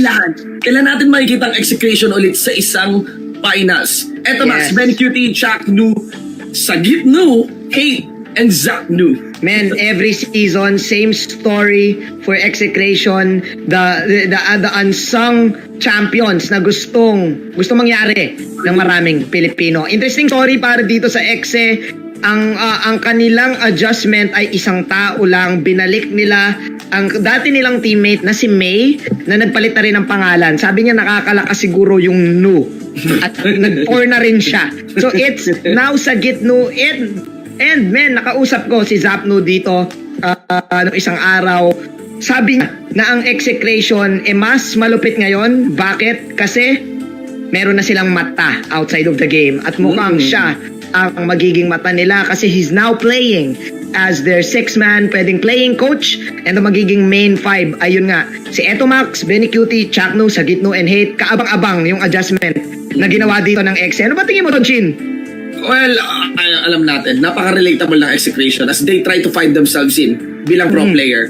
An instance na nangyayari din sa ibang mga players. But of course, let's check out ang kanilang mga kalaban. Walang iba kundi ang ating reigning back-to-back champion, ang Aura PH.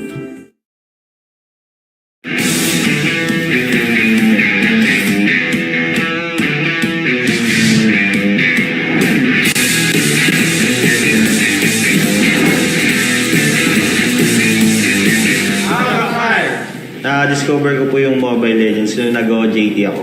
Nakita ko po si Mobile Legends na pwede siyang libangan pag break time namin.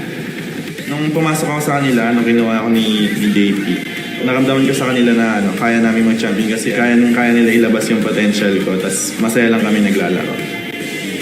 Aura PH yung pinili namin kasi madalas namin sila nakaka-scream tapos nakikita namin sa players nila yung dedication sa paglalaro tapos naisip namin na what if kami yung players ng team na to, ano bang mababago sa amin, anong mag-i-improve sa amin. Kahit bata kami, kaya ko makipagsabayan sa mga veterans na player.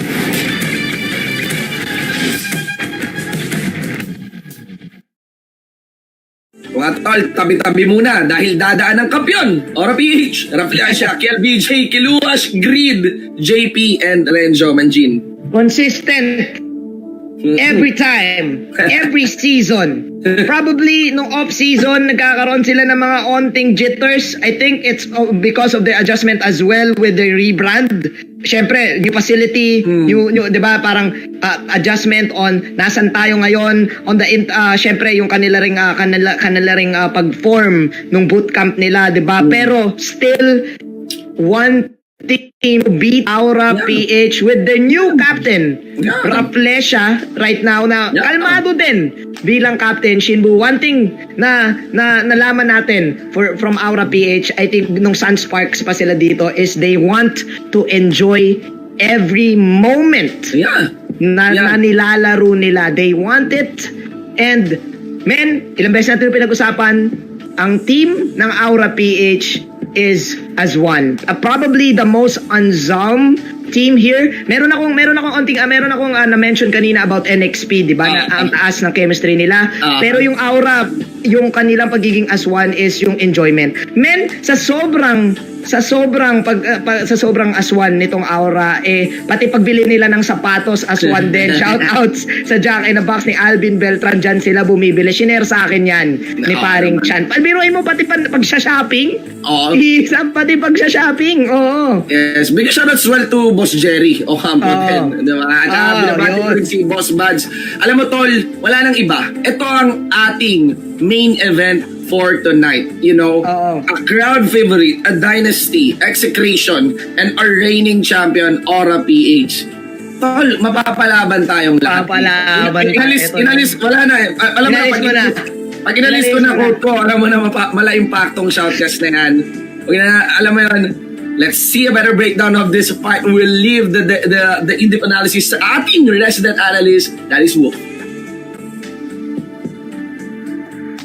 Thanks so much, casters. You know what? This is gonna be interesting dahil makikita natin yung stat line na baka mapaisip talaga kayo whether or not kaya nga ba ng execration ang Aura. You know what? Historically speaking, execration isa sa mga teams na kayang talunin ng Aura sa isang series more than once. And when they do, they kind of make it... They kind of show us na parang sila pa yung champion at yung Aura pa yung challenger. Parang ganon pag pinapanood mo. Which makes for a very exciting series. Can Execration do it once again against this quote-unquote two-time back-to-back champions Aura PH? We can see a lot of games played between these two teams in the previous seasons. Ang main na masasabi kong alas ng Execration laban sa Aura ay makikita ninyo sa baba. Unique heroes picked, 35 compared to 29. In fact, maraming inintroduce ang Execration when they fought against Aura previously. And this might be their edge once again. Nakita nila maraming beses ang Aura during our off-season, kumbaga. At mapapansin niyo din na dahil maraming performance nga yung Aura, pwedeng nabasa to na Execration at pwedeng handa sila laban sa Aura. This is a little bit depressing when you look at the star match head-to-head when you are citing for Execration. Hindi ganon kada. 2 championships para sa Aura PH, win rate para pa rin sa Aura PH. But of course, sa portrait, ito naman yung masasabi kong hindi mo tatanggal sa Execration for the longest time. Kahit ano ang ipinapakita ng Execration for the past 5 seasons, nasa kanila ang boto ng masa. At ang tanong, kailan nga ba natin makita na ang Execration mabibigay na dun sa kanilang mga fans ang talagang matagal nang hinihintay, yung mga tipong mga give Billy the trophy. Eventually, kailan na nga ba natin makita yon? The uncrowned kings laban sa mga crowned kings. Player head-to-head, it's gonna be interesting. I like this matchup so much. Chakno versus Raflesia. It's technically almost the same. Siguro mas maangas ang approach ni Chakno pero sila Flesia mas calculated. But you know that when they play those tanks at nakita nyo, you know that you're gonna be entertained. The way they initiate, the way they bully their opponents, that is what you can see from both of these players. Almost the same with their KDA. Average net worth is more than kaya Raflesia, but we know na hindi naman din talaga yung net worth yung titingnan natin for both of these teams. That for both of these players, I mean, kasi when the match does happen, alam niyo naman, isang magandang ultimate or initiation lang mula sa sa players na to, it can win it for their own team. One thing that we have to take note as well is our star player head-to-head matchup. I mean, obviously, Zapno is one of the faces of the franchise talaga. Not so impressive when it comes to the overall stats for Zapno. For Raflisha, hindi rin ganun ka-impressive. Like, the KDA is not much. Yung unique heroes use nila, almost the same. Pero bakit ba sila yung nilalagay natin sa star player head-to-head? Kasi yung mga impact plays nila, hindi mo masusukat ng stats yan at all. The way Raflisha rallies his team, hindi mo ma-measure ng stats yan. That's also the same for Zapno. Yung kanyang performance when he pops off and lifts up his teammates during a very important match, hindi mo ma-measure yan ng kahit anong stats. And I'm sure that when you're watching a very competitive match, an almost leveled match, di ba? Lagi mong titignan yung mga high impact plays na yon. How many of those kind of plays will we see? And that's one thing that we have to be excited about as we now head into the series of Aura PH laban sa Execration, Uncrowned versus the Crown. Sino ba ang tunay na hari? Alamin natin yan. Back to you, casters. Grabe, when we are coming to a main event, dahil main event, no, lumalabas yung galing at lakas ng bawat isa. Kahit kay Wolf Tol, as the prime analyst of MPL, real talk kasi alam mo yung ina-analyze niya yung game, and it made us realize that there are certain stats na hindi mo talaga masusukat. Hindi talaga. Na hindi talaga masusukat, but you know is a good indicator of how you rank the players. Tulad ng how you rally your team, your leadership, no? Like Raflisha and Zapnu. Pero, pwede mo sukatin ang FB support rate, ang Facebook support. And mukhang lamang ang execration ng 4% on the Facebook support rate. 6 na taon na ako nagkakastol. Ngayon lang ako nakaan sa stats na Facebook support rate. FB support rate. Of course, syempre marami tayong fans sa Facebook. Guys, syempre live tayo sa Facebook, hindi lang sa Facebook, pati din sa YouTube. And it's given, Shinbu, nag-agree ako sa FB support rate. Yeah, Isa sa bahagi ng team yun eh. Bahagi ng team. Most popular team ever since season 1. Hindi pa sila Execration. Obs Gaming pa lang sila. One of the teams na nag-introduce sa atin sa Mobile Legends, no? So, men, you have to remember that teams, more than just being teams, no, na naglalaro, guys, these are figures. You know, they are public figures. They are the people, they are the brands, they are the teams, they are the individuals that we look up to bilang gamers. So talagang normal lang na i-account talaga yung popularity rin for team. But of course, hindi yun yung gauge din kung mananalo ba sila o matatalo sa laro. Into the draft we go. Let's go. The main event for the night. Game number 1. I like the opening ng Execration. Sabi nila, okay, tanggalin natin sila ng vision. Tanggalin natin sila ng konting tempo. Popol and Koopa and Export ban. Meanwhile, Aura PH, wow! Uranus and Yuzong double U. Side lanes, the W ban. It is given na Execration is one of the teams na nagpakita nitong Uranus sustain pick in the side lane within MPL. Probably nangyayari sa ibang tournaments, pero parang with the plays na ginagawa dito ng Execration on utilizing the Uranus, marami din ang nag-adapt sa kanya. So ayaw ngayon ng Aura ng mga sustained heroes for Execration. They know on kung gaano nga ba ka-agresibo itong Exe kapag binigyan mo sila ng mga ganyang klaseng hero, yung mga hindi mamatay, no?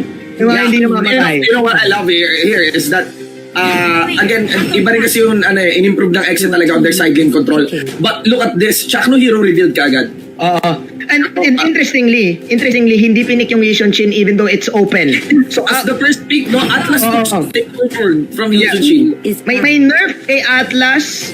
Noong August 16 kay Atlas na mas madali na ngayon makawala sa kanyang ultimate combo, yung second skill tapos sabay ultimate combo. But again, sabi ng Exe, doesn't matter. Baka Chakno to.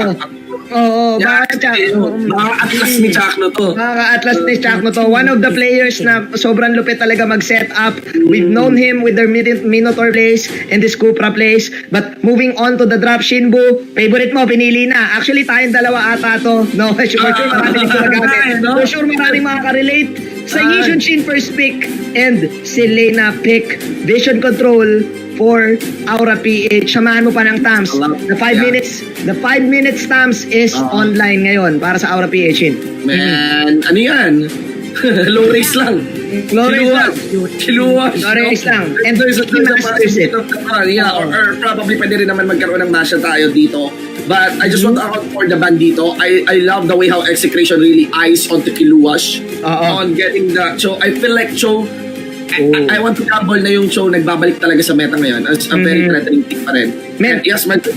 Ang gandang point nun kasi even the X-Borg is a target ban for Kiluwas. And Wolf said on his previous analysis na mas mataas ang hero pool ngayon ng Execration. And I think alam din ng Execration yon, no? Mas marami silang napiling heroes, around 35, meanwhile Aura PH on 29. And it's given na if you know Kiluwas, if you know him very well, no? It is given that he wants the Tams, either the Cho, the Tams, or the X-Board. And ngayon mukhang mas sabi ng X mas tatanggapin namin yung Tams. Mukhang may sagot sila. And it's looking like it's with the Lunox side lane. Lunox side lane against the Tams or the Masha. I like it. It can kite the Masha and the Tams. Kaya rin sa sa sustain ng Tams and the Masha. Pwede pwede available ang Kufra. Championship Kufra, no? Diggy! Ooh. Wow. I would admit, like, obviously, we didn't expect it because we have no idea how it fits. And this is a pick coming in from the back-to-back champion, tol. I know, yeah, Atlas, kay Atlas, di ba? Yeah. To counter the CC, yes. But man, choosing Diggy over the Kufra against the Lunox, no? I think this Diggy pick is risky. Mukhang they want to really dominate lanes. Kasi what you get with the Diggy and the Selena, ang dami mong zone control. And known kasi ang Execration to enter entry points. No? Yes. Known ang Execration with the entry points. Ganda analysis mo. Ayos ba yun, man? Alam mo, sinabi ko nga sa'yo naka-ready Nari sa'yo doon, yung isang linggo, tahimik lang ako. Pero naka-ready Kaya yun ang pinili ko So going back to it, it seems like Aura PH wants to control the lane. They want to strengthen their lane to give the Yishun Shen the opportunity to dominate the game. Yes. Pero this is classic XN, known for their aggressive and early game damage, movements, everything. So dumepensa ng onte dito ang Aura PH. I don't know, man. Game number 1, kung bibigyan ng prediction, feeling ko mas madali pa rin sa Exe. So game 1 ko Exe. Ikaw ba? Ako actually I've decided din, buti na lang pinili mo Exe for hindi rin for variety, pero feeling ko ang tinitingnan talaga ng Aura dito, they have superior vision, tol. Yes. And they want to target someone talaga against Execration, and that is Chaknu. Oo nga. To stop the aggression. Chaknu wala pang grabe. Wala pang Di pa nagre-ring yung bell, lumipad agad Pagmapagat ng isa Kung pumitik kung boxing to, disqualified na sa si Chaco Pero ML kasi And that's the problem of the Lunox. They're very cutie getting the first blood against. Very cutie getting first blooded rather. Dito ni Kiluwas. Nagkaroon ng equal trade dito I like the opportunity of Kiluwas to negate the Lunox kasi hindi pa kaya ng Lunox makipag 1-on-1 sa umpisa. Pero nakapatay na naman yung Aura dito, even na namatay si Raplesha. Men, interesting to. Ang daming ganap, kwagong matapang. Raplesha, parang tatlong hawak sa torre. Raplesha, very explosive tol. Naliligaw na si Isiu. Ligaw na si Isiu, pare koy. Explosive. Ay, what? Sinadya niya. Sadya to delay the minion. Boy ulit, si Raplesha. Binati agad ni Etomax dito. Mga kaibigan, round 2. Pero Raplesha. Para kay Raplesha. Men, as the captain ngayon ng Raplesha. Ano ko ulit? Part 3. Isa pa. Okay, patay ulit si Raplesha. Sa mga stisyo. Grabe! Men, quick, men, feeling ko ang ginagawa dito ni Raplesha is spotting out heroes from Exe. Isa lang ang hero na may capability niyan. Without the Mountain Shocker, nandyan si Raplesha at trabaho niya maging sacrifice. Ayan o, yung bagong maliit. Ayan o. Pag ito nanalo, tol, promise, sa ganitong klaseng playstyle, the next level Mobile Legends. Alam mo yun, nakita ko na itong topics na ito yung mamatay para manalo, pero tignan natin na burak agad dito. Yung tamo si Raplesha can bonus kill. Men, okay, so Raplesha is doing this to give vision to Aura PH kung nasan, tama yung sinabi mo, Shinbu, tatargetin nila si Chakno. They want to know where Chakno is for them to sustain that. Yun yung nangyari, even though support siya trabaho niyang mamatay. Nagulat yung exe dito ata Raplesha is sitting at 0-7 right now. Raplesha is sitting at 0-7 right now. Malata na yung itlog. Ewan ko kung may nakukuha pa bang gold back dito sa kill na to. Oh my God! Aura is winning! Aura is winning! I take out lead! What are we seeing here? Shinbu, oh my, alam, isa pang interesting note sa Digi Sisiu, sa Born Again Digi, hindi ka makaka-TP kasi counted attack yung ikot-ikot niya na yan. May na-realize na ako, tol, pag-respond ng Digi, full mana. Full mana. What is this? And Raplesha is with the retribution. Men, kapag Born Again form ka, pwede kang gumamit ng battle spell. Yeah. Shims, this is new. Oh my God. What How champion is plays it. this? That is a very risky play. He got his level win just by dying. 0 na Raplesha. The gold lead here is in the hands of Aura. Binibigyan na ng libreng kill lagi at wala siya pakialam. Nakakabaliw, tol. May level 4 siya. Oh, what? And tingnan natin ang result. Okay. Real talk, ihandaan nyo na, i-rec. YouTube. Ihandaan nyo na yung thumbnail, Tube. Handaan nyo na yung thumbnail nyo, tol. Handaan nyo na yung thumbnail nyo. caption, Tube, ha? Promise, Tube. Parang feeling ko pangwasakan Yung mga news outlets, yung mga gaming outlet news dyan, yung mga tabloid, ready nyo na, tol. May ready nyo na. Oo. Kanila yung buff. Niretake niya, tapos nalasin ni KLBJ. Oh my God. Men, Raplesha. Okay, tama na. Grabe. Sorry guys, we were just very surprised with the way this is being played right now by Aura PH. But let's give proper play-by-play na dito. Raplesha clearly is utilizing and abusing the Digi passive. And look at the gold here. Look at the gold. That is because of paulit-ulit na namamatay na Digi. Oo. And men, actually natuto na ata yung Exe. Sabi ng Exe, hayaan nyo na yung Digi kasi iniispakan na kayo yan at kailangan natin i-sustain yung lane. This time sabi nila, okay, tama ka na Raplesha. Papansinin na namin yung mga kampi mo. And this time, pinansin na nila yung mga kampi nila. Pero ako di pa rin ako makamove on. Yeah, man. Actually, didikit lang yan. Pwede niyang i-duel dito si Ahit. Pero maybe this ang babae time lang kahit time journey is very willing to do that. It's a mega kill and you know what's happening? Guys, nakatingin na kay Raplesha pero butas na yung base sa may taas. Inner top lane turret here destroyed by KLBJ. This is the first time that we've seen 7 kills ang lamang mo pero lamang ng 3K kalaban. What is happening? Shin, this is the next level. We're prepared for the next thing. Welcome. Almost BOD. Welcome to MPL. Welcome to MPL PH. Ganito kami makipag-joke tayo, man, you know. We come up, the league comes up with the most craziest tactics, an only death Digi just to get space. That's how deep the understanding is for a champion caliber team of ML. I agree, Shinbu. Probably other players nakita na nila to, probably. Yeah, diba? Within their community. But for casual players, and for us, this is the first time. This is my first time. I would admit it. Hindi ako papanggap. Sorry, kung sa iba baka luma na yan. I have no idea talaga. Pero ako first time ko nakita to. Like, this is great.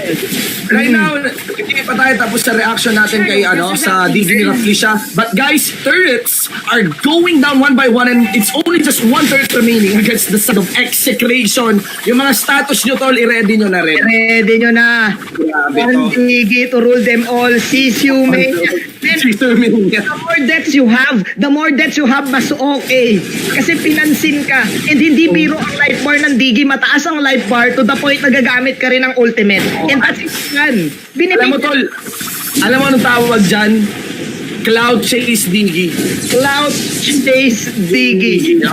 Mas maraming pumapansin sa'yo, mas nananalo ka. Mas maraming nananalo. palit sa'yo. Oo, tingnan mo, inuutotan na. Inuutotan. Yo, umuutot yan si Digi. Umuutot na lang. Yung skill niyan, literal na ano eh. The Cloud Chase Digi, man. Man, execution, I think they've fallen for the trap, Shin. Oo. They've fallen for the trap. Maraming natatrap talaga sa Cloud Chase, tol. Matik yan. Matik yan. Tignan mo, look at this. It took them ilang hits bago mawala si Raplesha. And man, di ba napag-usapan natin kanina na yung Aura, they want to sustain the lane. They want to be so strong in the lane. And they want to have vision sa mga checkpoints. Yeah, And vision is my favorite. Akala ko sa auto-alarm burns lang natin makikita yun at saka doon sa abyssal trap. Pero hindi. Lutong, man. Binati yung araw. Coming in from grid. Ito, you did mention, Manjin, na gusto lang ng Oro mag-enjoy. At nag-i-enjoy. Sabi ko, nakaka-enjoy to. Na-imagine ko yung mukha ni Raplisha eh. Alam mo, yung troll face ni Raplisha. Yung kapag on-site event tayo, tapos tumitingin siya diretso sa camera. Wala lang talagang pandemya ngayon. Nai-imagine ko na si Raplisha, minudmud niya na yung mukha niya sa camera. Nagbibini-bini na siya. Nagbibini-bini na siya. Oh my God. Noong 2011 na yung mga memes, si Raplesha siya yung troll meme na nakangiti ngayon. Execration. Look at that, killing.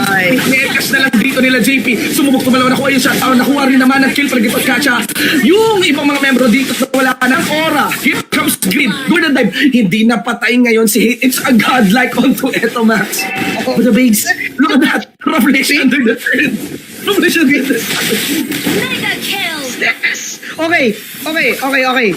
Guys, we're sorry dahil amazed pa rin kami ni Shinbu. I hope na kayo ay amazed din na nanonood. Yeah. But man, habang lumiliit ang mapa, lumiliit din yung mission ni Raplesha. Yes, No? yes, Lumiliit yes. din. So, this time, execration naman tayo. Execration, they have the opportunity to win because ang taas pa din ng team fight dito. Ooh, that was beautiful. Yeah, that was very beautiful mula sa execution dito. Nakuha ka agad yung pick-up engine luwas. BJ, audition ba to? Audition ba to? Hindi ba okay?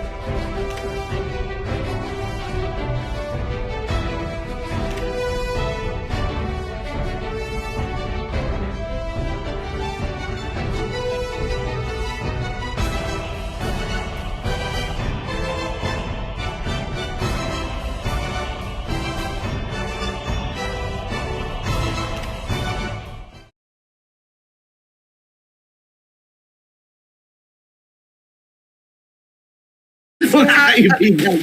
Akala nyo, nakita nyo na lahat. Nakita lang, Aura PH, hindi talaga pwede. Hindi mo, Caldes is calling. Give something new. Give me something. Our ratings.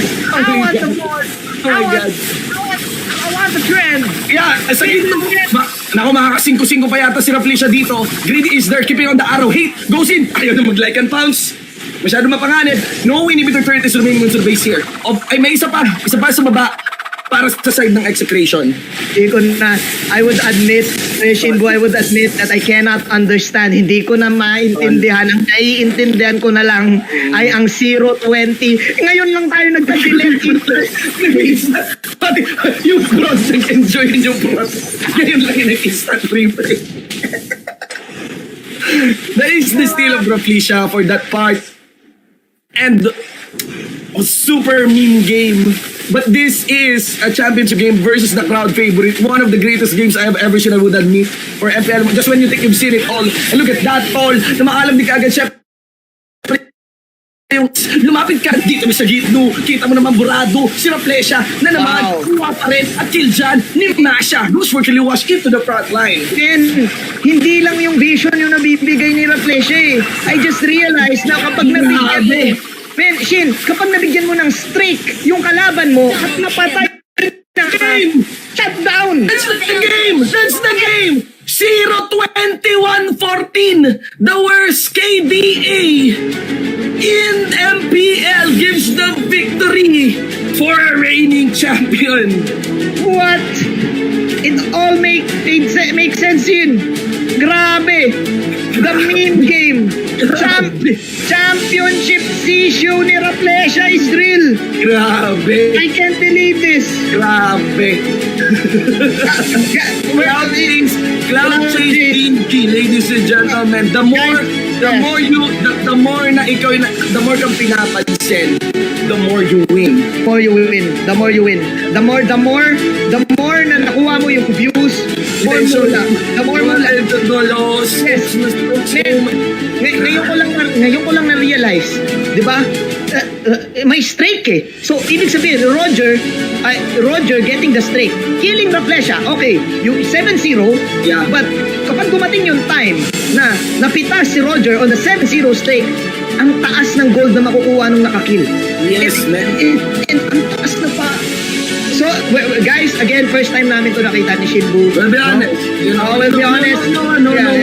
Wala nang kung ano. Pero, ayun. Probably nakita na to ng iba, pero man, it works. If it works, it works. That is crazy. And, ewan ko na. Even if ginawa na to ng iba, alam natin, kwentong kumalang talaga and will be experimented on by a lot. These kind of things, I've seen this on other MOBA. Very cheesy, very unique tactics that might be borderline unfair or talagang unfair. I'm not saying unfair pa, hindi pa natin talaga alam. Pero, how in the hell would you have a play, like, think of it, have a play style of just dying and you still win? May nakita na MOBA, isang MOBA game na nangyari yun, but that is an isolated case. Ito parang pwedeng ulitin yung tactics eh. My God. It might lead into Munton evaluating. We might have a champion balancing upcoming. For sure. That's when we have super fix the meta. A wild thing with Raflisha. It's crazy. Good luck, Wolf, on analyzing this.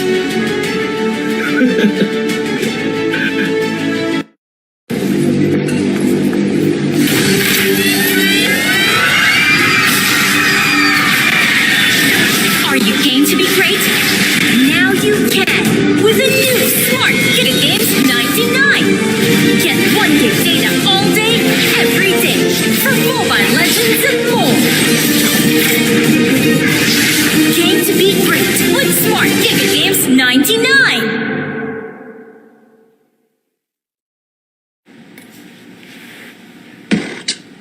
When uncertainty is our reality, we rise above with the things that matter. Gigify happiness. Gigify love. Gigify friendship. Gigify dreams. Gigify hope. With smart Giga music, video, games, work, and stories, we let our passions run free in the new world we face together. Smart, live Giga.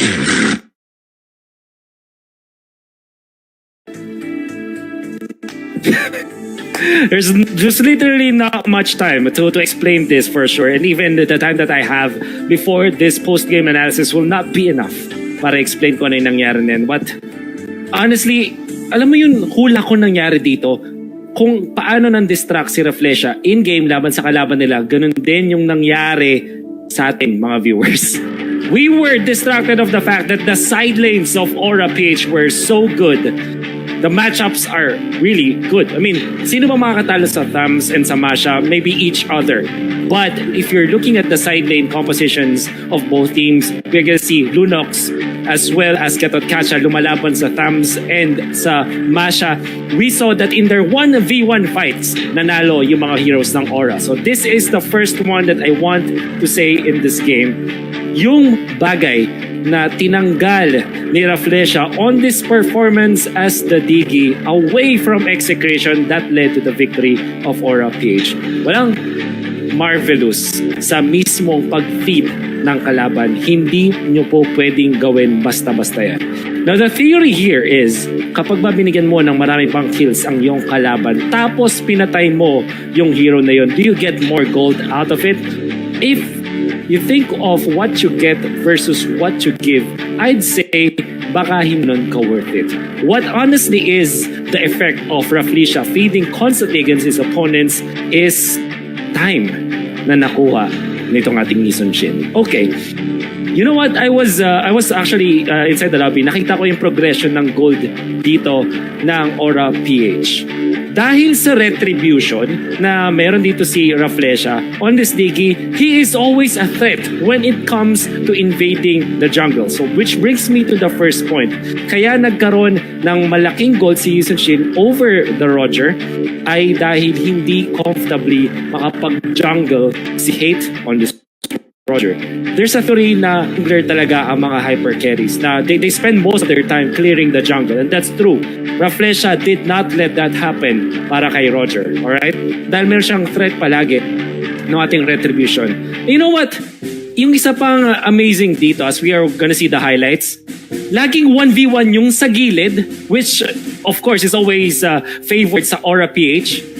Dahil yung supports ng execution, busy mangolekta ng kills. Uy, libreng kill, sisiw lang yan. Kunin natin yan. And execution, they have spent so much time. Coupled it with the fact na nakakapag-steal at nakapag-invade dito si Reflecia. Well, not really steals, but the fact na lagi siya nandun, nanggugulo, nagdi-deal ng damage, at also hindi niya hinahayaang mag-recall out ang members ng execution. Talagang I'd say 90% of the time of the trio nung ating hyper carry plus the two supports of execution spent on killing Reflecia na hindi naman ganun kalaki. You know what? This is interesting. By 5 minutes,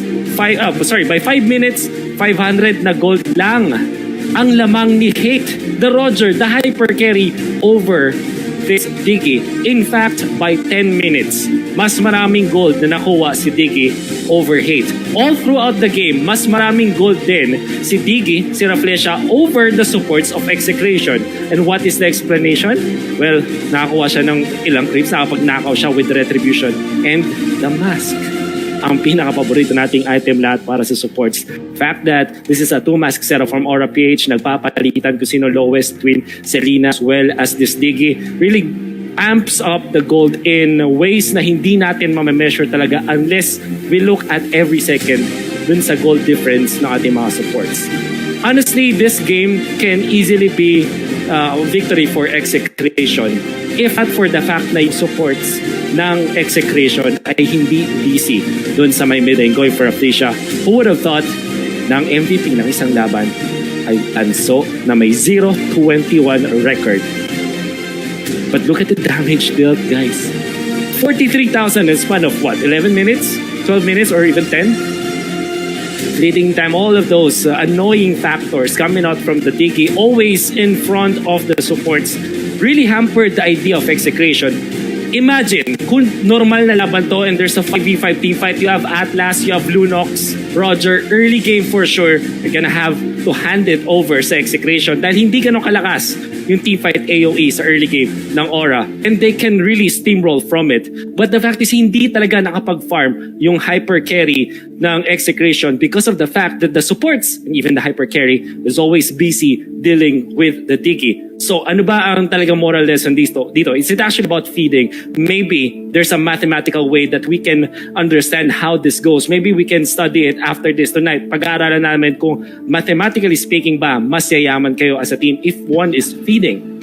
But I guess the main lesson for me is distractions na ginawa ni Raflisha. Raflisha, on this lonesome, he opened the map, and those 1v1 matchups in the side lanes that we know will always favor Aura PH. That is Masha, that is Thams. Blink and you're gonna die. Lalong-lalo na hindi naka-vengeance dito si Gat at Katya. Talagang na-abuse yun ng mga side laners ng Aura PH. Man, I hope that at a certain point I made sense. I hope na may naiintindihan kayo sa akin. But let's now go to game number 2. Let's move on. Will this be a repeat? Or meron pang bago ang Aura PH? Abangan natin yan. Back to you, casters. Ganda. So, thank you for the analysis. Super, as in, nabaliw lang ako na nakita ko yung MVP shit. Nakita ko yung MVP screen. For the first time in forever. It's the 2021 MVP. I know, sinabi ko. Only in the Philippines, yo. Only in the Philippines. Sinabi ni Wolf, let's move on. Pero, hindi pa rin ako makamove on. MVP, tol. 021. Pa rin ako makamove on. Yan na, guys. Chub. Naman na. Thumbnail nyo. Okay. Write nyo na. Chub. Yeah, Pero, na, Chub, let's take a breather. Okay. Again, guys, to better explain it, we don't want to spoil the fun. Of course, andito kami Manjibutan to really make the most of the experience that you're seeing here in MPL. Pero that is true. Side lanes are very strong. Kanina. Yes. I mean, parang si Rizal, di ba? Parang si Rizal. Ang ating mga bani ay hindi namatay for nothing. Yeah. Di ba? And that's what's up with, Raflisha. That was part of the plan. That was all planned. Alam mo yun? And his team was able to properly follow up. In that kind of play style. That was crazy. Crazy talaga. If again, guys, if you've seen this, it's still amazing. No, kahit kaya mo nakita and may nag-agree ako sa'yo na baka nga reviewin na to ng game itself. We're not sure kung gagamitin pa ba to ng Aura, pero mukhang hindi na. Mukhang ito na, sabi ng XM. Real game na. Ayaw na. I don't think gagamitin ulit yun ng Aura. Feeling ko nga nilaro ng hindi naman nilaro ng Aura, pero it's in a sense yung, alam mo yung, where else can you put it? Diba? Importante lahat ng mga laban sa MPL. Pero if you're gonna be choosing among all matches of MPL, why not put it on your first game? Diba? Yeah, put it on your first game. And, tabanan yung Digi. Selena, your team sabi dito ng Team Execration. Sabi ng Team Execration, laruin na natin ang tunay ito. Ayaw na natin. Kaya pala hindi nila rin pinik yung Shunshin. Ayaw mo, hindi hinayaan nilang Maon, yung Cupra. Okay. Yes, nag-agree ako. Let's take a breather. XE, opening with the Selena. I like it. Sila naman na may vision ngayon. Because I think XE really wants to play the XE way. Diba? Kita mo si Chakno, diba? Umintra din siya ng umpisa buff eh. Lumipad siya agad ng perfect match eh. That's a characterizing playstyle talaga for Chakno. On any tank. For any tank, for XE. But man, hindi ko lang alam kung makamove on kaya yung XE dun sa game 1. No? I mean, wala na yung Digi. Yun yung for sure. Reset na lang. No matter what happens. Kahit ako, di ba sa tol, na tayo, Manjinbu tandem na tayo sa main event, sa game 3. Mainit eh. Tapos biglang may diging ganun. Di ba? Ibang klase. Okay. Yeah. Alright, moving on. Okay. Execration now has the Abyssal Trap and the Popolin traps. Yes. So, ang dami nilang control within the map. They have the flinch boys na papasok sa dingding. The answer for Aurora is an opening of 2 side lanes, Egor and Tams. Masha ulit. Wow, okay. Masha ulit. So, hindi pa natin nakikita actually yung main plan dito ng Aura, but it seems like gusto nilang lituhin din yung execration with the Masha split push. The Yishun Shin is banned right now, so ang pinipili na lang nating carries probably is Lancelot, Harit, para kay JP, Kimi. Kasi minsan nirarun pa rin nila yung Kimi kahit na medyo nag-low yung win rate. Ngayon, actually Roger ang binan. So, aabangan natin ngayon yung carry ni JP. Ano? Oo nga kasi parang seminar ang bayang ginawa ng execution dito. Tuturuan kita mag-link. I want to gamble. I think my call here for this PNK is side lane. Biling ko iba yung magiging no hero talaga dito. And now Hilda Rafisha. Yan tayo dito. And antay natin yung pick na execution kasi right now they were able to successfully starve the hyper carries against Aura PH. Yeah. Ubos. YFS, pwede Lancelot. Pwede mag-Lancelot yung Aura. Pero tingnan natin. I mean, we haven't seen JP playing it that much, diba? Alam natin stick to basics din si JP on his preferred pick. Preferred marksman pa din si JP rather than assassins no? Ang main assassin niya is Ling. Well, it shows in the records. Claude is open. I'm not really sure kung ibabalik ba ng Aura PH to kasi na-nerf si Claude and then biglang binuff. Pero hindi pa rin siya kagaya nung dati. But again, it's open for JP to take this. Siya na lang ang hero na hinihintay pero ang dami ngayong sustain sa Exe. I'm liking what I'm seeing right now para sa Exe. Ang daming control para sa Ling. Meron at ang dami yung vision, ang dami yung range na pwedeng makuha dito sa execration and it's looking bad para sa magiging carry ng Aura. Kailangan nila dito ng yun na nga. Flexible yung pick ng execration. Actually, anyone can handle Benny Cutie can still handle the Cho. Pwede rin si Chuck kasi nakikita tayong mga teams na nag-roll niyan bilang tank Cho, no? And pwede rin naman talaga na siguro nga gawing main tank yung dito, yung PNK. So, malalaman lang natin yan once we head on to the in-game. But yes, yung reaction doon paring Manjin Hayabusa, yun na lamang din siguro. So, Aura PH taking to basics na. Finally, yung nasa meta na talaga.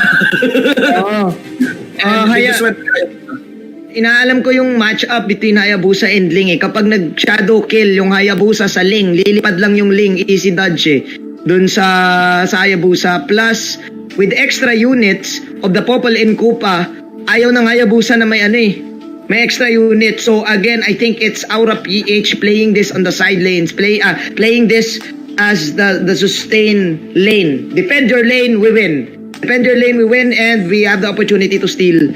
But this time, ang daming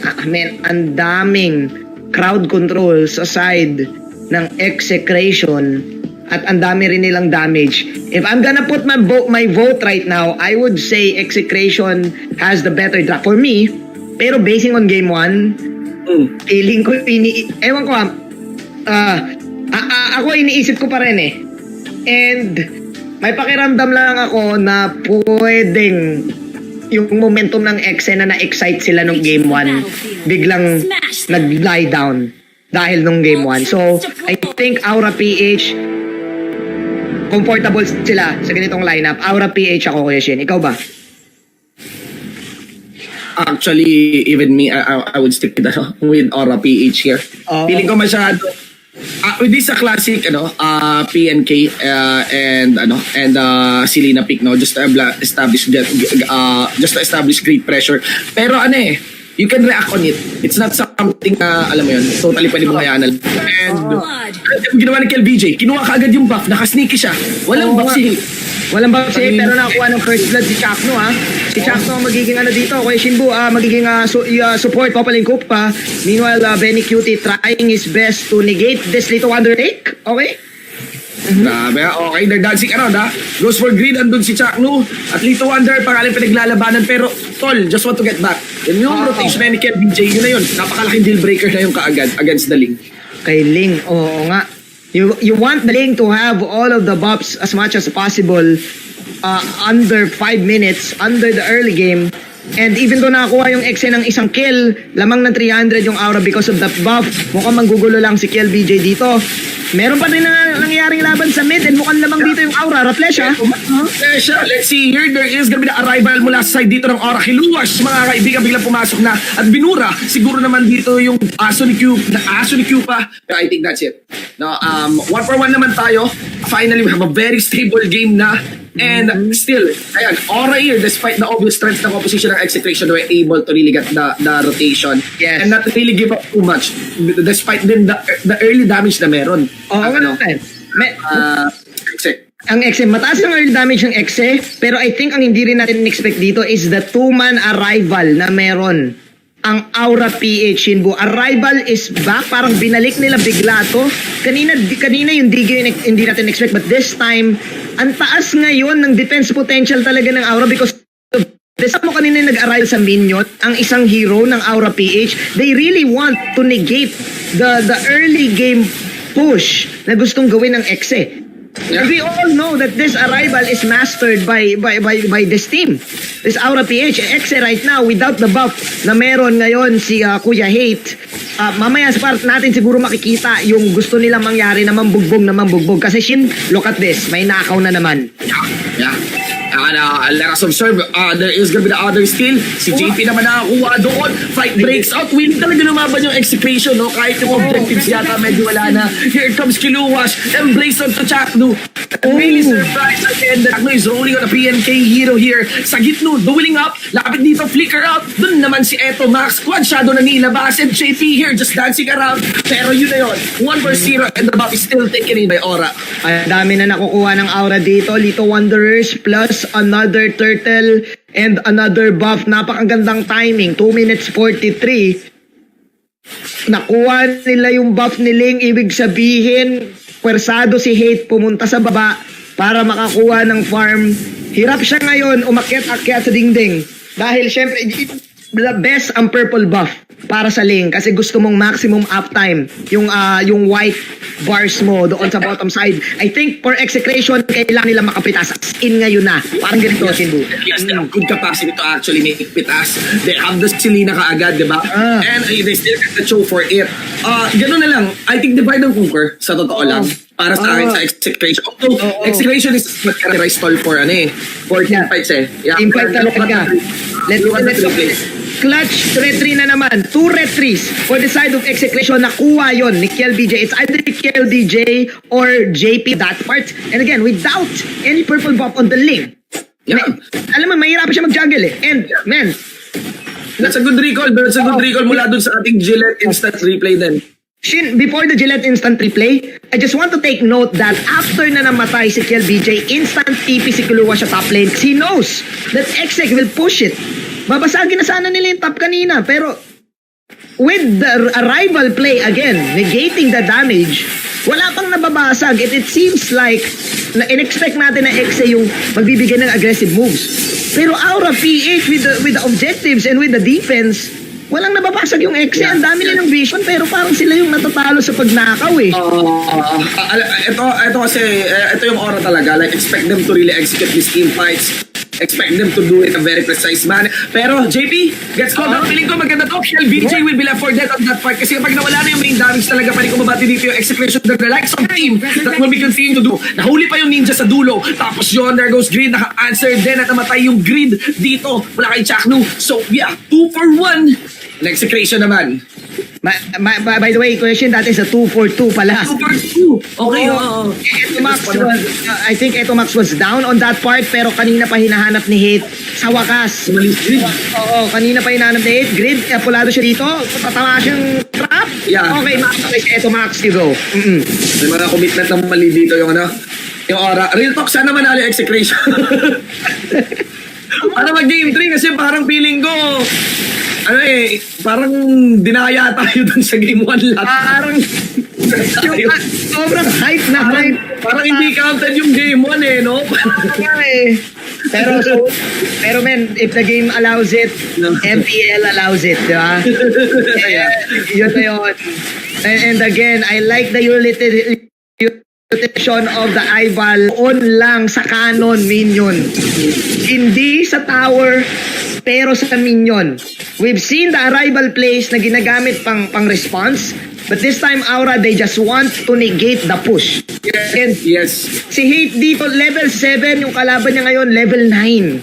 Ganun na-delay si Hate. Kanina pa rin nahanap yung opportunity to pick off. Kasi they want to be aggressive. They want to, ayan mo, That's very punishing. Ganun lang talaga. Not just on the link, but on compositions where link is concluded. Ang maganda dito si Sagitnu, no? Naka-blade armor na siya. So, hindi basta-basta din kakalmot dito if you are KLBJ and even if you are Flesh Akiluwash. Oo, medyo mahihirapan sila kasi ako nag-agree ako sa Shin na kapag tumating sa 5-on-5 team fight, I think mas better yung lineup ng Execration. Ang dami nilang control, kailangan nila mabigyan ng space. Etong si kaibigang Hate. Meanwhile, eto Max. Pero wala, mga single pick-ups medyo nakakakuha ng ng lamang yung Execration. Like for Benny, nakakuha siya ng sipa. But there is eto Max ka, nadali rin naman ng Aura PH. Medyo lumalayo na tayo ngayon sa 5v5 team fight. So more on talagang, alam mo yun, sakalan ng magkakitaan. Itong dalawang teams natin, whether it's 2v2, whether it's 3v1, or 1v1 even. Iniisa-isa no? Iniisa-isa ang Aura PH, ang Execration, na napoforce ang Execration mag-response to the point na may naiiwan na rin na lane, and with the arrivals nga na meron ng Aura, pwede sila magtipi-tipi lang. So ngayon, nandun tayo sa third turtle, Shinbu, agresibo pa rin ang Aura, wala pa nagkakabasagan sa mid. Pero look at the gold lead. 2K pa din in their favor. Men, hindi ko na alam Aura giving us something new. This is just a surprise. Patayin natin big break up ng laban dito. Kiluwas sa may pinakagitna. Pinipigilan ni Chuck na dito. Habang pinapadala niya ang kanyang aso, pero Kiluwas may nakatira ng Inferno para makasustain. Tumaan naman ang Avatar of God sa may pinakagitna. And that's it, sa Gitno. So kanya pala of damage siya magkumatrabaho pa rin si Hate. Maybe can respond. Maybe after dyan, na makuha niya yung kanyang purple buff. Pero tapos na rin ang laban. And everyone would walk away with only JP as the casualty. Yes, JP going down, Execration, eventually, slowly but surely, they want to get the kills and pick-offs. Ngayon pa lang nagkaroon ng endless battle si Hate. Look at the gold right now ng mga side lanes. Kuya Shinbu, 5,700 para kay Kiluwash, Hate 4,500. Mas mayaman pa ngayon si Benny Cutie. Ganon ka nag-late it. Benny Cutie was able to get consistent pick-offs solo. Actually, one of my favorite players from Execration is Benny Cutie. He's really stellar. When he made his debut back in season 5 on that show. Yes, same. Same din ako. Isa sa mga X-Factors ng side ng Execration. Actually, the Execration is known to have the chemistry as well kapag grind time na, and mukhang gagawin nga nila dito to. Raplesha Polado, pero men, parang hindi pinipilit ng Aura yung laban, no? Parang ang nangyayari is Execration is the one coming in, and then nagre-react yung Aura to the point na na-outplay nila yung Exe, napipitas nila yung Exe. That's why the lead might not be that clear. Pero siguro dahil nakabantay talaga yung Execration onto JP, kasi fundamentally, si JP pa rin naman talaga yung malaking source ng damage dito na pwede ibuga ng Aura. Yes. And hindi ganun kayaman si JP. If I'm not mistaken, nasa 3K lang yung pera niya kanina. At ayun na nga yung sinasabi mo. X Factor, Benny Cutie. Getting the Way of the Dragon, getting the BOD, and getting the Endless Battle right now. So Exe, ini-stall lang nila yung laban, Shinbu. Magkakadamage din sila later on. Yes. To mention, Benny Cutie has a very consistent KDA here, 204. So hindi biro yung pwede bato ni Benny Cutie dito. I cannot but feel that he can take on anyone in 1v1 pa. And maybe under the third na ginawa, dito sila Hate, don't for Chaknu. Ang inadive ay dalawang mismo mula sa Aura PH. Ang dali na hinahamig dito mula sa Execration, mga kaibigan. Parang ramdam ang isang alta presyon sa makapal na batok. Habang lumapit dito sa Etomax, he will be destroyed kaagad. And now, there's the member of Aura PH, Kiluwas, dive for Sagitno, counter at Inferno. Actually, expect na. Example na lang yung lilikuran niya with slaughterous sights and JP ang bubura dun sa nakatakas na arrival. Eto, Shinab, kaya ako lost for words. I'm not really sure kung double arrival yun. Kasi hindi nakikita yung patong ng arrival kapag sa iisang unit ginamit. Oo. So may nag-a-arrival kanina sa bottom. Let's look at the Gillette instant replay. Nandito si Ayun. Tumobol arrival nga. Arrival, biglang naging dalawa no? Si Grid at saka si Kiluwash biglang naging dalawa. So, ganun yung playstyle ng Aura. Divide and conquer na lang. Hindi talaga parang obvious yung engagement nila. They fully utilize the arrival just to respond on any aggression ng exec. Ang exec. In-expect kasi nila na we all know that exec, they want gamol plays. They want suntukan plays just like this. And sabi ng Aura, ayaw namin. We have the defense. But again, hindi pa tapos ang laban. Masyadong slow pace ang laban for exec to handle. No? Parang hindi sila sanay na ganito ka-slow yung nangyayari. But then again, kapag umabot tayo sa scaling in the late game, I am sure enough na ang taas ng damage output ng exec. Ang nangyayari lang na outwit sila ng Aura eh. Yeah. It's heavier. Avatar of Guardian ginamit na dyan. Tapos ang isa pang binagsak. Karamihan na espada mula dito sa lane ni Hikna. Ngayon dito makikita natin si JP. Hinabol ng aso. Takbo mga kaibigan. Pero wala na siyang maaabutang lupa. Grid here na sumagot at sumagupa. Last Insanity will be used defensively. And that's the fire missiles to be used. Naging gate kagad bigla yung Selena. Habol kay Chakno. Hindi makakadikit dito. As Kiluwash is also handed on to him. 3-4-2. Beautiful fight coming from these two teams. Sa to lang, Manjin. I really thought that Execration won that fight na, pero man, I think they overextended kasi they underestimated the capability of Kiluwash. Mataas na rin yung damage ni Kiluwash. Execration, they've been winning fights after fights, pero unti-unti nakabawi yung Aura, and I think kailangan din nilang i-negate yun. Parang ang nangyayari kasi yung gigil sila makakil eh. No? Sina Kuya Chakno, parang pwede pa, ganun yung mangyayari to the point na pwede silang ma-outplay. I think, para sa excess, stall sila, pitas ng isa, and then easy out. Just like this. Yeah. Yan, natuto na sila. Wag na mag-overextend, pwede pa natin mabaliktad tong laban na to. Yes. Yes, actually, ito na yung execution na hindi basta sugod din eh. That's what makes them really good na. Kasi alam mo yun, hindi na sila yung talagang umaasa lang sa action at galaw. And maybe, dahil ka sabi mo nga, nag-reform execution on someone na marunong huminga, maybe they will be the one who will take a breather and maybe answer properly against Aura, Bura, si Kiluwash. There you go, nag-audition at may na nga! Wow! Yun yung combo ni Insection? Insection eh! Oo, yun yung Kulang yung combo. Ito yung mga players. Kulang po yung pinipindot. Kung naglalaro to ng mga PC games, nagtatab to. Pero hindi tinitingnan yung scoreboard. Nakailang TP eh. Nakasampu ata na TP muna bago nag-Way of the Dragon pabalik. Oo, sana may damage yun eh. Pero, I like this real Execration now winning this one from a slow-paced game. Aura PH. Naisa-isa sila sa bawat mukhang wala na silang nade-defensahan. Shin, Game 3, give us Game 3, bro! Give us Game 3, Execration. Sabi nila, hindi nyo naman kami pwede bastang batain eh. Aura eh. Oo eh. Quick nyo lang kami. Quick dalisay. Pinagdalisay nyo lang kami. Pinagdalisay nyo lang kami kanina ng digi. Okay. Sabi nyo, kung kwek-kwek kayo, sa amin yung malaking, yung Penoy. Ganito, Execration, 3 crucial pick-offs from the top, mid, and bottom side. Yes, and with that, nakuha sila ng space and na-realize na nila na wag na tayo manggigil. After the pick-off, stay in lane and then push out. Taas yung control lane. Medicute is really good on the show here. With the mid-range, he can kick anyone and it will be a very massive pick-up. Someone will suffer big damage kasi lahat melee eh. Diba? Oo. So, ibang klase. Oh my glove.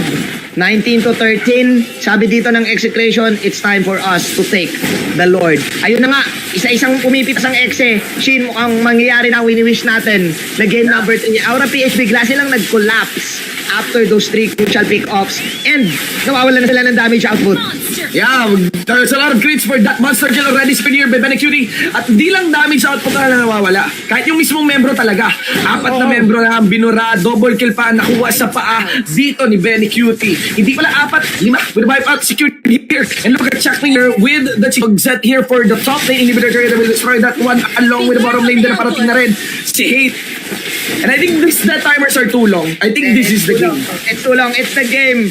Ladies and gentlemen, we got what we wished. We are now moving to the best of one for later. Execration taking the victory against Aura PH. Nasarap lang.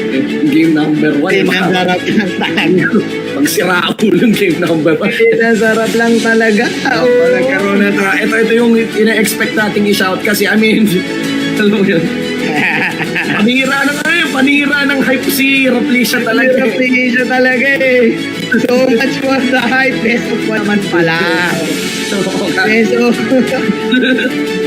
Pero, Lin, commendable performance kay Benny Like, Benny man. If you're an execution fan, yeah, you like Chapnu, of course you know Zapnu. You know what, Max then, pero you may want to put your hopes on Benny Cutin. Yes.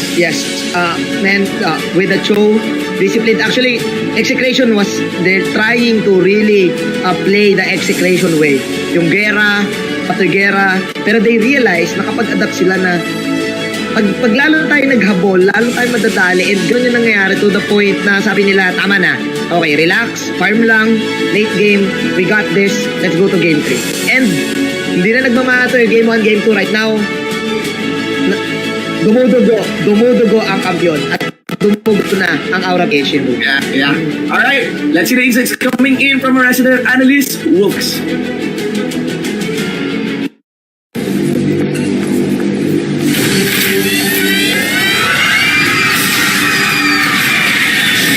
Are you game to be great? Now you can with the new Smart Giga Games 99. Get 1 gig data all day, every day for Mobile Legends and more.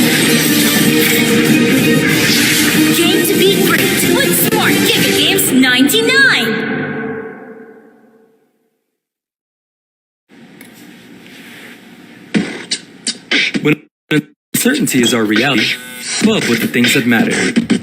Gigafy happiness. Gigafy love. Gigafy friendship. Gigafy dreams. Gigafy hope. With smart Giga music, video, games, work, and stories, we let our passions run free in the new world we face together. Smart, live Giga. Buti na lang mabilis mag-move on ang execration. Well, that's what we witnessed in game number 2 of their match versus Aura PH. After a very interesting game number 1, which I'm sure ay napapaliw pa rin kayo. Madami pa rin kayong tanong. Maybe later we will explain that from Aura PH. But in game number 2 specifically, execration did all of the adjustments that they needed. Welcome back to the MPL. My name is Wolf and I'm here to explain game number 2, breaking it down bit by bit. Alright. Honestly, a very good draw from Aura PH. Nagulat nga rin ako. I thought that this will be an automatic win for Aura PH because I know that they play this Thams and this Masha as an invade versus the Ling. So, my mind tells me magandang pang-invade ang Aura with the Thams and the Masha. Pero, usually, ginagawa yon individually, hindi together. Aura PH, they actually control the early stage of the game by invading Aura. You know what? If you were watching closely, the first 2 rounds of buffs, including orange and purple, 4 napunta sa Aura PH because they invaded. And that's the great idea versus the Ling. In fact, they were already winning when it comes to the tempo. Pero ano ba nangyari? Why did Aura PH eventually lose this match? So, a couple of factors, obviously. It's not enough for you to just take away the buffs from the Ling if hindi mo siya paninindigan until the end. At the third round of buffs, Hate was already able to get the double buff, the orange and the purple, or at least yung nila kay Hate. Tapos, in that specific moment, doon na sila lumaban against Aura. And you can see some of the problems that you can attribute to Aura PH's lineup. Una, yung teamfight nila hindi ganun kalakas when it comes to comparing it as to the lineup of Execration, I mean. As you can see now, 2 minutes in, yung buffs always invaded by Aura PH. That's good. However, when the fights do happen, nung application na, dun sila medyo nalulugi. In fact, the AOE damage, the stuns from Selena as well, the AOE from stuns from Benny Cutie, tapos pag kinombo mo yung mga stuns na yun, man, 4 control heroes for the link, that's the perfect idea if you want to kill the members of Aura PH. And that's exactly what they did. Paisa ng paisa ng paisa. Paisa ng paisa ng paisa. Tapos, tinarin ni Raflesia mag-deal ng damage. And that's good. Actually, maganda yung the pick dito overall. But unfortunately, the gimmick of Aura PH of always invading against Execration ay nalaman na ng Execration na kanila gagawin during the mid-game. So now, Aura PH with whatever lead that they were able to amass in the early stages, medyo nawala when the team fights did happen. Like this, imagine mo, why is Execration surviving all of these team fights when they are under-farmed? Hindi naman din ganun kalupit yung outplay na ginagawa nila sa Aura PH. In fact, Aura PH is also winning when it comes to outplays. But 13 minutes onwards, nung nagkaroon na ng items sa mga Execration, dito na natin nakita yung natural strength nung kanilang teamfight prowess over Aura PH. A lot of heroes from Aura PH are dependent on physical attacks. Gatot-kacha rises because of that.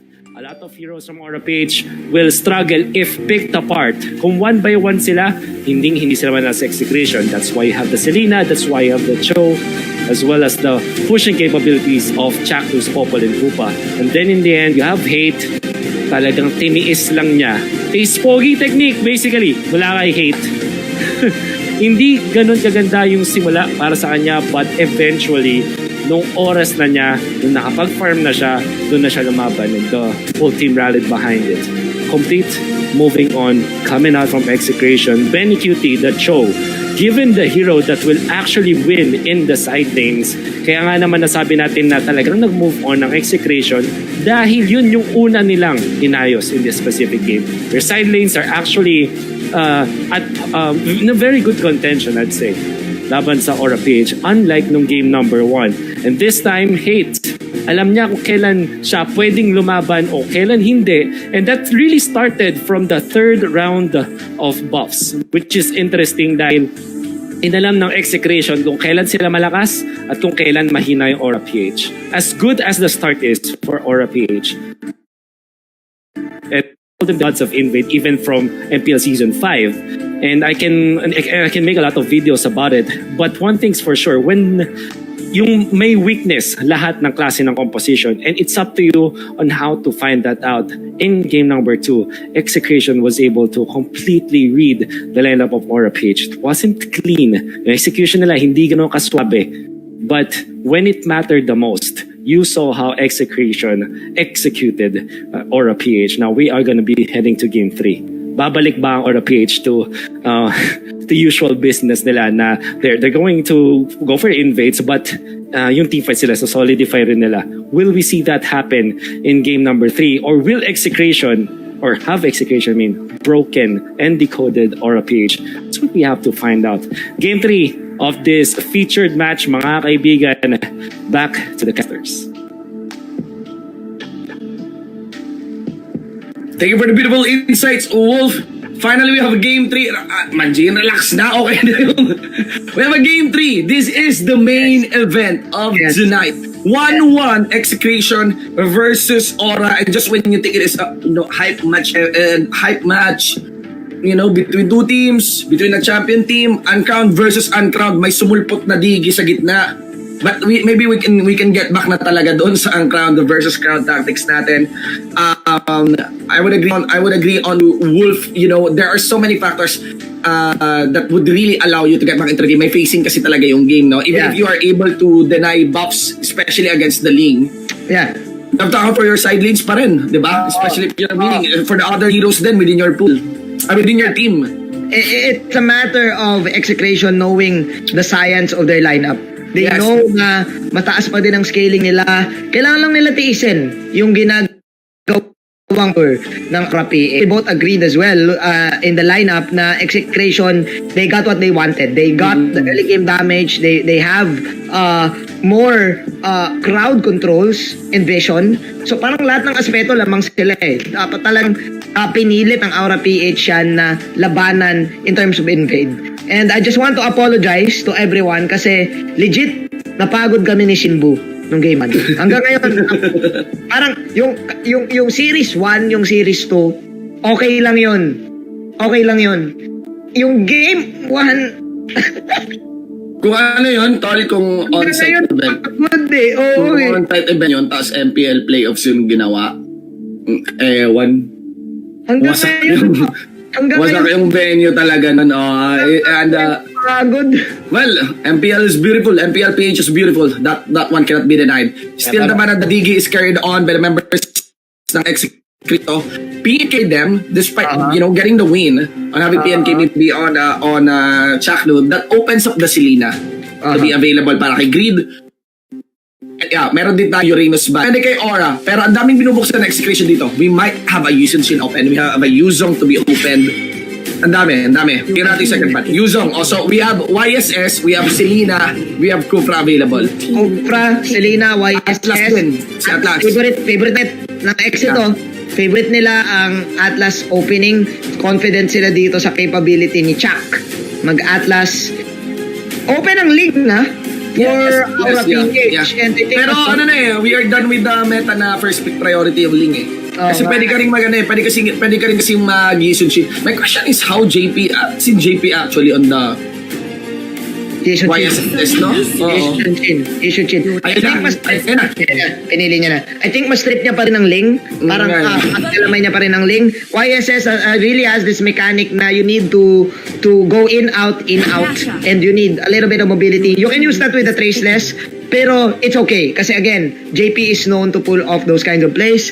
Okay, this time, mataas yung vision control ng Aura PH. Every time na may Mountain Chakra, I really think that the Ling counters team strats na aggressive. Kasi malalaman mo, Execration is one of the teams na mahilig magtago sa bushes and mahilig mag-abuse nung, okay, di mo kami kita, o psychoing ka namin, mga gano'n, sugurin ka namin. And with the help of the Mountain Chakras, still, mas magiging safe ngayon ang Aura. They went for another X-Borg pick, probably to negate the side lanes. Sa pag-usapan ni Wolf na this is Execration at their finest in terms of side lanes. And kitang-kita yun. Kailangan mag-step up dito ng Aura PH sa kanilang side game. KLBJ and Kiluwash. I think mas gamay ng Execration ang control ngayon sa side lanes kasi ang Aura parang lagi silang sumusuporta sa kalaban eh. It is given na kapag may team fights, TP doon pag may TP. Yes. Doon pag may Netri. Well, medyo specialized yung comp nila nung game number 2 because it's really a rival comp. Ang curious ako ngayon, I feel like hindi pa talaga natin na-witness yung strength ng Atlas. Kasi may pagka wala sa hulog yung game number 1. So, feeling ko, depende sa pick ng Aura PH dito, if they don't account properly their melee heroes, they might be punished there by the Atlas because there's no direct counter for now so far against the Atlas. Yeah. You need someone to push the Atlas away to knock him back. They use a flame shot and mukhang kinuha yun ng Exe. Diba? With the Searing Torrent na meron ngayon, ang Exe, sila ang kaka-counter dito sa gustong pumasok na Aura PH. Mind you, malambot sila. That's why pipili sila ng tangke. Oh, man, lakas ng cop ng Exe ka.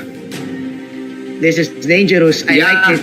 And Aura already revealed their side lane. Carry. Actually may isang side lane pa yatang available. Pwede kasing i-support tong Xborg eh. Oo nga eh. Selena na ni Grid.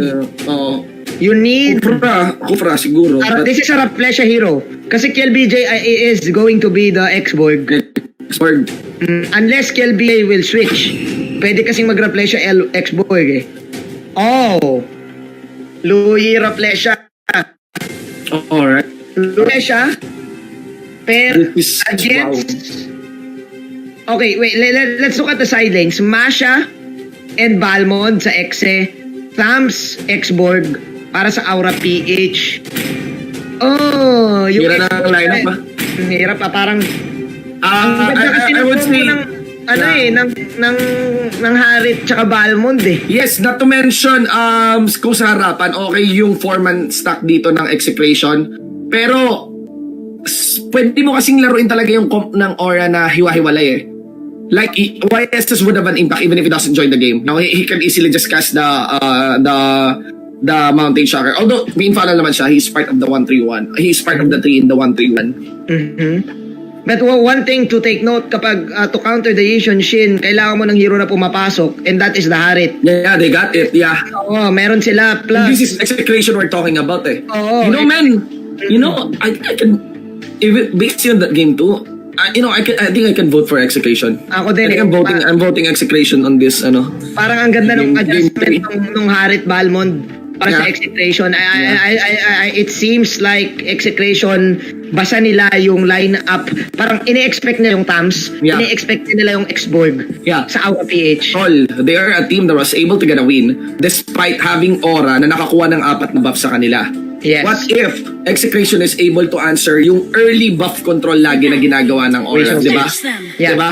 Nakabawi pa sila ng game number 2 eh. Yeah. Alam mo yun, they have the mindset for it. Hindi sila nagpayabasta sa Aura. Now, this one, maybe they can do something. Maybe they can do it cleaner and have a better early game. Although, watch out lang for a Felicia. Always explosive, always unique, always kakaiba yung approach. And he's holding on to a Luigi. We might be expecting a massive diversion mula dito sa Luigi. Ang taas na magic damage dito actually ng Aura PH against Execration. Execration has all the capabilities to counterplay with the disarm mechanic on Very Cutie, with the Searing Torrent, and with the Fatal Links. So ngayon, it seems like Execration, they're now negating the orange buff take.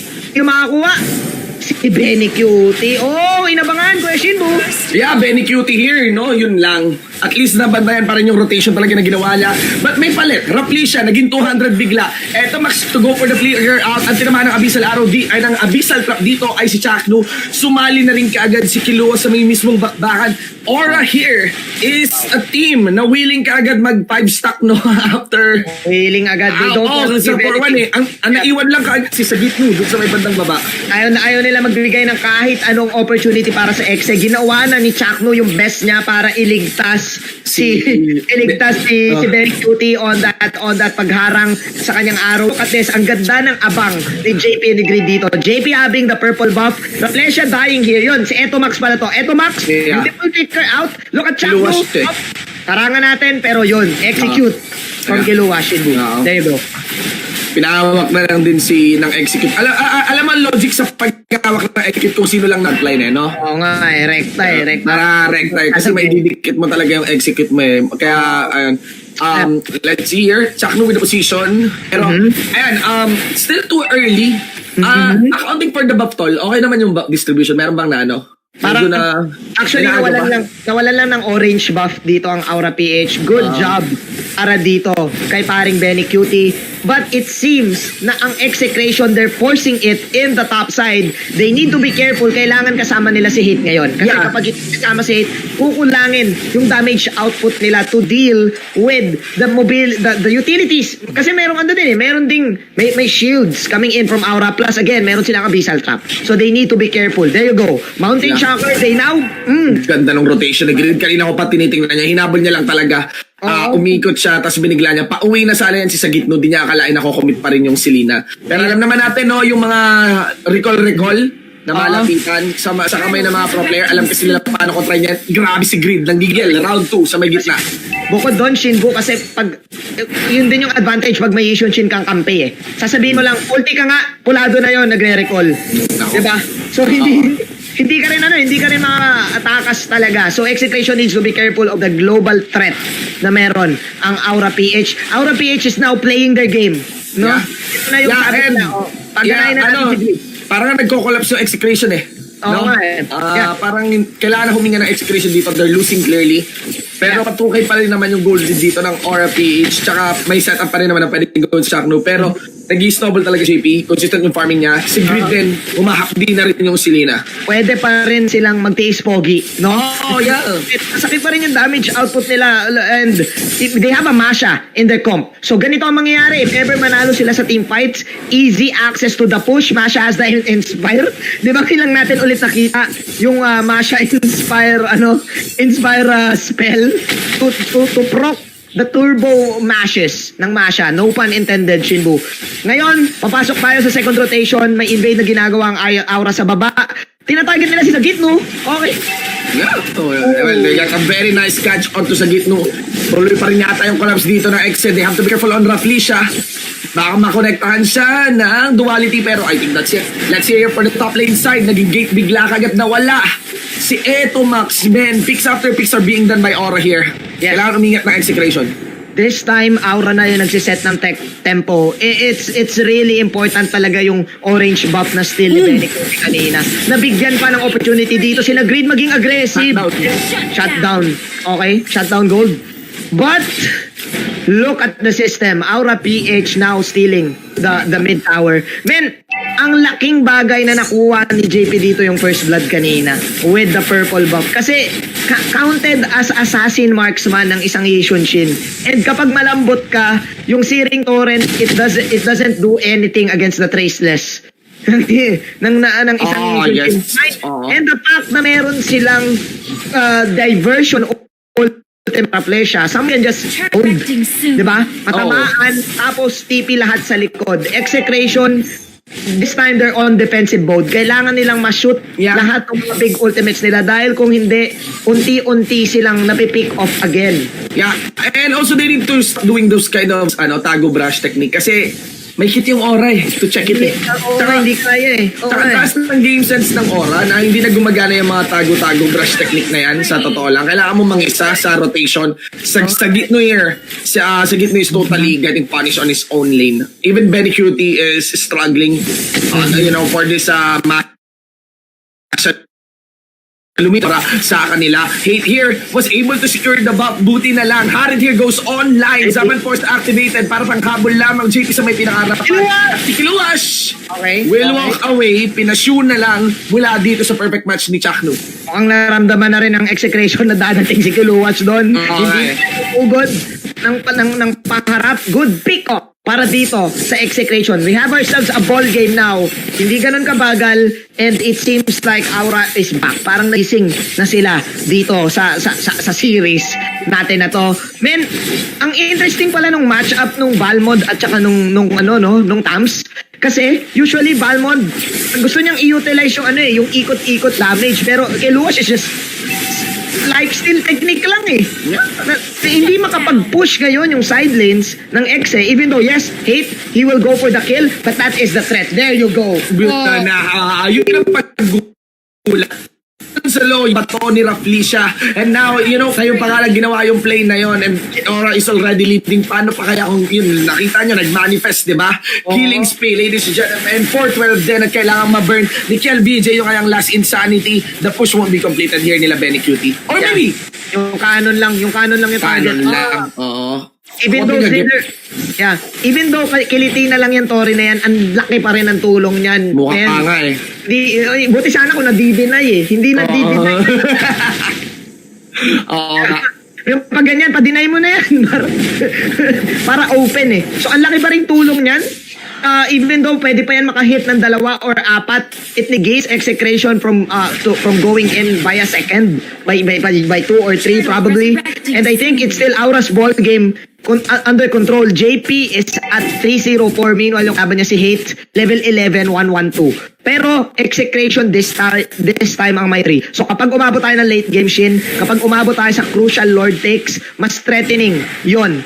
Mas may threat ang execration. Men, again, Aura, kailangan lang maging careful. May mash quick push para sa exec. Ang bilis. Minaliit yung damage na pwedeng ibigay ni Kuluwas. Merong execute. At yun, mukhang cute talaga. Sila Benny cute against Etomax against Kuluwas. Sabi ni Kiluwas, cute ka pala. Cute ka pala ito, execute.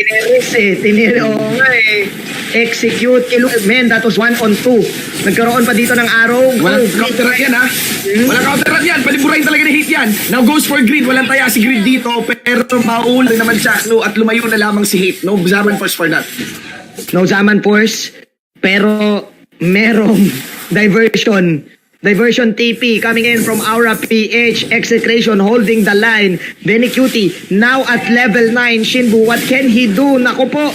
There you go. Linis din kay JP dito. Ito na yung Bay to the Sick na link. Sa totoo lang. Umalik. Binalik. Biglang nagising. Ay, Bay to the Sick na link. Sorry, Bay to the Sick na YSS. Kasi tayo sa link ni JP eh. Pero tingnan natin sa gitno dito.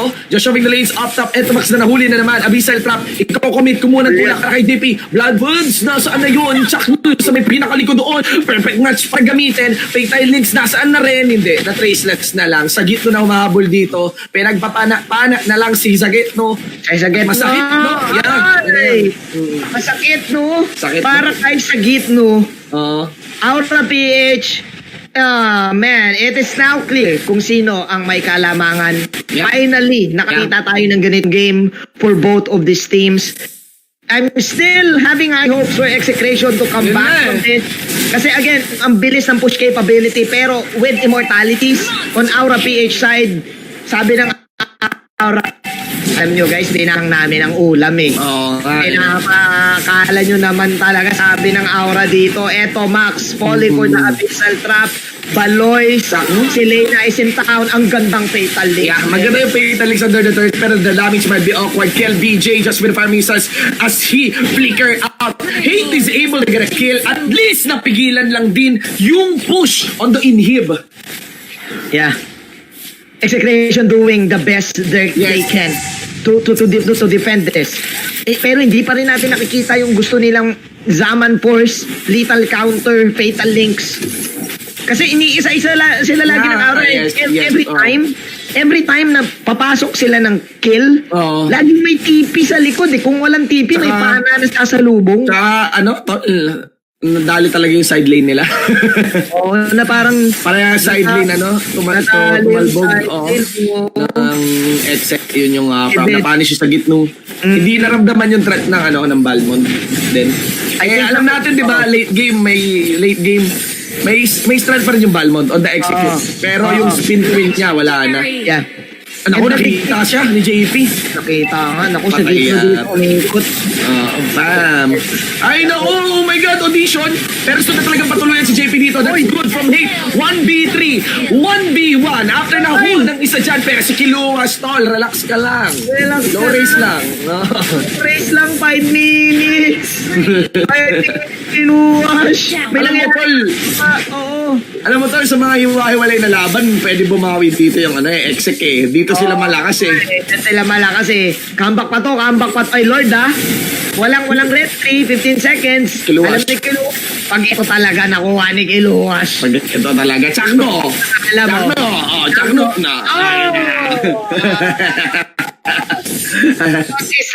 Para sa Excel, let's look at the Gillette instant replay. Beautiful Zaman Force combination para kay Hit. Look at the chrono dash pa pala. Yes. Para magka-extra proc pa on the shield, and he was able to outplay 3 heroes. Hit making the clutch play for his team to probably come back from his deficit.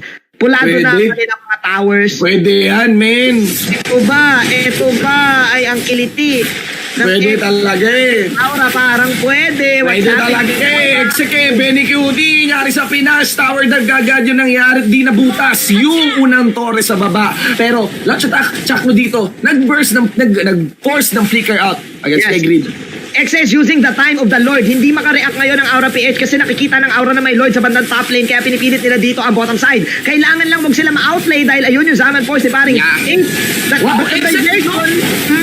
Dive Nation fighting between turrets, hindi under the turret. JP na nakagift. Mutik pa madali na makulit. Pero tingnan natin as the peel out is completed by Raflisha. At least may push na nagawa doon sa may bandang baba. Tol, ano to? Katulad ba ito ng game 2? Parang comeback eh. Nakita mo yung full commit ng execration. They know na may magdedepensa sa Lord. They know na may magpapakitang isa dyan. Could have been sana na si Raflisha yun para may TP pero hindi. Oh, what? Hindi pa rin siya dito. Kaso nagjabitos sila. Jackie, mga kaibigan. Beautiful fatal links allows for the double kill dito ni Hate. Man. Tapo is real. Aura PH. Crucial clutch play from Chaku and Hate. Getting 3 heroes. Pangatlong consecutive deaths for Aura PH with a snap. Execration nakabawi kagad. 1k na yung kalamangan ng execration. The hype is real. Look at the Gillette instant replay. Nag-arrow tinamaan na bait. Lumapit na Jibetos. Oo, tol. Real talk. Ganda sumagot ni Chakno doon, tol. Tiniktok. Oo. Dito. Tiniktok yung oray paglapit. Sabi ni Chakno, never stress eh. My heart went. Oh, my heart went. Oops! Fatal links from Chakno. And with this, like what we've said, Shinbu, kapag na-land yung ultimate combo na gustong gawin ng execration, dangerous talaga for Aura PH. Wala silang natural tank in the lineup. Fighters to. Fighters, Tams, and X-Borg. Yes, siguro kung natang X-Borg. Fighting Dreamers. Fighting Dreamers eh. Fighting Dreamers eh. Mga ninja eh. Mga ninja, papi eh. Grabe ito. Init ng laban, guys. Pa 15-minute mark na tayo. Actually, pag inano mo yung items yan, sure, nasa 5 to 6 item na yan. Worth na hunting. Nagpakunat na lang siya sa gitno dito. Ang dami siya pwedeng ibaganyan. May kunat niya talaga pwedeng gawin niya. Nakapwesto naman si Chakno doon. Very cute eh. Initiate ngayon. Nakispatan lang siya ng arrow ni Green. Hindi nila makita si Benny Cutie. They want to know where Benny Cutie is bago sila lumaban. Alam ng Aura PH na potential bait yon. And this time, nagpakita na si Benny Cutie sa bottom lane. So, Aura now defending this. Nice mountain shocker para kay JP. So, okay, merong unting segundo execution. They know na walang mountain shocker. I think it's time for them to make a move. Kasi this time, lamang na sila. Men. Sobrang deserve nitong dalawang teams yung hype na nakikita natin. Ang ganda ng laban. Mas nakakatuwa kasi, alam mo yun, MPL Season 6, ang dami nag-i-step up. Benny Cutie, Chakno, eto Max, Zapno, no. Hate, tol. Hate. Michael Pacquiao. Michael Pacquiao is real eh. Michael Pacquiao is real eh. True talent. Tutukan kayo ni Daddy. Ano kayo ni Daddy? Sabi ni Hate talaga. Hate talaga, yes. And now, they're putting on the... hindi nila makita. What? Ang ganda na back! Ladies and gentlemen, at nakita mo si Bak! What's up? Dito si Bak!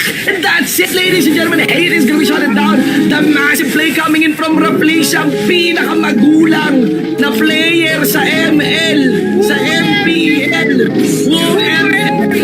Set up by Raflisha. Death timers are too much. Hindi yun in-expect ng execration. Awat ang bura. At neto nakuha pa yung Lord against Aura. Pinabuhan natin si Hit. At si Hit kung tinarget. Sabi nila, pala gasolina. Pinagpinsa nila si Hit. Nadali na Twitter mo. Mabuhay si Benny Cutie. Mabubuhay din si Eto Max. Pero kulang na. And that's it. Nakagulang pa. Raflisha na naman set up. And they will push RPH to a 2-1 in this series. Another surprising move! Captain! Grabe! Pagpangpo ML eh! We are electric eh! Grabe si Raflisha. Wala ang lala. Grabe, oh man. What a series. What a series. Did not expect with a snap diversion doon sa bush. Hindi mo makikita yun, Jin, eh. Hindi mo makikita, eh. Hindi mo talaga, hindi mo in-expect. Hindi yan natin in-expect eh. Probably naka-sense, nakakuha ng sense hate. Pero enough yung naging damage ng Aura PH to get, Grabe. to really get that pick off. And tol, we haven't seen Raplisha really use it too much. Hindi niya ni-spam yung diversion. Talagang, alam mo yun, nakakapaggulat eh. Kasi, alam mo yun, what's going on in the mind of the player, tapos biglang, oo nga pala, may diversion pa. Then, this is the reason why Aura PH are champions. This is the reason. The Raplisha arrival play, sneaky play. And this time, the Luigi, you ayoko na. Ayoko na. Man, and that is commendable from execration. You know, and you know the best part about our scoring system, actually pag ang mga series guys natatapos ng 2-1-2-1, ang baba lang ng points gap po niyan. So, for Aura, 1 point for Exe. So, 1 point lang na gap. So, alam mo yun, parang kung pamaton yung Exe, huwag kayong mag-alala. Kung ganito itsura nila, ako, I'm an Exe fan. I feel confident right now about Exe. And Aura, alam mo yung mga champions na akala mo nasasanay ka, nakikita mo ang boring na yan, champion yan. Hindi. Yung Aura eh. Nakakapalo. Talagang ratings eh, no? Guys, kung ikaw yung nanonood ngayon at gusto mong masurpresa, no? I think Aura is one team na kailangan mo talagang panoorin. These guys, their motto is to enjoy every game. Yes. And they did. Ladies and gentlemen, isa pong karangalan makapagbigay sa inyo na magandang laban. Ako po ang inyong naging analyst for today. Kasi ako si Manjin. At syempre, aking partner, ako naman si Shibu naman, parang yung naging anchor at kami ang Manjin Boot Tandem. Let's see the insights coming in mula dito sa ating resident analyst. Walang iba, hindi si Wolf.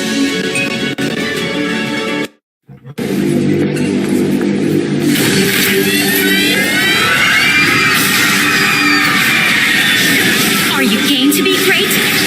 Now you can with the new Smart Giga Games 99. Get 1 gig data all day, every day for Mobile Legends and more. Game to be great with Smart Giga Games 99.